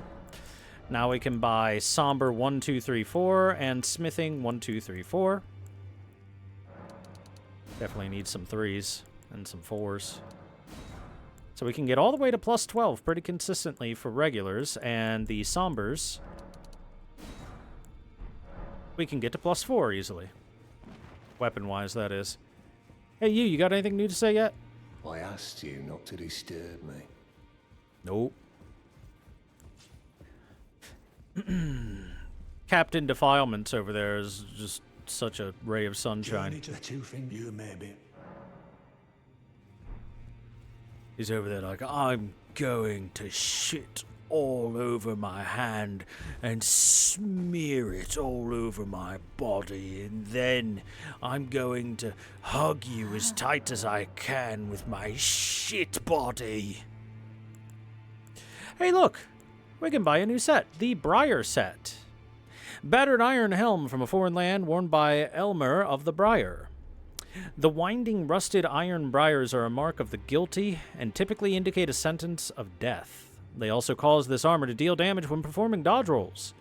Elmer murdered numerous instructors and merchants and was known as the Bell-Bearing Hunter. He's gone for good now. This is your deal damage while rolling armor.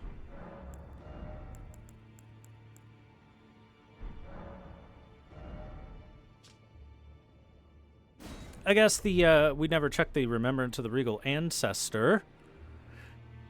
Remember, ancestor spirits exist as a phenomenon beyond the purview of the Erd Tree. Life sprouts from death as it does from birth, such is the way of the living. Winged Great Horn, distinctive horn suffused with the power of ancestral spirits. This large, wing-shaped specimen is wielded as a weapon of spirit worship. In the ancestral spirit-worshipping faith, these are considered envoys' wings, made to reap the lives of beings which experience no sprouting. Unique skill, Soul Stifler. Raise the Great Horn's wings to summon a soul-sapping miasma. Enemies in the affected area will temporarily suffer from reduced defense. And we have the Ancestral Spirit's Horn. Item cut from the horns of the Regal Ancestor Spirit. Restore FP upon defeating enemies. A number of new growths bud from the antler-like horns of the fallen king, each glowing with light. Thus does new life grow from death, and from death one obtains power.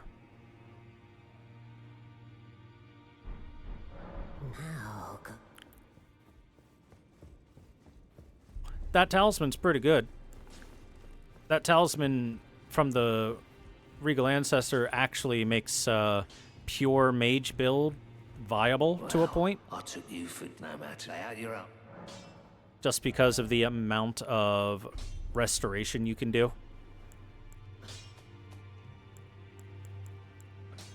Okay, what bow should I level up?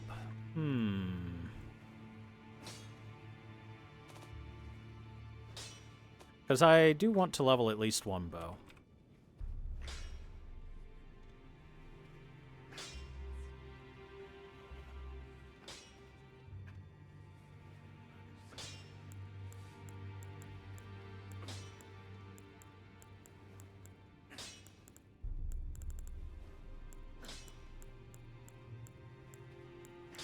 Do something simple like one of the short bows.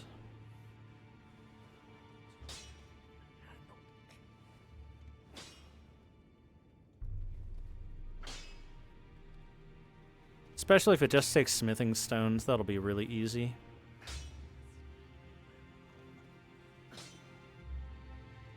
Maybe the pulley bow just for the very long range on it.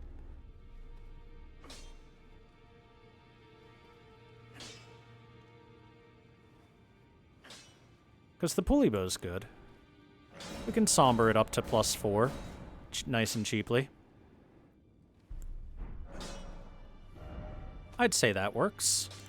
Pulleys!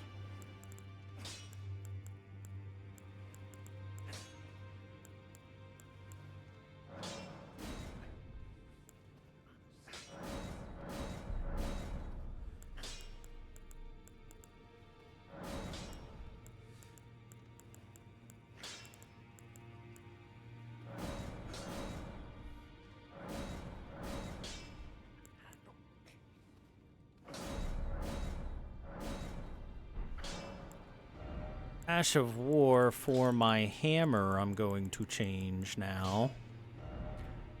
And I'm going to give it Lightning Slash.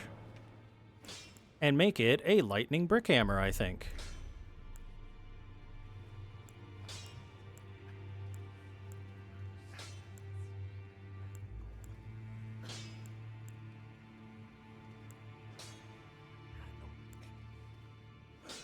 Or I could make it, like, heavy and just add the lightning myself.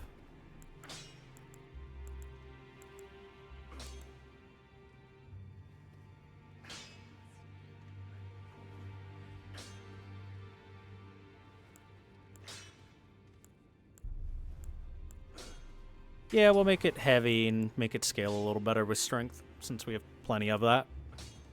There we go, Lightning Hammer.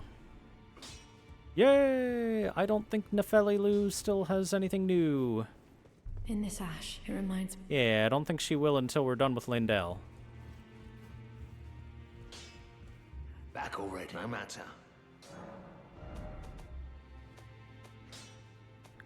Oh, right. I haven't leveled any shields, and I don't think I will plan to.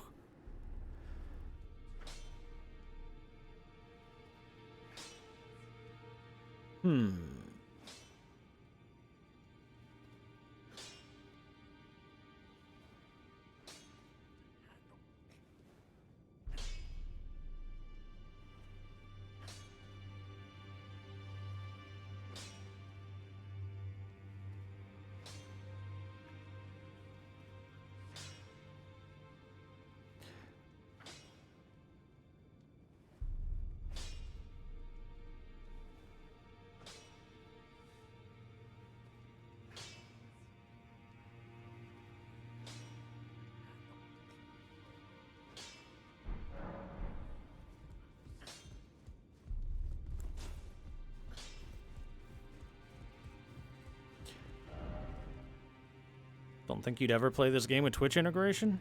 Coward. You know what? I'm gonna go dupe Renala's remembrance real quick. I'm gonna get Renala's staff, and we're gonna use that as our main staff, because it's a very, very good staff. I think I have enough intelligence to wield it. If I don't, then between this and the next session, I'll kill a million billion crows again till I level up as many times as I need. To this place, at this point in time, would take a lot of runes. But it's not like I can't do that.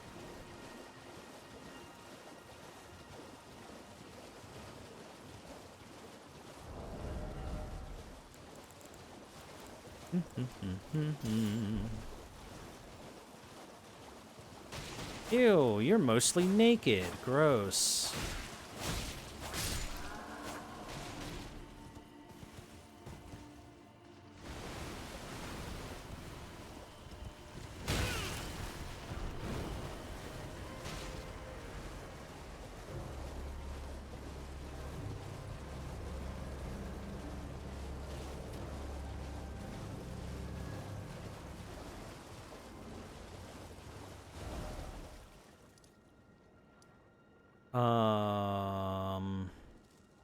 Maybe it was more to the east instead of this way for the mausoleum I'm looking for.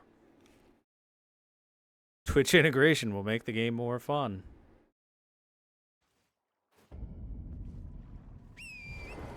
For the low price of insert bit amount here, you, chat, can sick a lobster on me. Insert 30 lobsters here as chat causes pain. Untold amounts of pain. My god, could you imagine I'm fighting a boss and then chat is just like, here, have a lobster.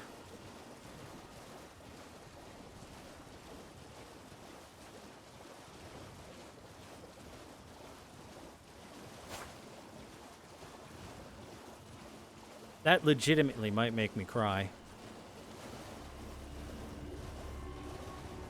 Oh, did I choose literally the worst one to go after? The one I can't get on by knocking down? Oh no, I'm stupid. Oh no, my brain dumb. I apologize for dumb brain being dumb. Ayah.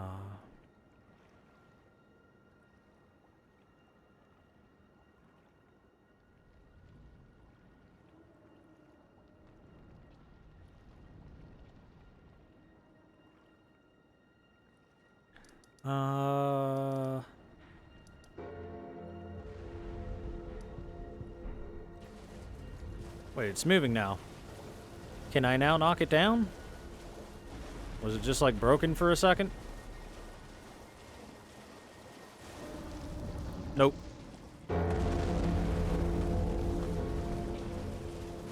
Okay, in that case, how about I go to the mausoleum compound? There's lots of mausoleums there.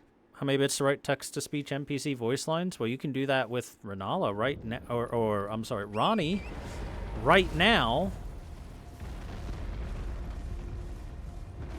If you wanted to, you can make her say all kinds of things.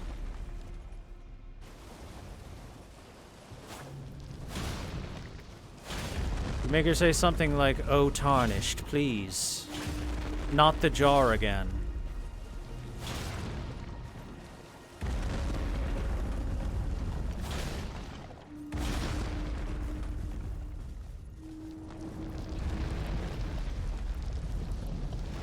Ha!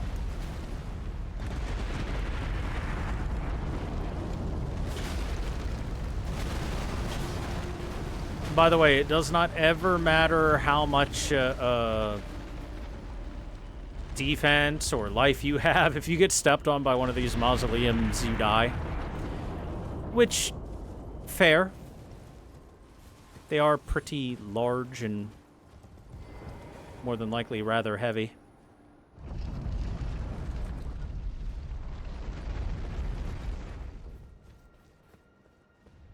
Alright, let's...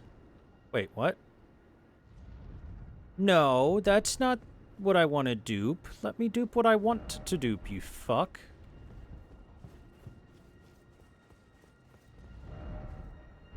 What the hell? Cheated. I feel cheated here. I thought every mausoleum fortress could dupe whatever the hell you wanted. Am I wrong about that? Because honestly, that would be a gameplay thing that I did not realize if you can't.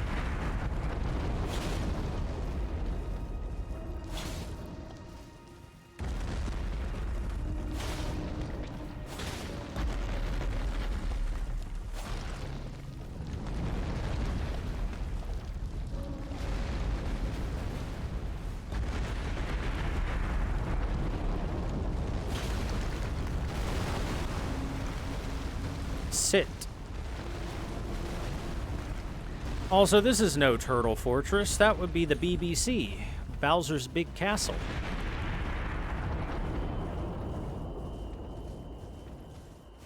Somebody needs to trick Nintendo into having them name Bowser's Castle the BBC. Why? Why can I only dupe the Regal Ancestor when I have all this? Let me take a peek about the walking mausoleums.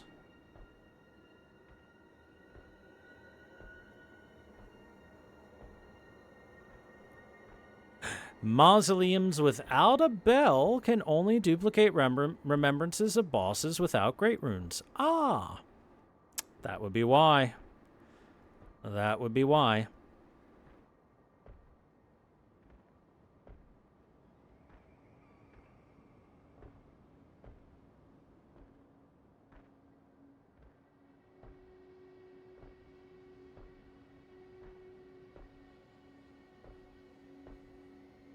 Well, in that case, the only one I could do is the Liurnia of the Lakes one. Over here, the one we saw earlier.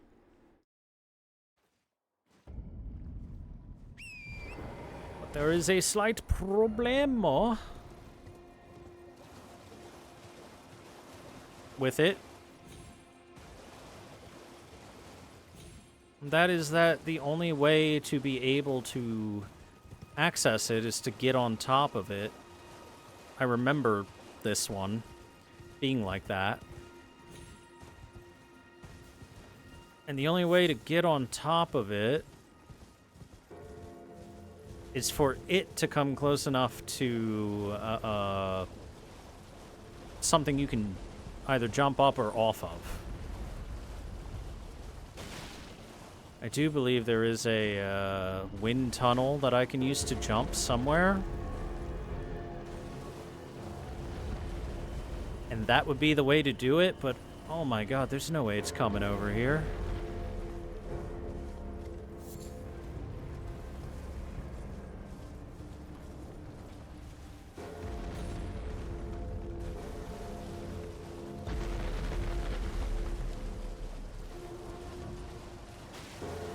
Well, in that case, I guess I'll just have to say, fuck it.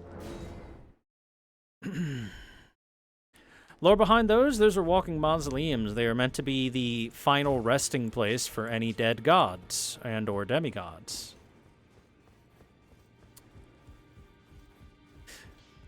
Thing is that there's only one dead god, or demigod in this case.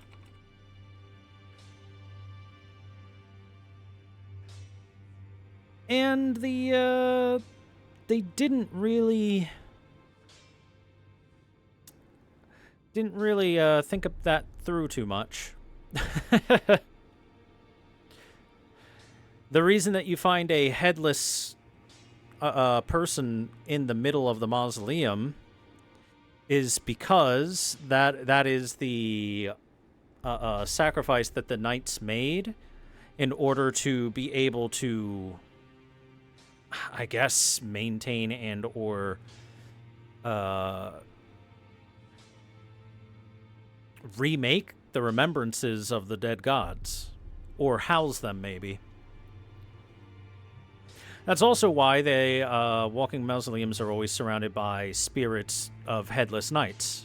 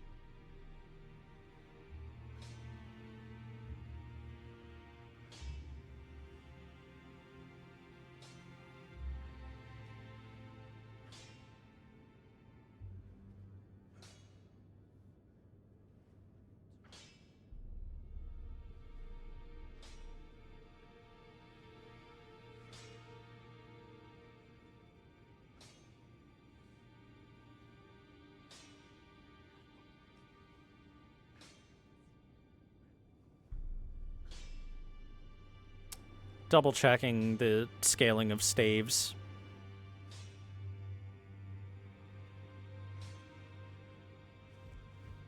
Just see which one would be good to put some levels into.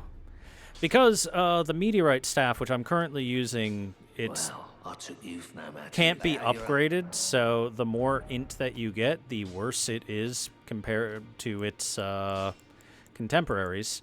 So we're at a point where I should probably just replace it with something else, like this Academy Glintstone staff seems perfectly fine. Lusat's Glintstone staff is the hardest scaling of them because it gives like a 10% boost to your damage baked in, while also having high scaling. So it's the highest damage, but it's massive increase in cost, so it's really not worth it. Okay, well, in which case, Academy Glintstone staff is actually perfectly fine. And we'll, toss some levels in it. And start equipping that from now on. Let's sell some of my extra copies of things that I don't need extras of, like the +0 Academy Glintstone staves, the extra Digger staves.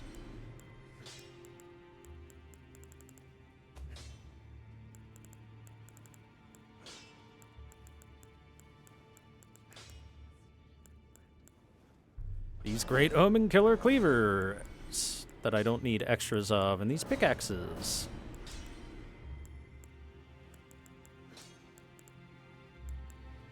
Vulgar Militia Saw.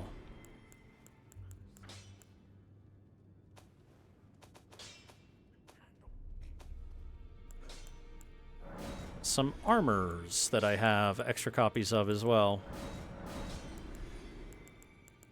Definitely only need one of each armor.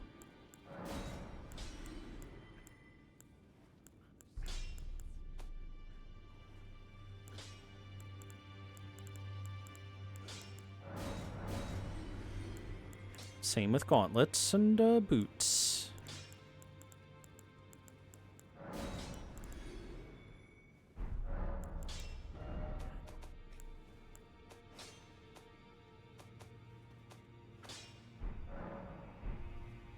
Back no matter. Meanwhile, for faith casting purposes, the best thing that we can use, I believe, is the Erdtree Seal, 9 times out of 10.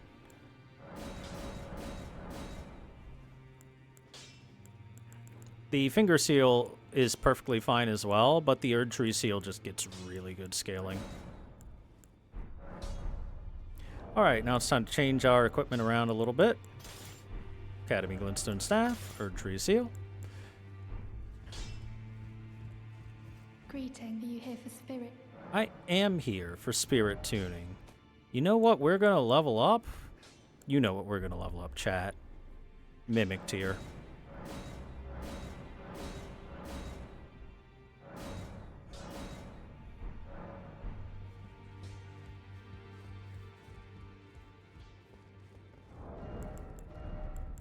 I'm going to be able to summon me in attack mode. Alright, well, there goes all my money. I spent all 200k. That's fine.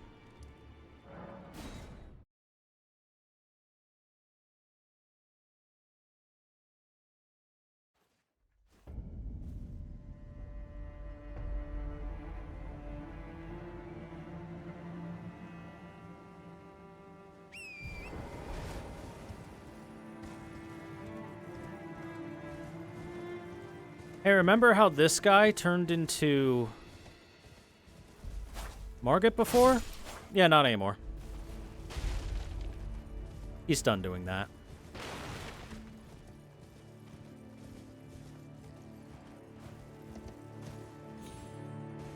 By the way, I want to point out, these things sticking out from the ground are massive arrows. That's why they all stick out of craters and shit.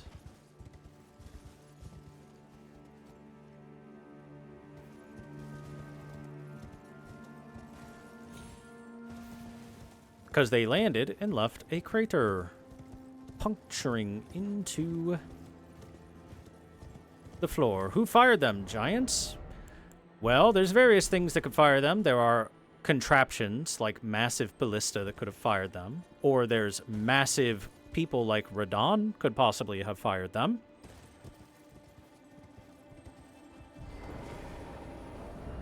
Or just anyone sufficiently powerful enough.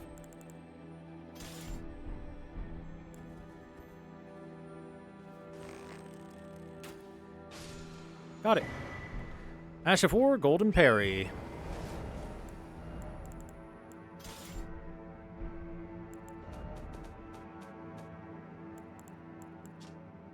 Perform an Erdtree incantation and swing the shield to deflect enemy attacks and break their stance. Effective even at a slight distance. Usable on small and medium shields. This is better parry.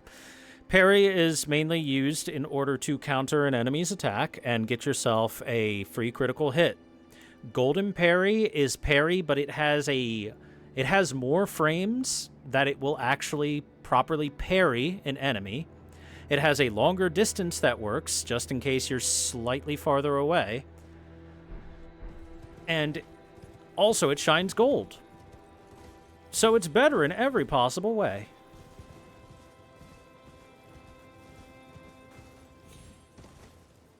But absolutely, Golden Parry is the best parry skill in the game.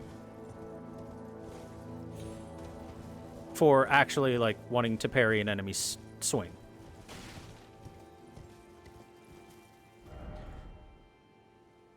Like when trying to learn to ride a bike and it has practice wheels? Yeah, kind of like that. In the fact that... yeah, it's like having training wheels on. Since it just it makes parrying much, much easier.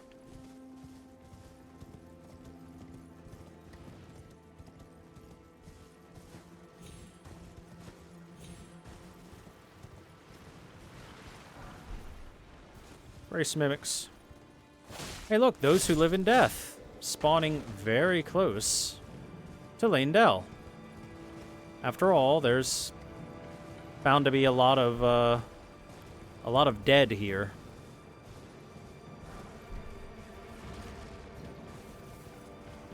Oh my God, that was its helmet floating by. That looked silly.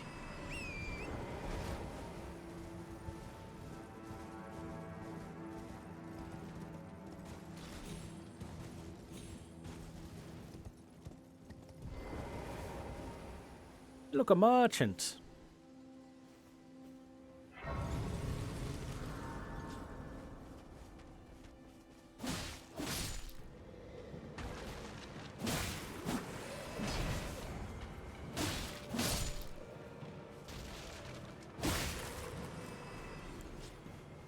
Hello, friend. Is someone there? A customer?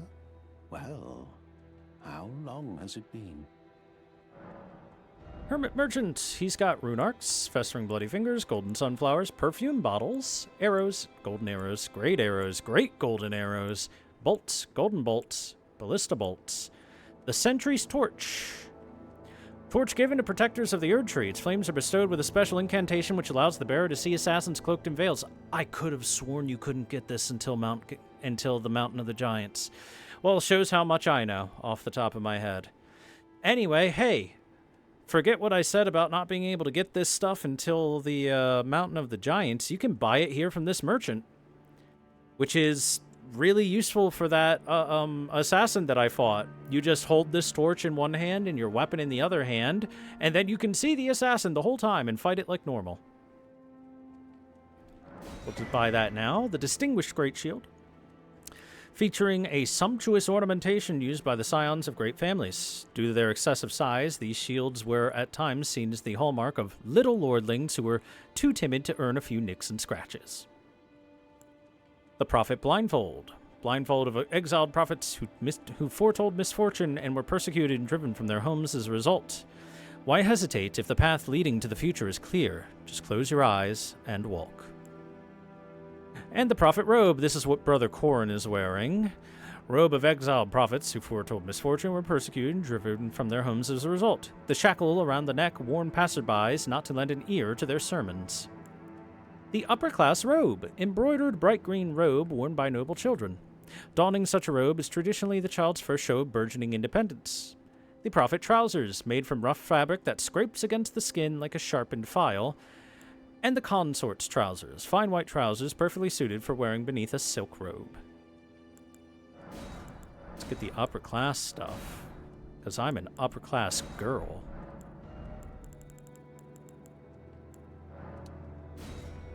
I'm an uptown girl, living in my uptown world. Alright, there we go. Got his stuff. Think we're gonna learn about all these outside lands? No. Not at all.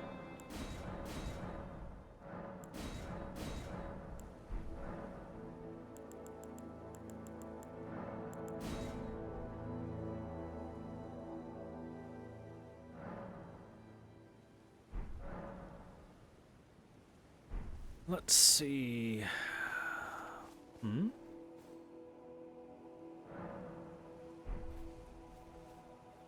There we go. He's gone. You know what that means.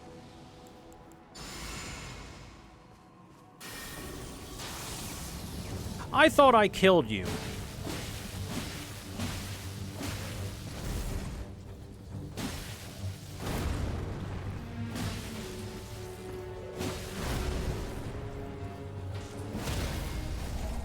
In fact, I know for a fact I killed you already. What are you doing here? Die.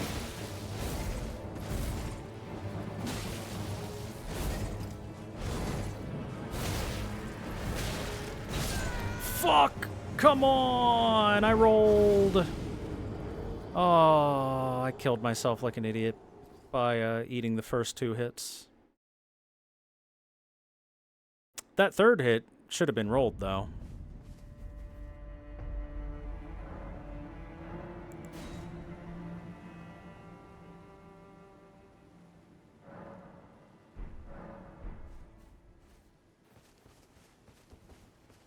Go grab these, take a seat, and fight again.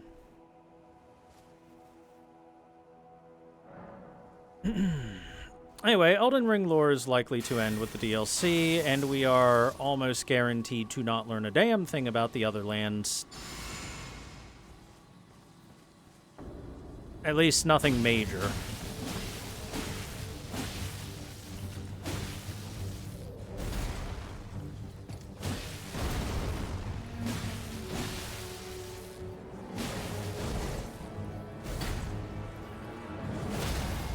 Yeah, I knew you were close to staggering.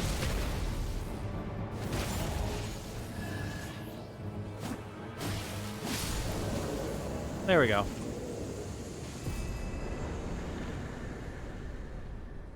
Hunt these nuts. Medicine Peddler's Bell Bearing.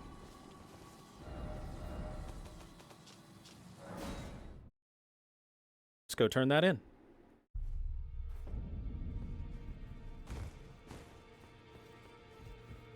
Imagine going through all this trouble to hunt down Tarnished to steal their bell bearings and then just to have the bell bearings stolen from you. Okay, Medicine Peddler's bell bearing is now sold. It lets us get all these boluses, which is very okay, I guess. It's okay. Did we get any new weapons from these? I don't think we did. Nope, doesn't look like it.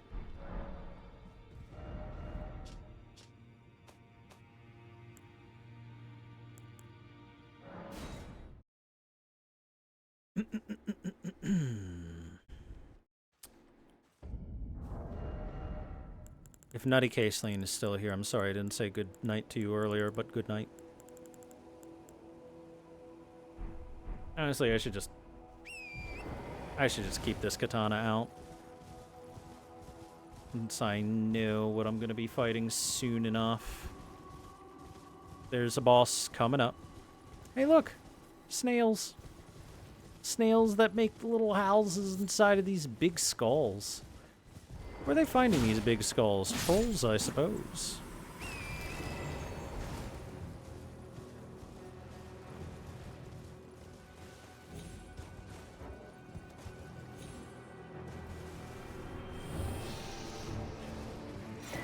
Winged crystal tier, but more importantly, there's a death bird here.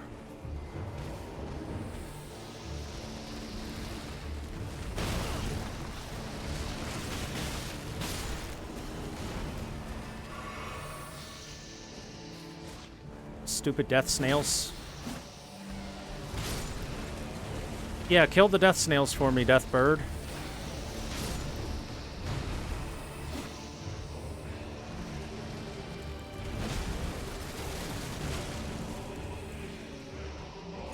I'm gonna use the Order's Blade because holy damage annihilates death birds really, really, really hard.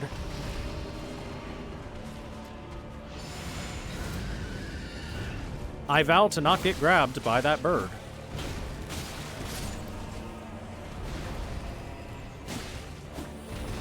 God damn, look at that damage. Ah, I've been grabbed. My vow has been broken. Ow, ow, ow, ow, ow. Oh.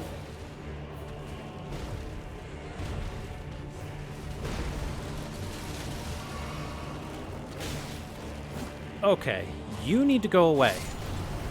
There we go.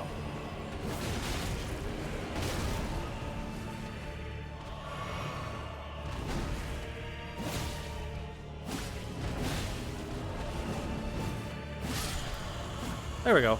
Holy damage. My holy blade has defeated you. Twin bird kite shield. Here we frickin' go.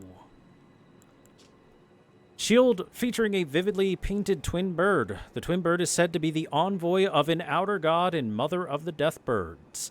At dwindling levels of HP, the shield slightly boosts both attack and defense. Alright, guys, it's time to talk some lore. So, this shield is really, really, really, really big on lore implications because it confirms two things. One, outer gods are more than just one or two things. There are several that are involved in one way, shape, or form within the lands between. Two, almost anything and everything that exists in the lands between has some form of outer god connection. The vast majority of the citizenry has outer god connection with the Greater Will, stemming from the worship of Marika and the Golden Order and the Two Fingers and all that. The Greater Will is definitely the de facto popular religion in outer god. However, there are clearly other outer gods that do exist. There are clearly other outer gods that do have some level of influence upon the world, and this Twin Bird Kite Shield helps to confirm that.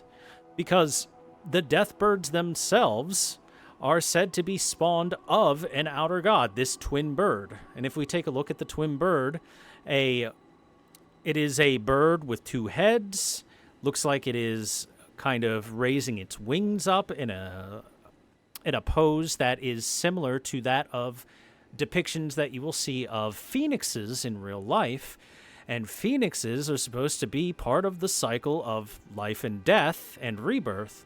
So I'm sure that this twin bird is supposedly, this outer god is supposedly basically a phoenix, and that's why it has such a level of connection with death itself.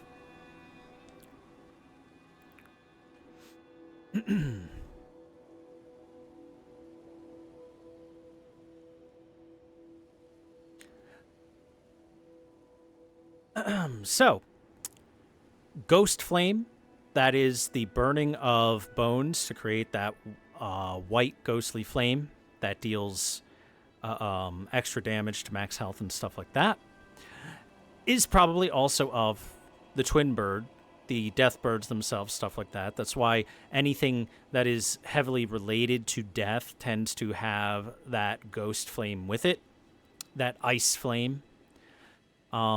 The death birds and the outer god that is related to the death birds more than likely have existed in the lands between long before the Erd Tree, the Greater Will, and especially the Golden Order, because the other things that we've gotten from them, from their drops, indicate that they are extremely ancient and part of the cycle of life and death in the lands between, and have been for an unimaginably long time, right?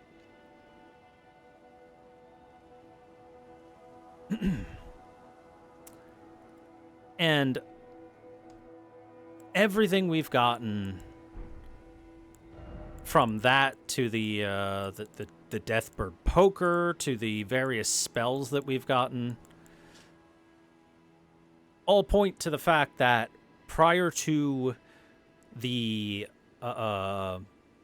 Golden Order, prior to America changing the rules of life and death and causing this cycle of continuous rebirth of those who die via the Erd Tree, prior to all that, there was a cycle of proper death where death was the finality of things, and it would be carried out by these deathbirds, these graveyard firekeepers.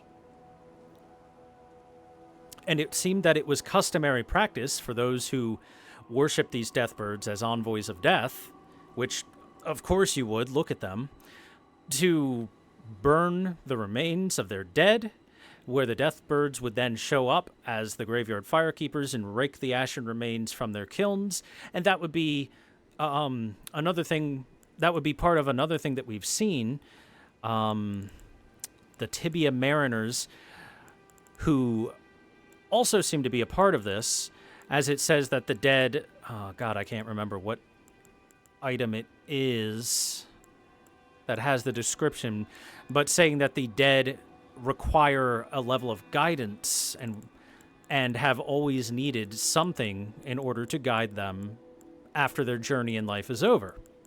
And these deathbirds were probably the ancient keepers of death and guiders of those who have died, to let their spirits cross on past the land of the living to some other realm.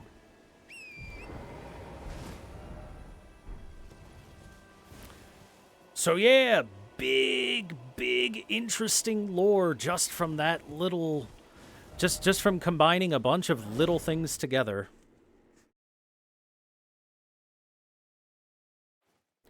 And the implications, one of the interesting implications, in my opinion, is the fact that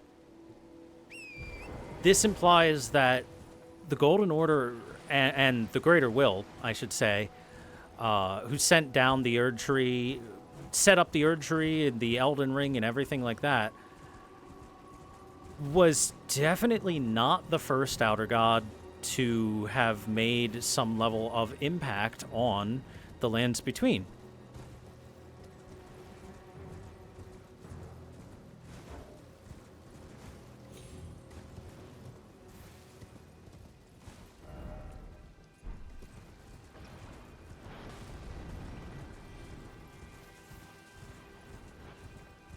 or at the very least, not the first one to imprint a level of will.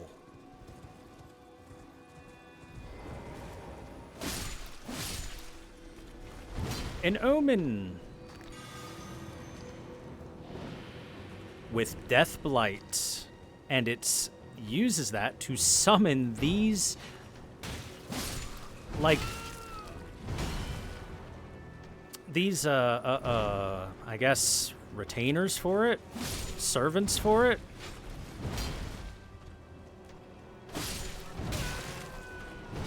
I like that you can tell, despite the fact that omens are seen as these, profane...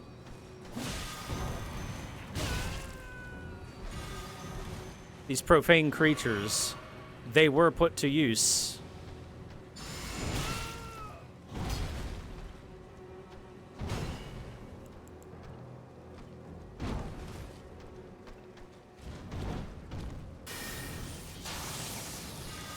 Given jobs, they were given followers to work with. As long as they were useful, it seems it didn't matter that they were disgusting aberrations. You know, just carve those horns off and then you're good to go.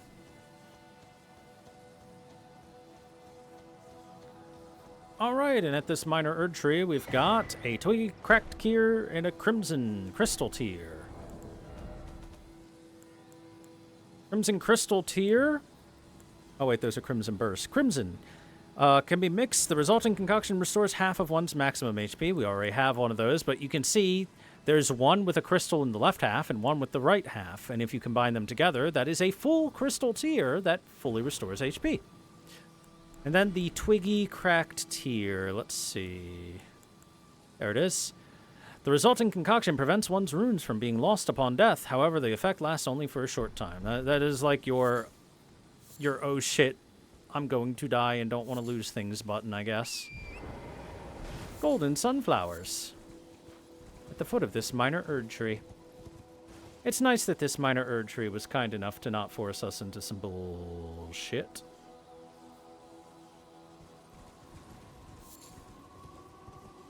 Like fighting another Erd tree avatar. Instead, it was just an omen. That's his name, Justin Omen.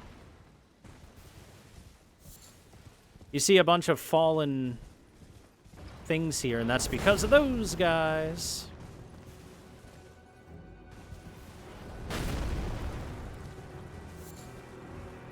Shooting their arrows off. Alright, let me go deal with them real quick before I do anything else. Yeah, calm your shit. I'm coming.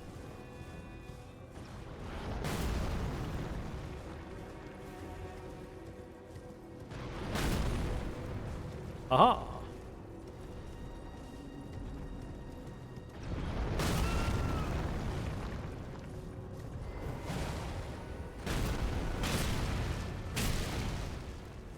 Fire. Oh, come on, I rolled.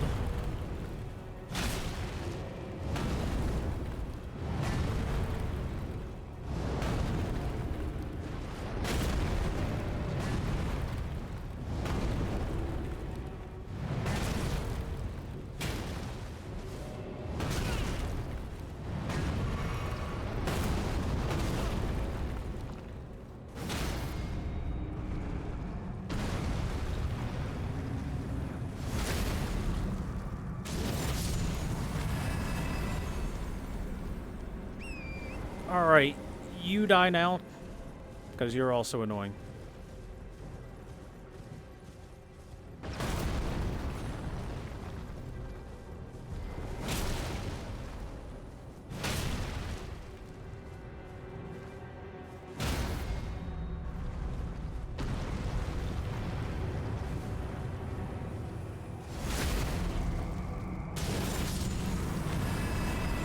Alright.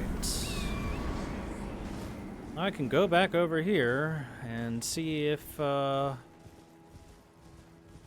NPC is there or not. The one I'm thinking of.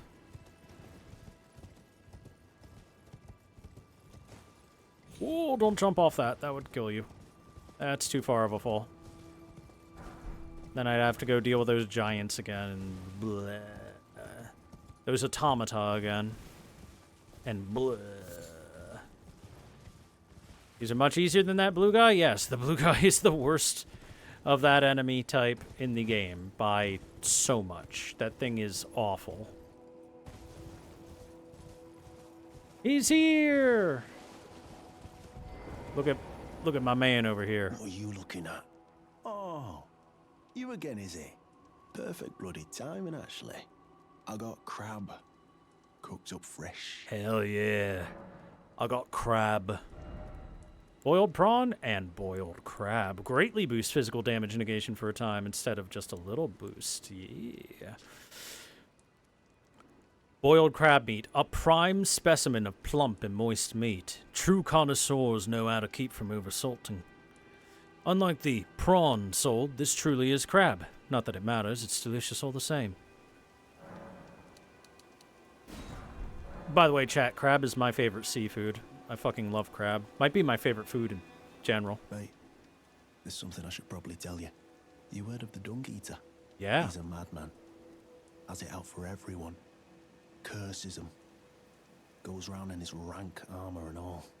You see him, though. Stay, well, away.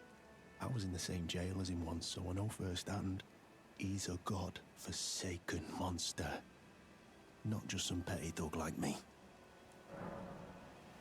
Tell me more about this Dung Eater. He's a killer. Kills people. And curses the souls. Does all sort of shit to the corpses. To keep them cursed forever. I ain't seen nothing more disgusting in all my years. I ever been more scared neither. Rooted to the bloody spot while he did that. To my friend. So, Blackguard Boggart here has met the Dung Eater and unfortunately got a front row seat to watching someone's body be defiled and cursed. Never met someone with a taste for crab I couldn't trust.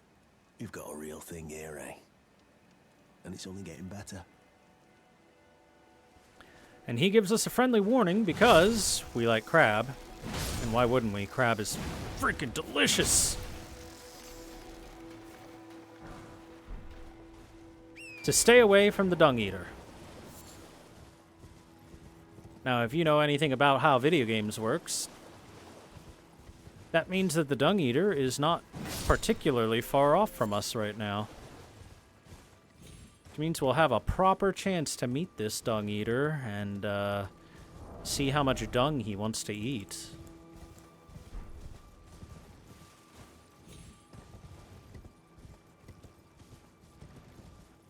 They'll be over there like, I'm going to show you how I defile this corpse. He's gonna stick his hand in his butt, and then he eat the poo-poo. Okay, I don't need to deal with you. Back to the Uchi.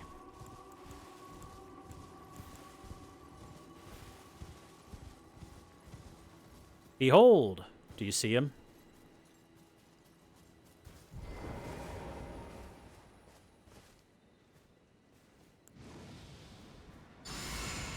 I summon me in attack mode for my maiden voyage. That's right, this guy's getting the full work. The Draconic Tree Sentinel. Not just any Tree Sentinel.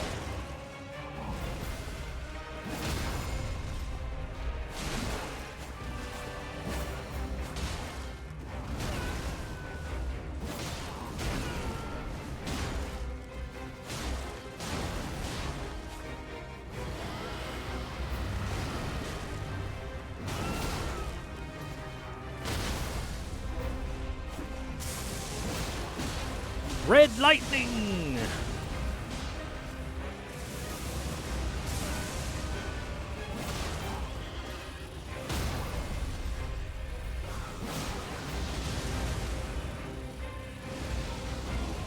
And hey, his horse breathes fire, because why the hell wouldn't it?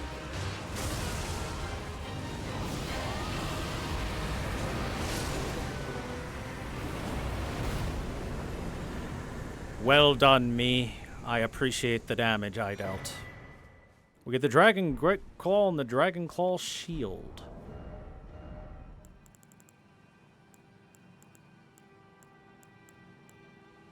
Dragon Great Claw. Weapon said to have been whittled from the claw of a great ancient dragon wielded by grotesque tree sentinels who yet serve the Erd Tree. The claw is enwreathed with lightning and tears through the dragon's feeble descendants with ease. And the shield. Dragon Claw Shield. Great shield said to have been whittled from the claw of a great ancient dragon wielded by grotesque tree sentinels who yet serve the Erd Tree, imbued with lightning. Shield bash.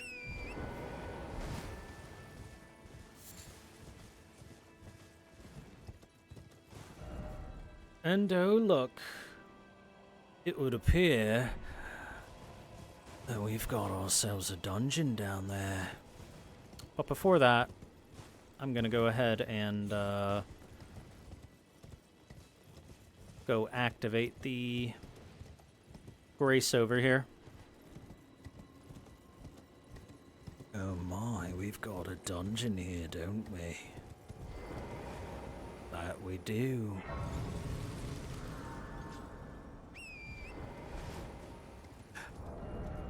I apologize for talking like that.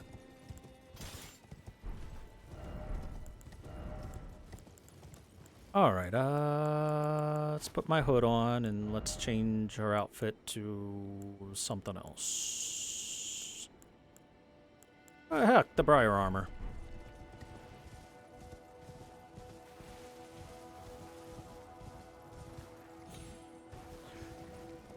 Whee! Okay, that's a little far. Whee! Still a little far. Whee! Way too far. Now, how is it that we get down there? Well, the answer is we actually have to go all the way around.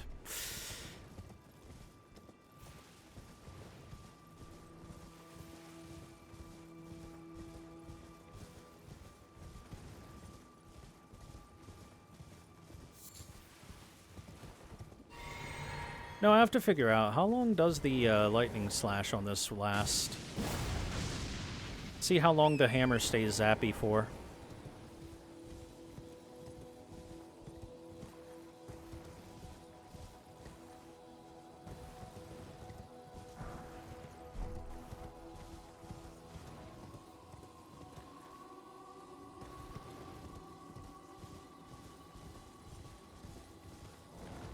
Pretty good duration so far. Hey, Bear, can you hit this for me?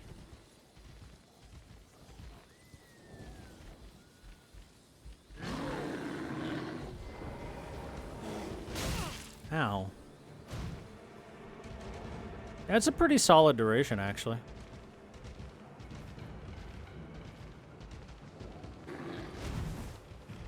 Well, it looks like this bear just isn't enough.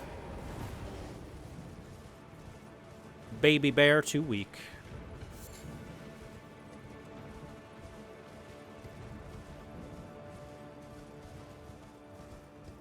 Anything back around here? Doesn't look like it.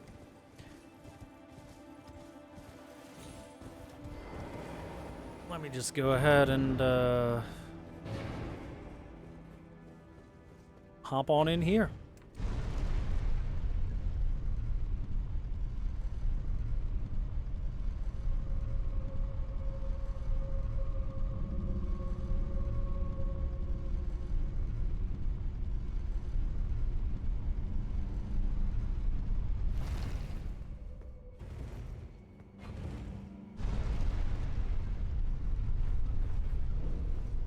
Oriza Hero's Grave. Hey, another Hero's Grave. Certainly this time there won't be a bunch of really annoying enemies in it. We need one for this. There's not going to be giant chariots this time, right? Wow, but there will be some Basilisks?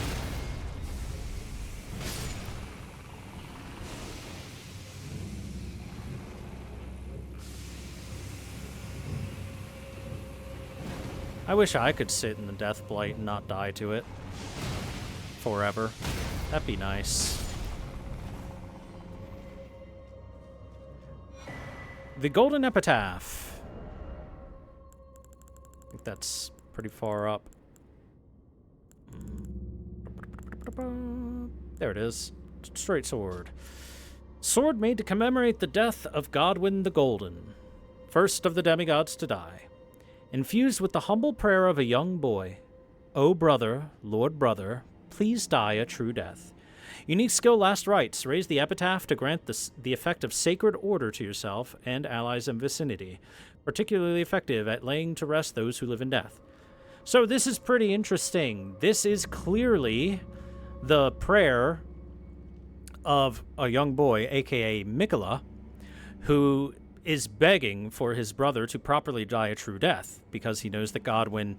That means that the golden lineage, the likes of Mikola, Melania, Radon, Marika, etc., they all knew that Godwyn lived on in body despite his spirit being gone.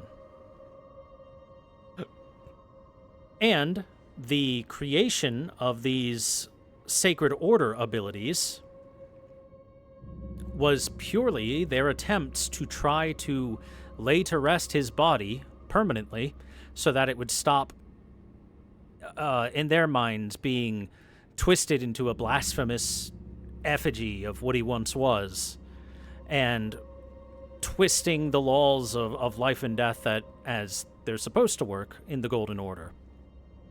Unfortunately, as we know, that didn't particularly work. They were unable to actually lay him to rest permanently. Hey, look, it's a hero's grave. You know what that means?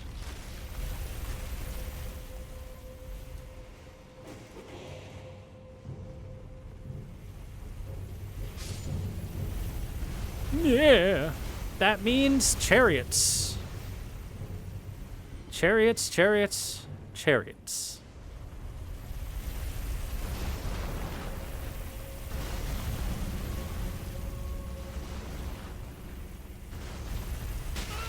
Oh.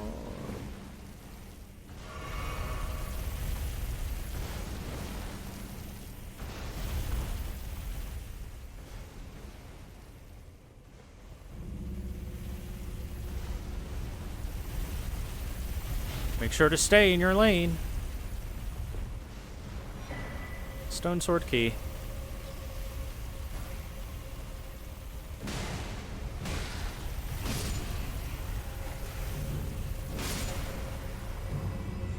Oh boy. Oh boy, oh boy. This is... I hate these places so fucking much. Oh my god, I just hate the chariots. But, it is what it is. We've just got to make our way through. There's also a lot of items to grab in this particular dungeon.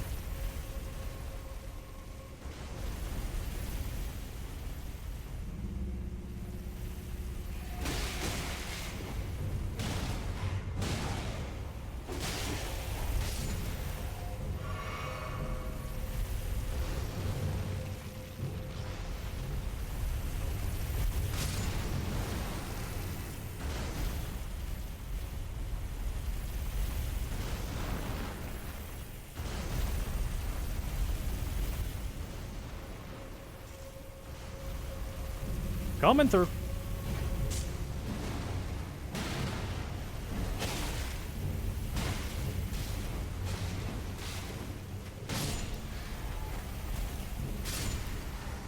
Briar armor is actually very, very, very good for dealing with skeletons and whatnot, because a simple roll takes them out once they are ready to die.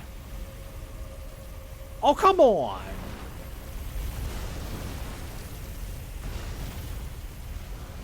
How you gonna manifest one right there?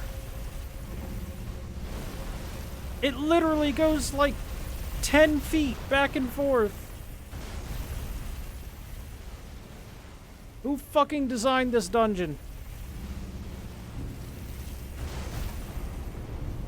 Does the shackle kill them when they're on the ground? No. Remember, the shackle only deals damage to non-entities.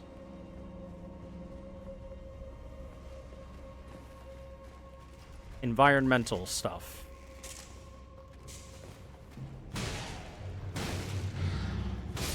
Like here, I'll show you. See? Nothing.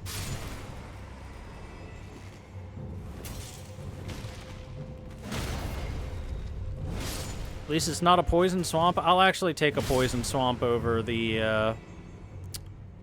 chariots.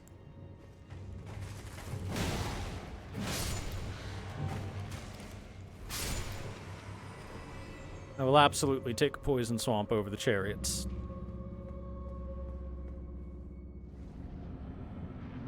Oh god, it's this fight. Oh no.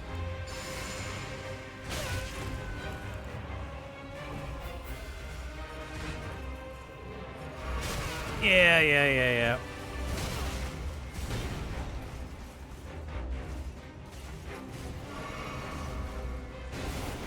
Nope. Better get ready, because I'm summoning me in attack mode and dying. I didn't die. Shockingly.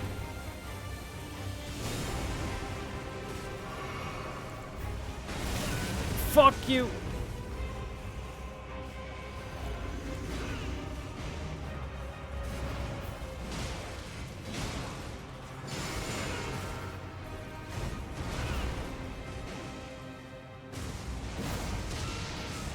Let there be lightning.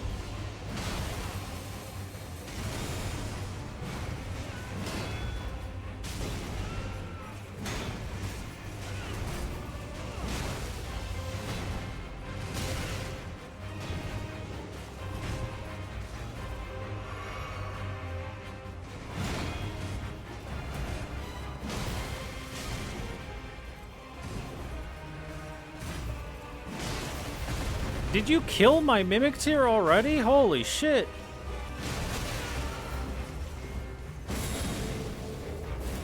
Yeah, come and get me, big boy.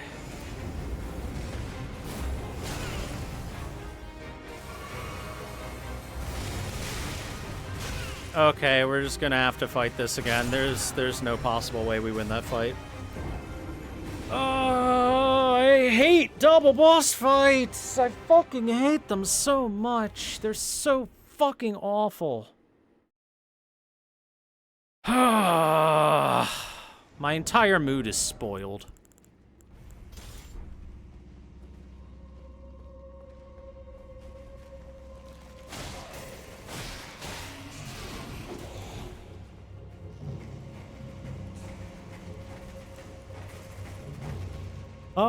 Wouldn't it be funny if you were fighting something and then something else was there to also hit, to guarantee you take a hit even when you normally would dodge? Isn't that fun? Isn't that great design? Isn't that not fucking terrible and lazy? It's such great design, we did it like 30 times this game. Okay, cool. We also made sure to give both of them really long-range attacks. And super fast gap closers.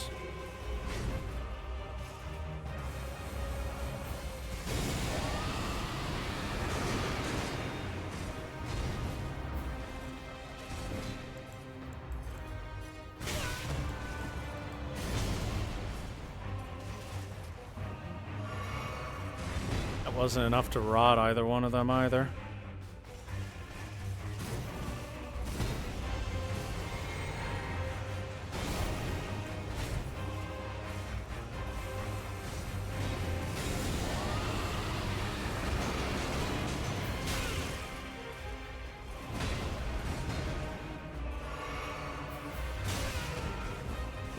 I rolled. Please roll. If you don't get rotted, then fuck this attempt. I'll just kill myself.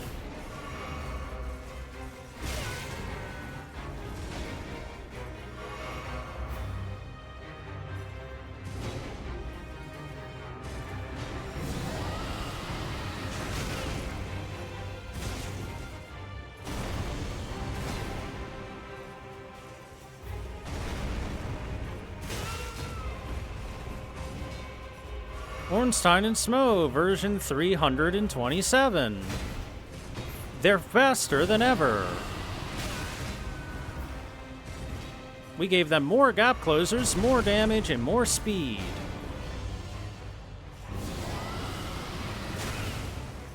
Alright, just fucking kill me. We're just gonna have to fight this very slowly. Incredibly slowly. And it's gonna suck. I'm just gonna mute myself because I'm gonna bitch the whole time and nobody wants to hear that.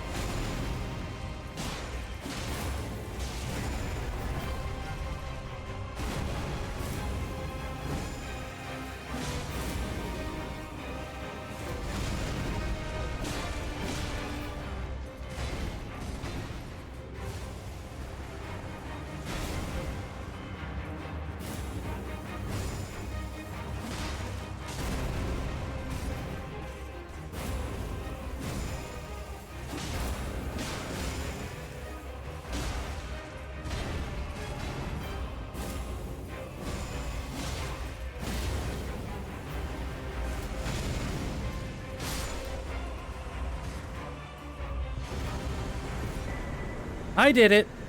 I got him, Chad. Oh my god, I despise multi-boss fights with every fiber of my being.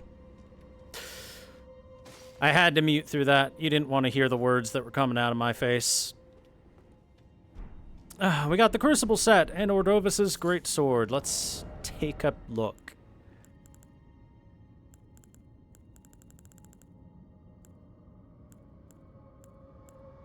Ordovis's Great Sword. Great Sword of Ordovis, one of the two honored as foremost among the Crucible Knights. This sword is imbued with an ancient holy essence. Its red tint exemplifies the nature of primordial gold, said to be close in nature to life itself. Unique skill, Ordovis's Vortex. Channel the power of the Crucible to spin the entire sword in midair, building momentum before slamming the blade down onto the ground. The skill can be charged to increase power. That is this ability that he was using.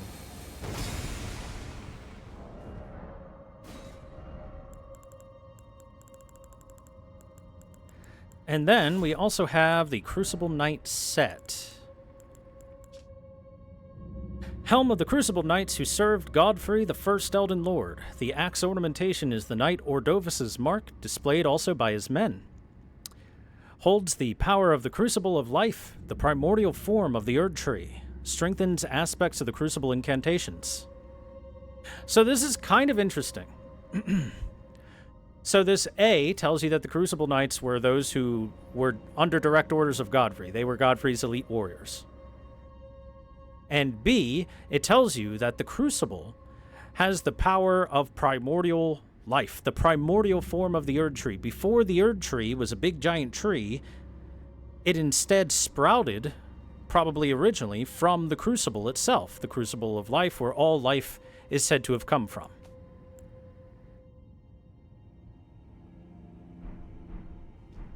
Neat.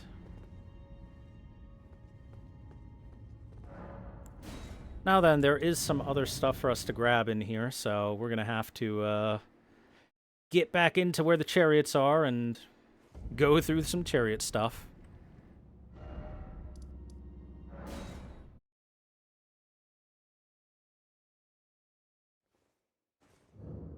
The S2 did multi-fights better than pretty much any From game. I mean, multi-fights suck. They've always sucked. They always will suck. They're going to suck forever.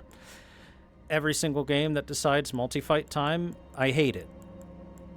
I'm never, ever, ever going to like multi-fights for pretty obvious reasons. There is nothing more frustrating, in my opinion, than fighting with something and then having something else show up and ruin that fight. And that's all multi-fights are. It's just that in a nutshell.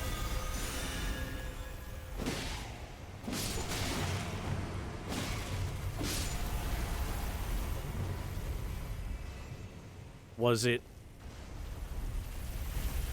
really fun and exciting to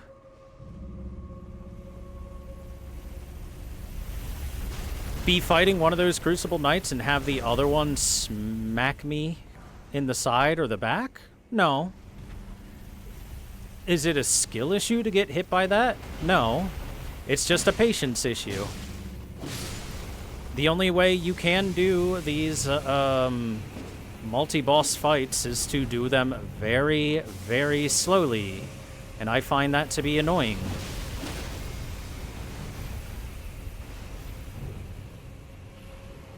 Like you saw, I had to fight the fight extremely slowly. Ah, fuck, Deathblight. He got it off in time. Ah, tree.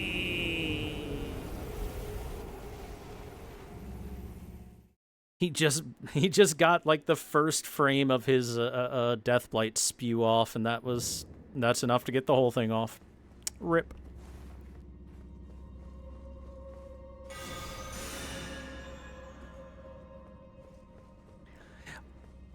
If they want to do multi-boss fights, then just have it like, here's boss number 1. Once boss number 1 is dead, boss number 2 shows up. Do that. I'll do that all day. I'll fight 30 bosses in a row like that. As long as it's a 1v1 30 times in a row, I'll be happy enough with it.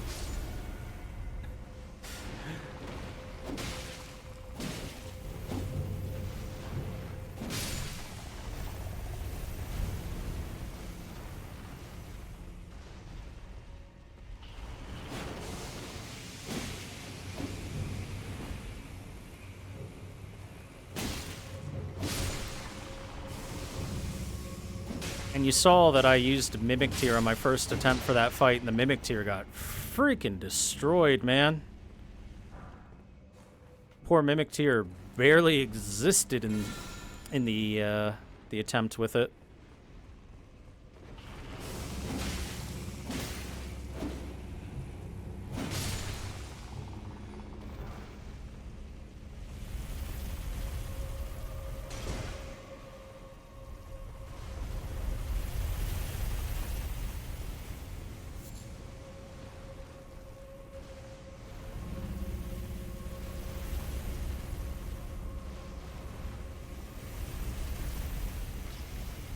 Hey man, it can be a gauntlet without refills or a gauntlet with refills. Make it a gauntlet instead of just 2 bosses at the same time or 3 bosses at the same time or whatever you're gonna do. Just anything is preferable to that.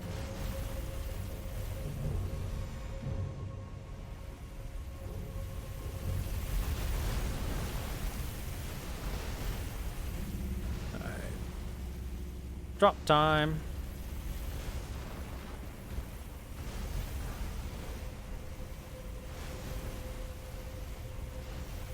Because again, I don't think it actually makes the fights particularly hard. It just makes them long for no reason. And you take a cheap shot now and again just because that's the nature of 2 enemies attacking you at once.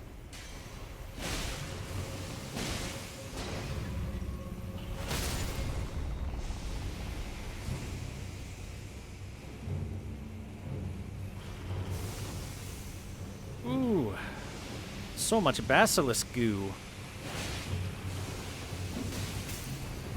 Oh god, it's everywhere.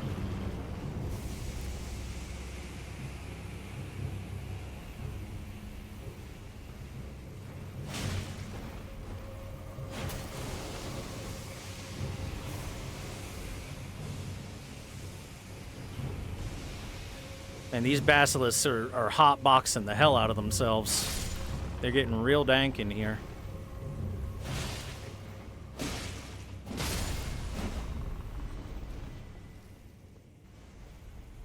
And frustrating because you're rolling dice until the moves line up to give you an in. Yep. I haven't liked them since Ornstein Smough. I'm never going to like them. I'm going to complain like a baby every single time I have to do a multi-boss fight.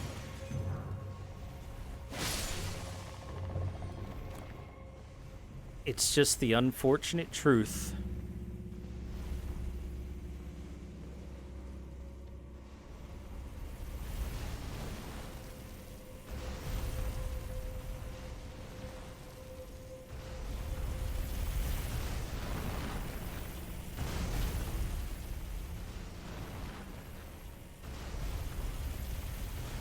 And look, nobody with a brain in their skull ever said that DS2 did everything wrong or right. Look, that one has a thing on it.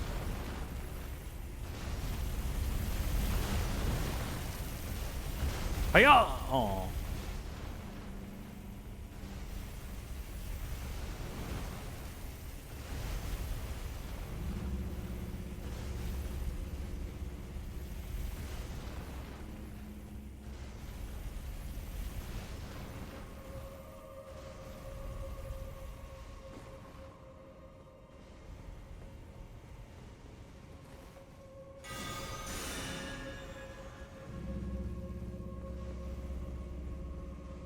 I repeat, anyone with a brain in their skull doesn't believe that DS2 is a terrible game and God's and it was created by the devil and the worst or anything like that. Is it worse than the other Souls games in my opinion? Sure. But that's like you're comparing like I don't know, a 8 to 9 out of 10 to 10 out of 10s. Brain plus skull is rare combo. Fair.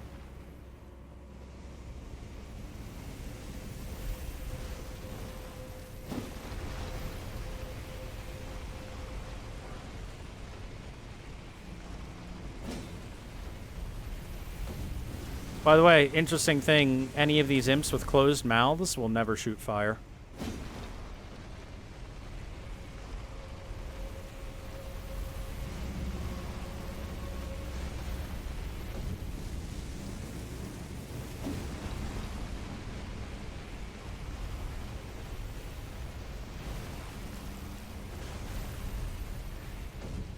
And watch.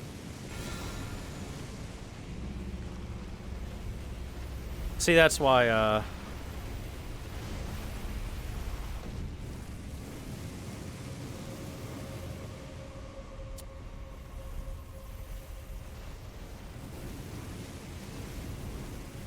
okay, yeah. That just moves the light that spawns the chariot around.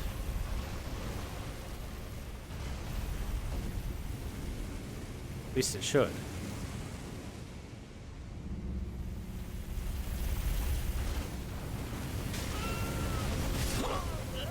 That is weird for why that worked that way.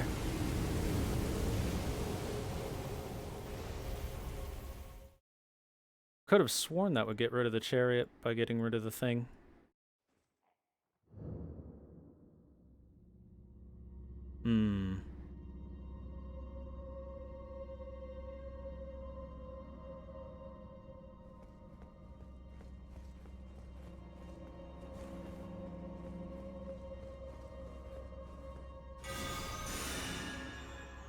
Yeah, I've always said that DS2 isn't a bad game. It's just not as good as its family members.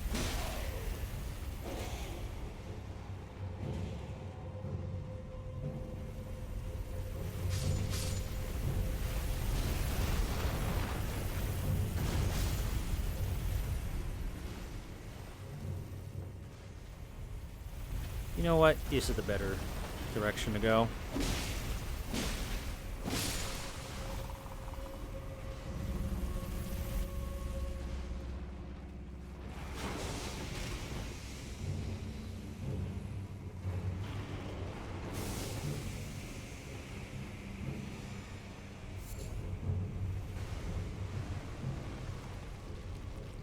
Haha, get smashed, idiot. There we go. That's because I moved the imp statue. Ash of War, Holy Ground, and the Tree Sentinel set.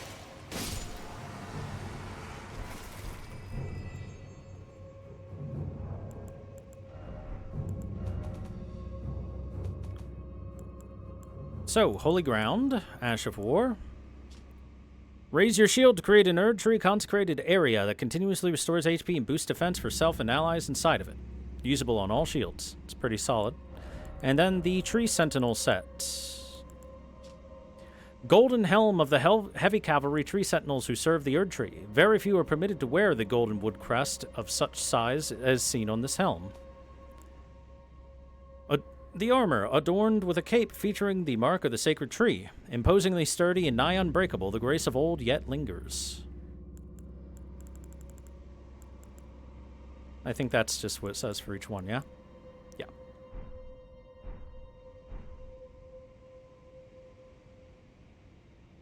Now, there is still more for me to get, though.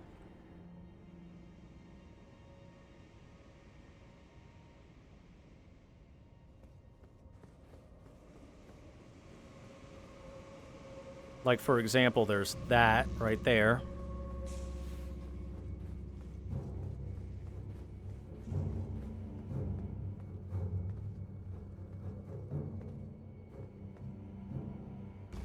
I do like that in this particular dungeon you do murder the chariots pretty good.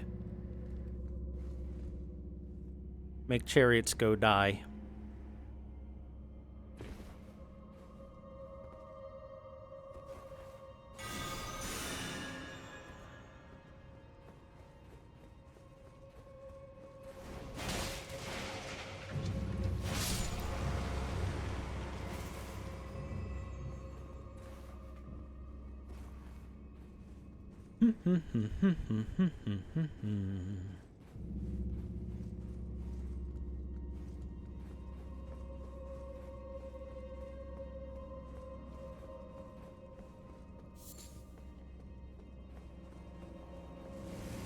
Ah!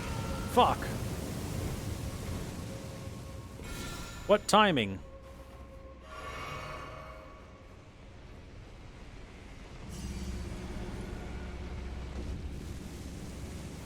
There, sheesh. Actually, you can probably just sit up now. Should be fine.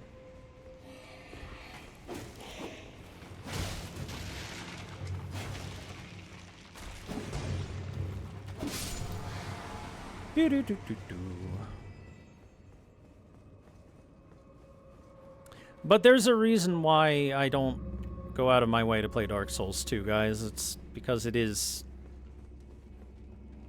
like, I think pretty definitively worse than the other Souls that you can play instead. Bad? No. Slightly worse? Yes.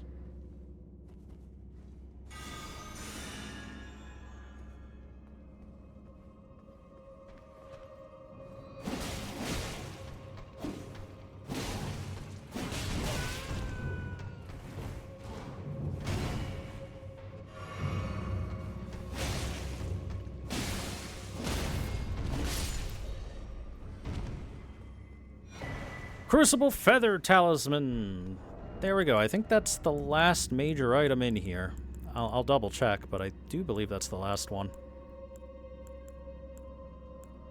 I was on my way to get it when I got unceremoniously slaughtered. A talisman fashioned from feathers that embody the aspects of various creatures, said to have grown on the human body long ago. Improves the effectiveness of dodge rolls, but increases damage taken at all times. A vestige of the crucible of primordial life. Born partially of devolution, it was considered a signifier of the divine in ancient times, but is now increasingly disdained as an impurity as civilization has advanced. Notice that it's said to have grown on the human body long ago. It says that for that. It says that for these knots. Basically, it's implying that at one point in time, it was not particularly uncommon for humans to have these things like horns or scales or feathers or tails or what have you. And as time went on, evolution had humans shed those things. And that now those who are born with them are like devolved people. And that's why they're seen, that's part of why they're seen as disgusting.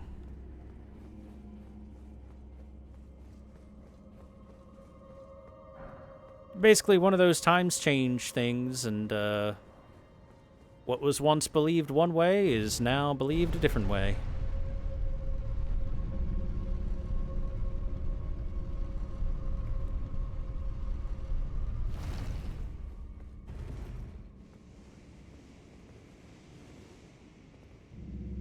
Oh yes, one sec. Let me double check the items in here to make sure I got everything. I did get the Vulgar Militia Ashes. I did forget to read those, but I should have them.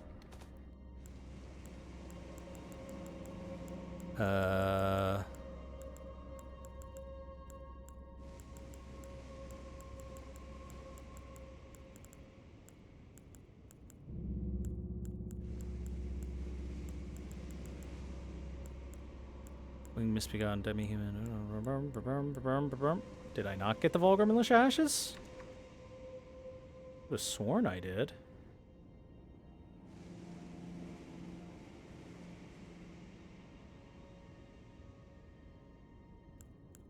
Oh, here it is.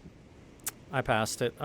Spirits of the Vulgar Militia who wield long-hafted, serrated hatchets. These brutal weapons are particularly effective at causing blood loss to opponents. In the lands between, the small were scorned, and so they formed their Vulgar Militia as a means to make a living, albeit in ignominy.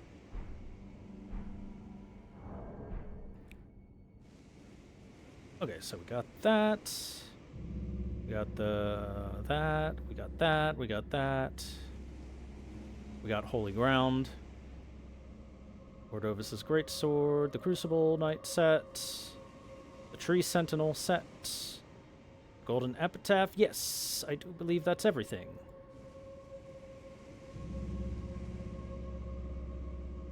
Alright, we're good here. Let's bounce.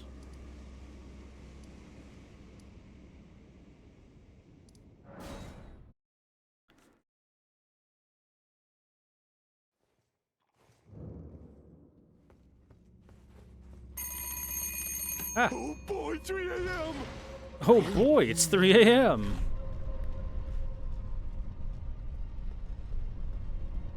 Thank you for that. Thank you for reminding us it's 3 a.m.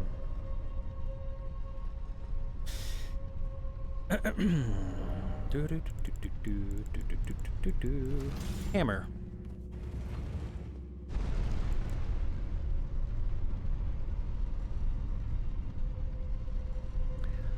I think my personal problems with DS3 is that a lot of DS3's like storytelling and lore is, hey guys, it's DS1 again. And that's it. Very little. Like there's a lot more of that going on than there should be.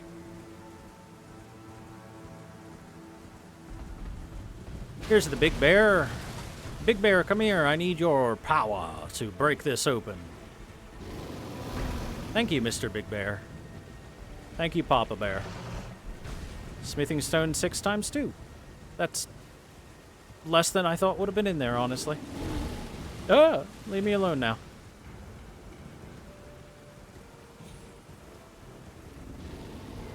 I personally think that overall, Dark Souls 3 has good boss design. It does also have a couple bosses that are awful.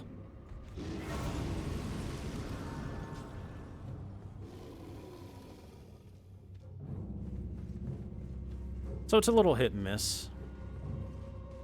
Look, it's a little jar. Oh, kill it.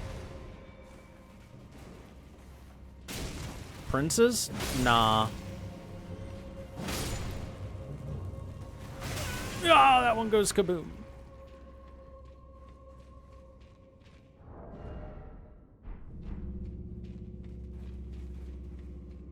I don't mind the princes.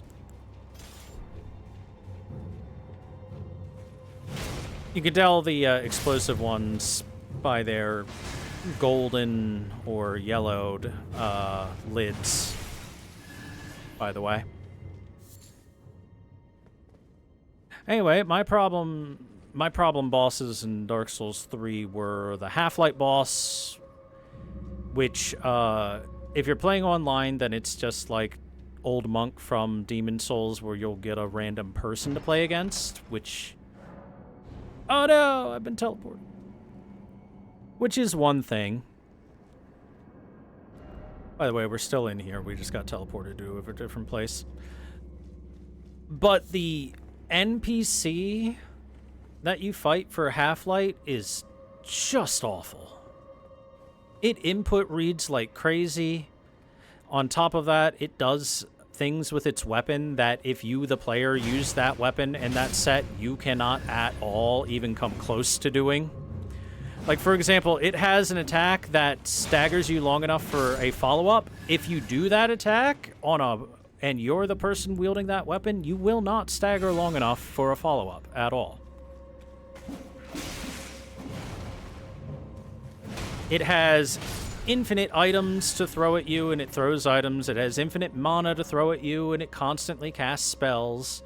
It has infinite stamina to continue spamming dodge roll and whatnot, and it has the AI to spam the shit out of dodge roll.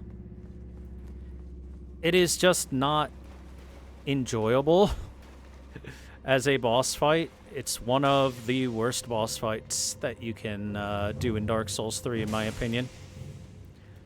And yes, it was absolutely a speedrun killer because of the immense amount of ways it can fuck you over with RNG.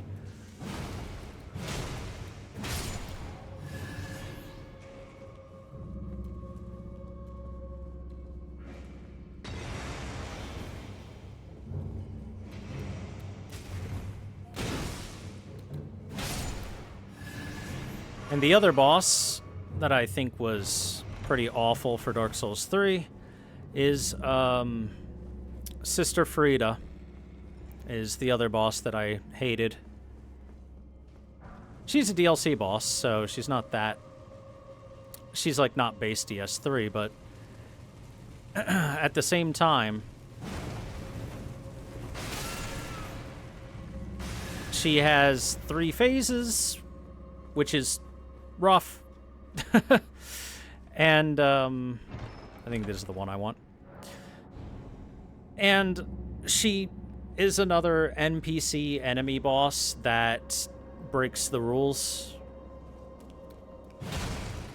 You know how I said I hate how Half-Life can take hits and not stagger, and can, like, one hit will stagger you long enough for a follow-up, but if you use the same weapon in the same move, it won't do the same for you. Sister Frida has that going on in spades. Like, to a crazy level.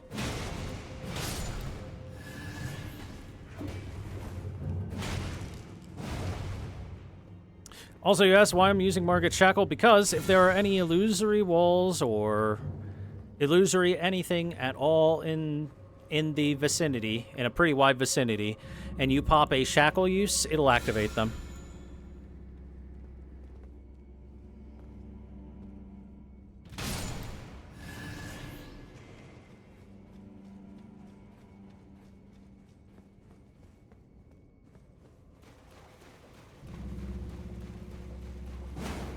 Man, I don't even think Frida was cool on the first playthrough. Because of all those things I mentioned.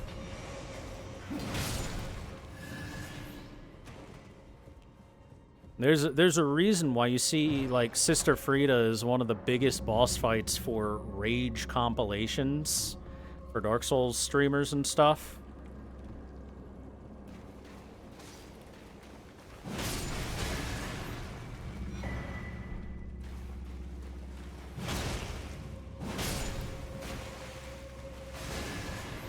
Did you roll into every roll in Elden Ring for no reason? Yep, you sure did. I'm sorry, Angry Fishmonger, for having to break it to you, but there was an easier way the whole time. To be fair, I did not know about that shackle trick until after my first playthrough, so I also rolled into every wall for no reason as well, so don't worry about it. You're not the first one. Or the last.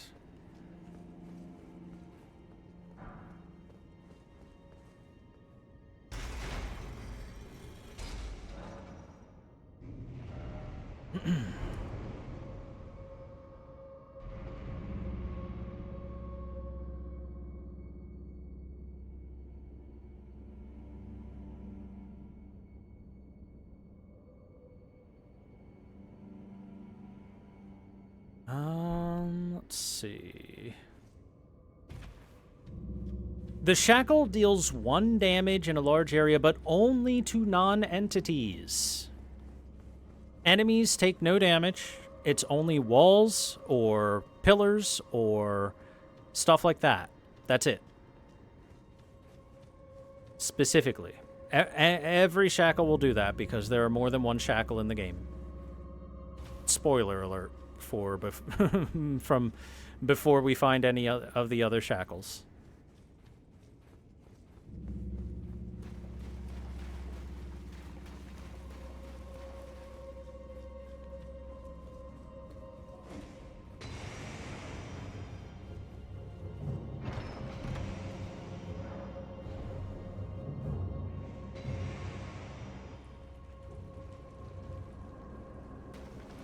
Here we go. This is the last set of items for me to get. Oh! Big spin.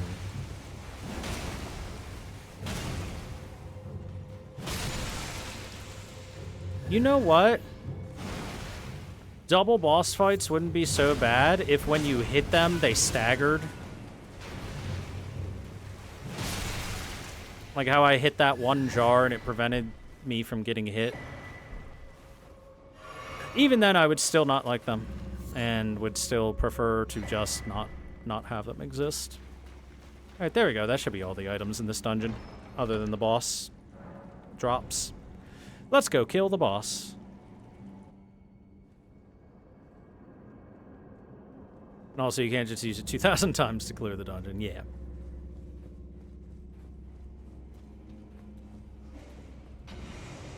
It would be quite the cheese tactic if you could just spam a shackle and clear out the boss room or something like that from behind the fog wall, or just clear the whole dungeon, you know.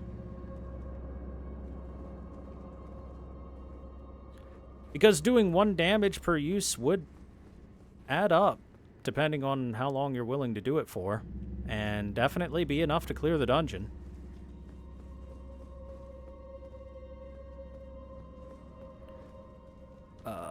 How do I return to where I want to go?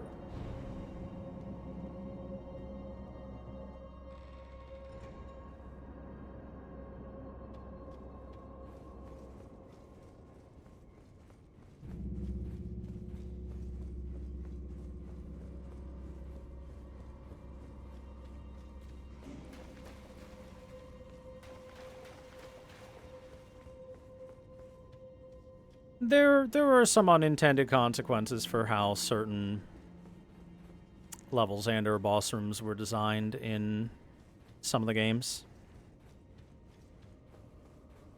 As was just stated, yes, you can snipe Manus from outside of his boss room to death with arrows from a spot.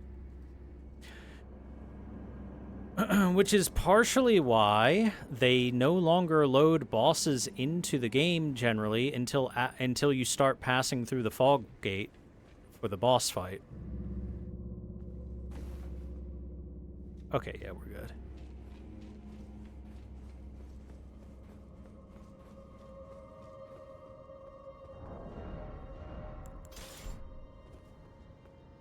Generally, at least, they no longer do that.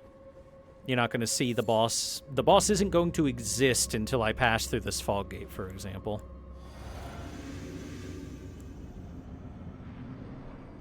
I summon me in attack mode.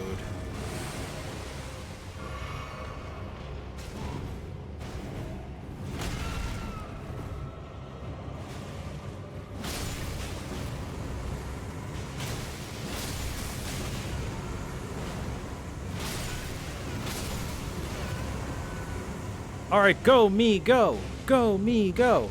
Go, me, go. Oh no, not the choke slam. I gotta save me before I'm broken in half. Dear God, I've been broken in half.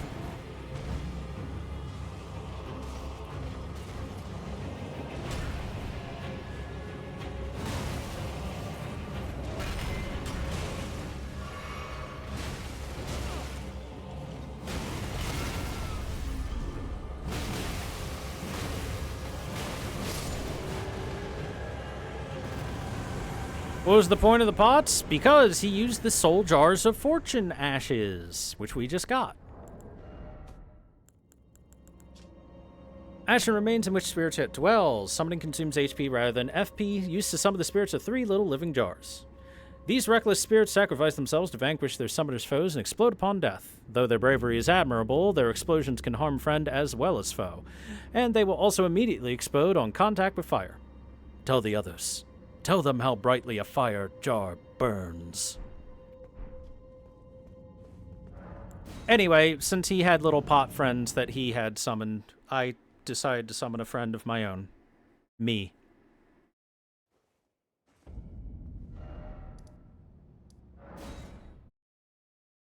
What's the dumbest way of cheesing a boss in Dark Souls? Probably the Manus Snipe, because that one is just a very obvious oversight.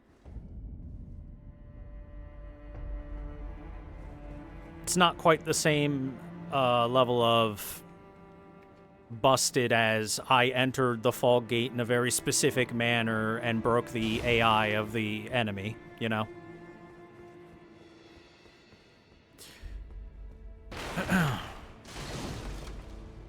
You know what? DS2 Dragon Knight Ornstein killing himself, I'll actually say that's pretty up there too.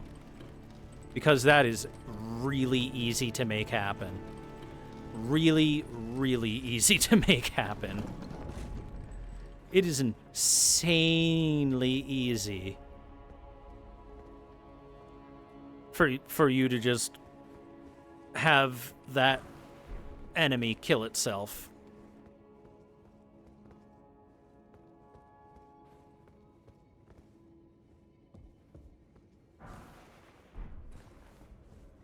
Look at our lovely little chapel here. And you can really tell that they worship the hell out of the Erd Tree. Because, you know, there's an Erd Tree on every banner. As there should be. That tree is pretty cool.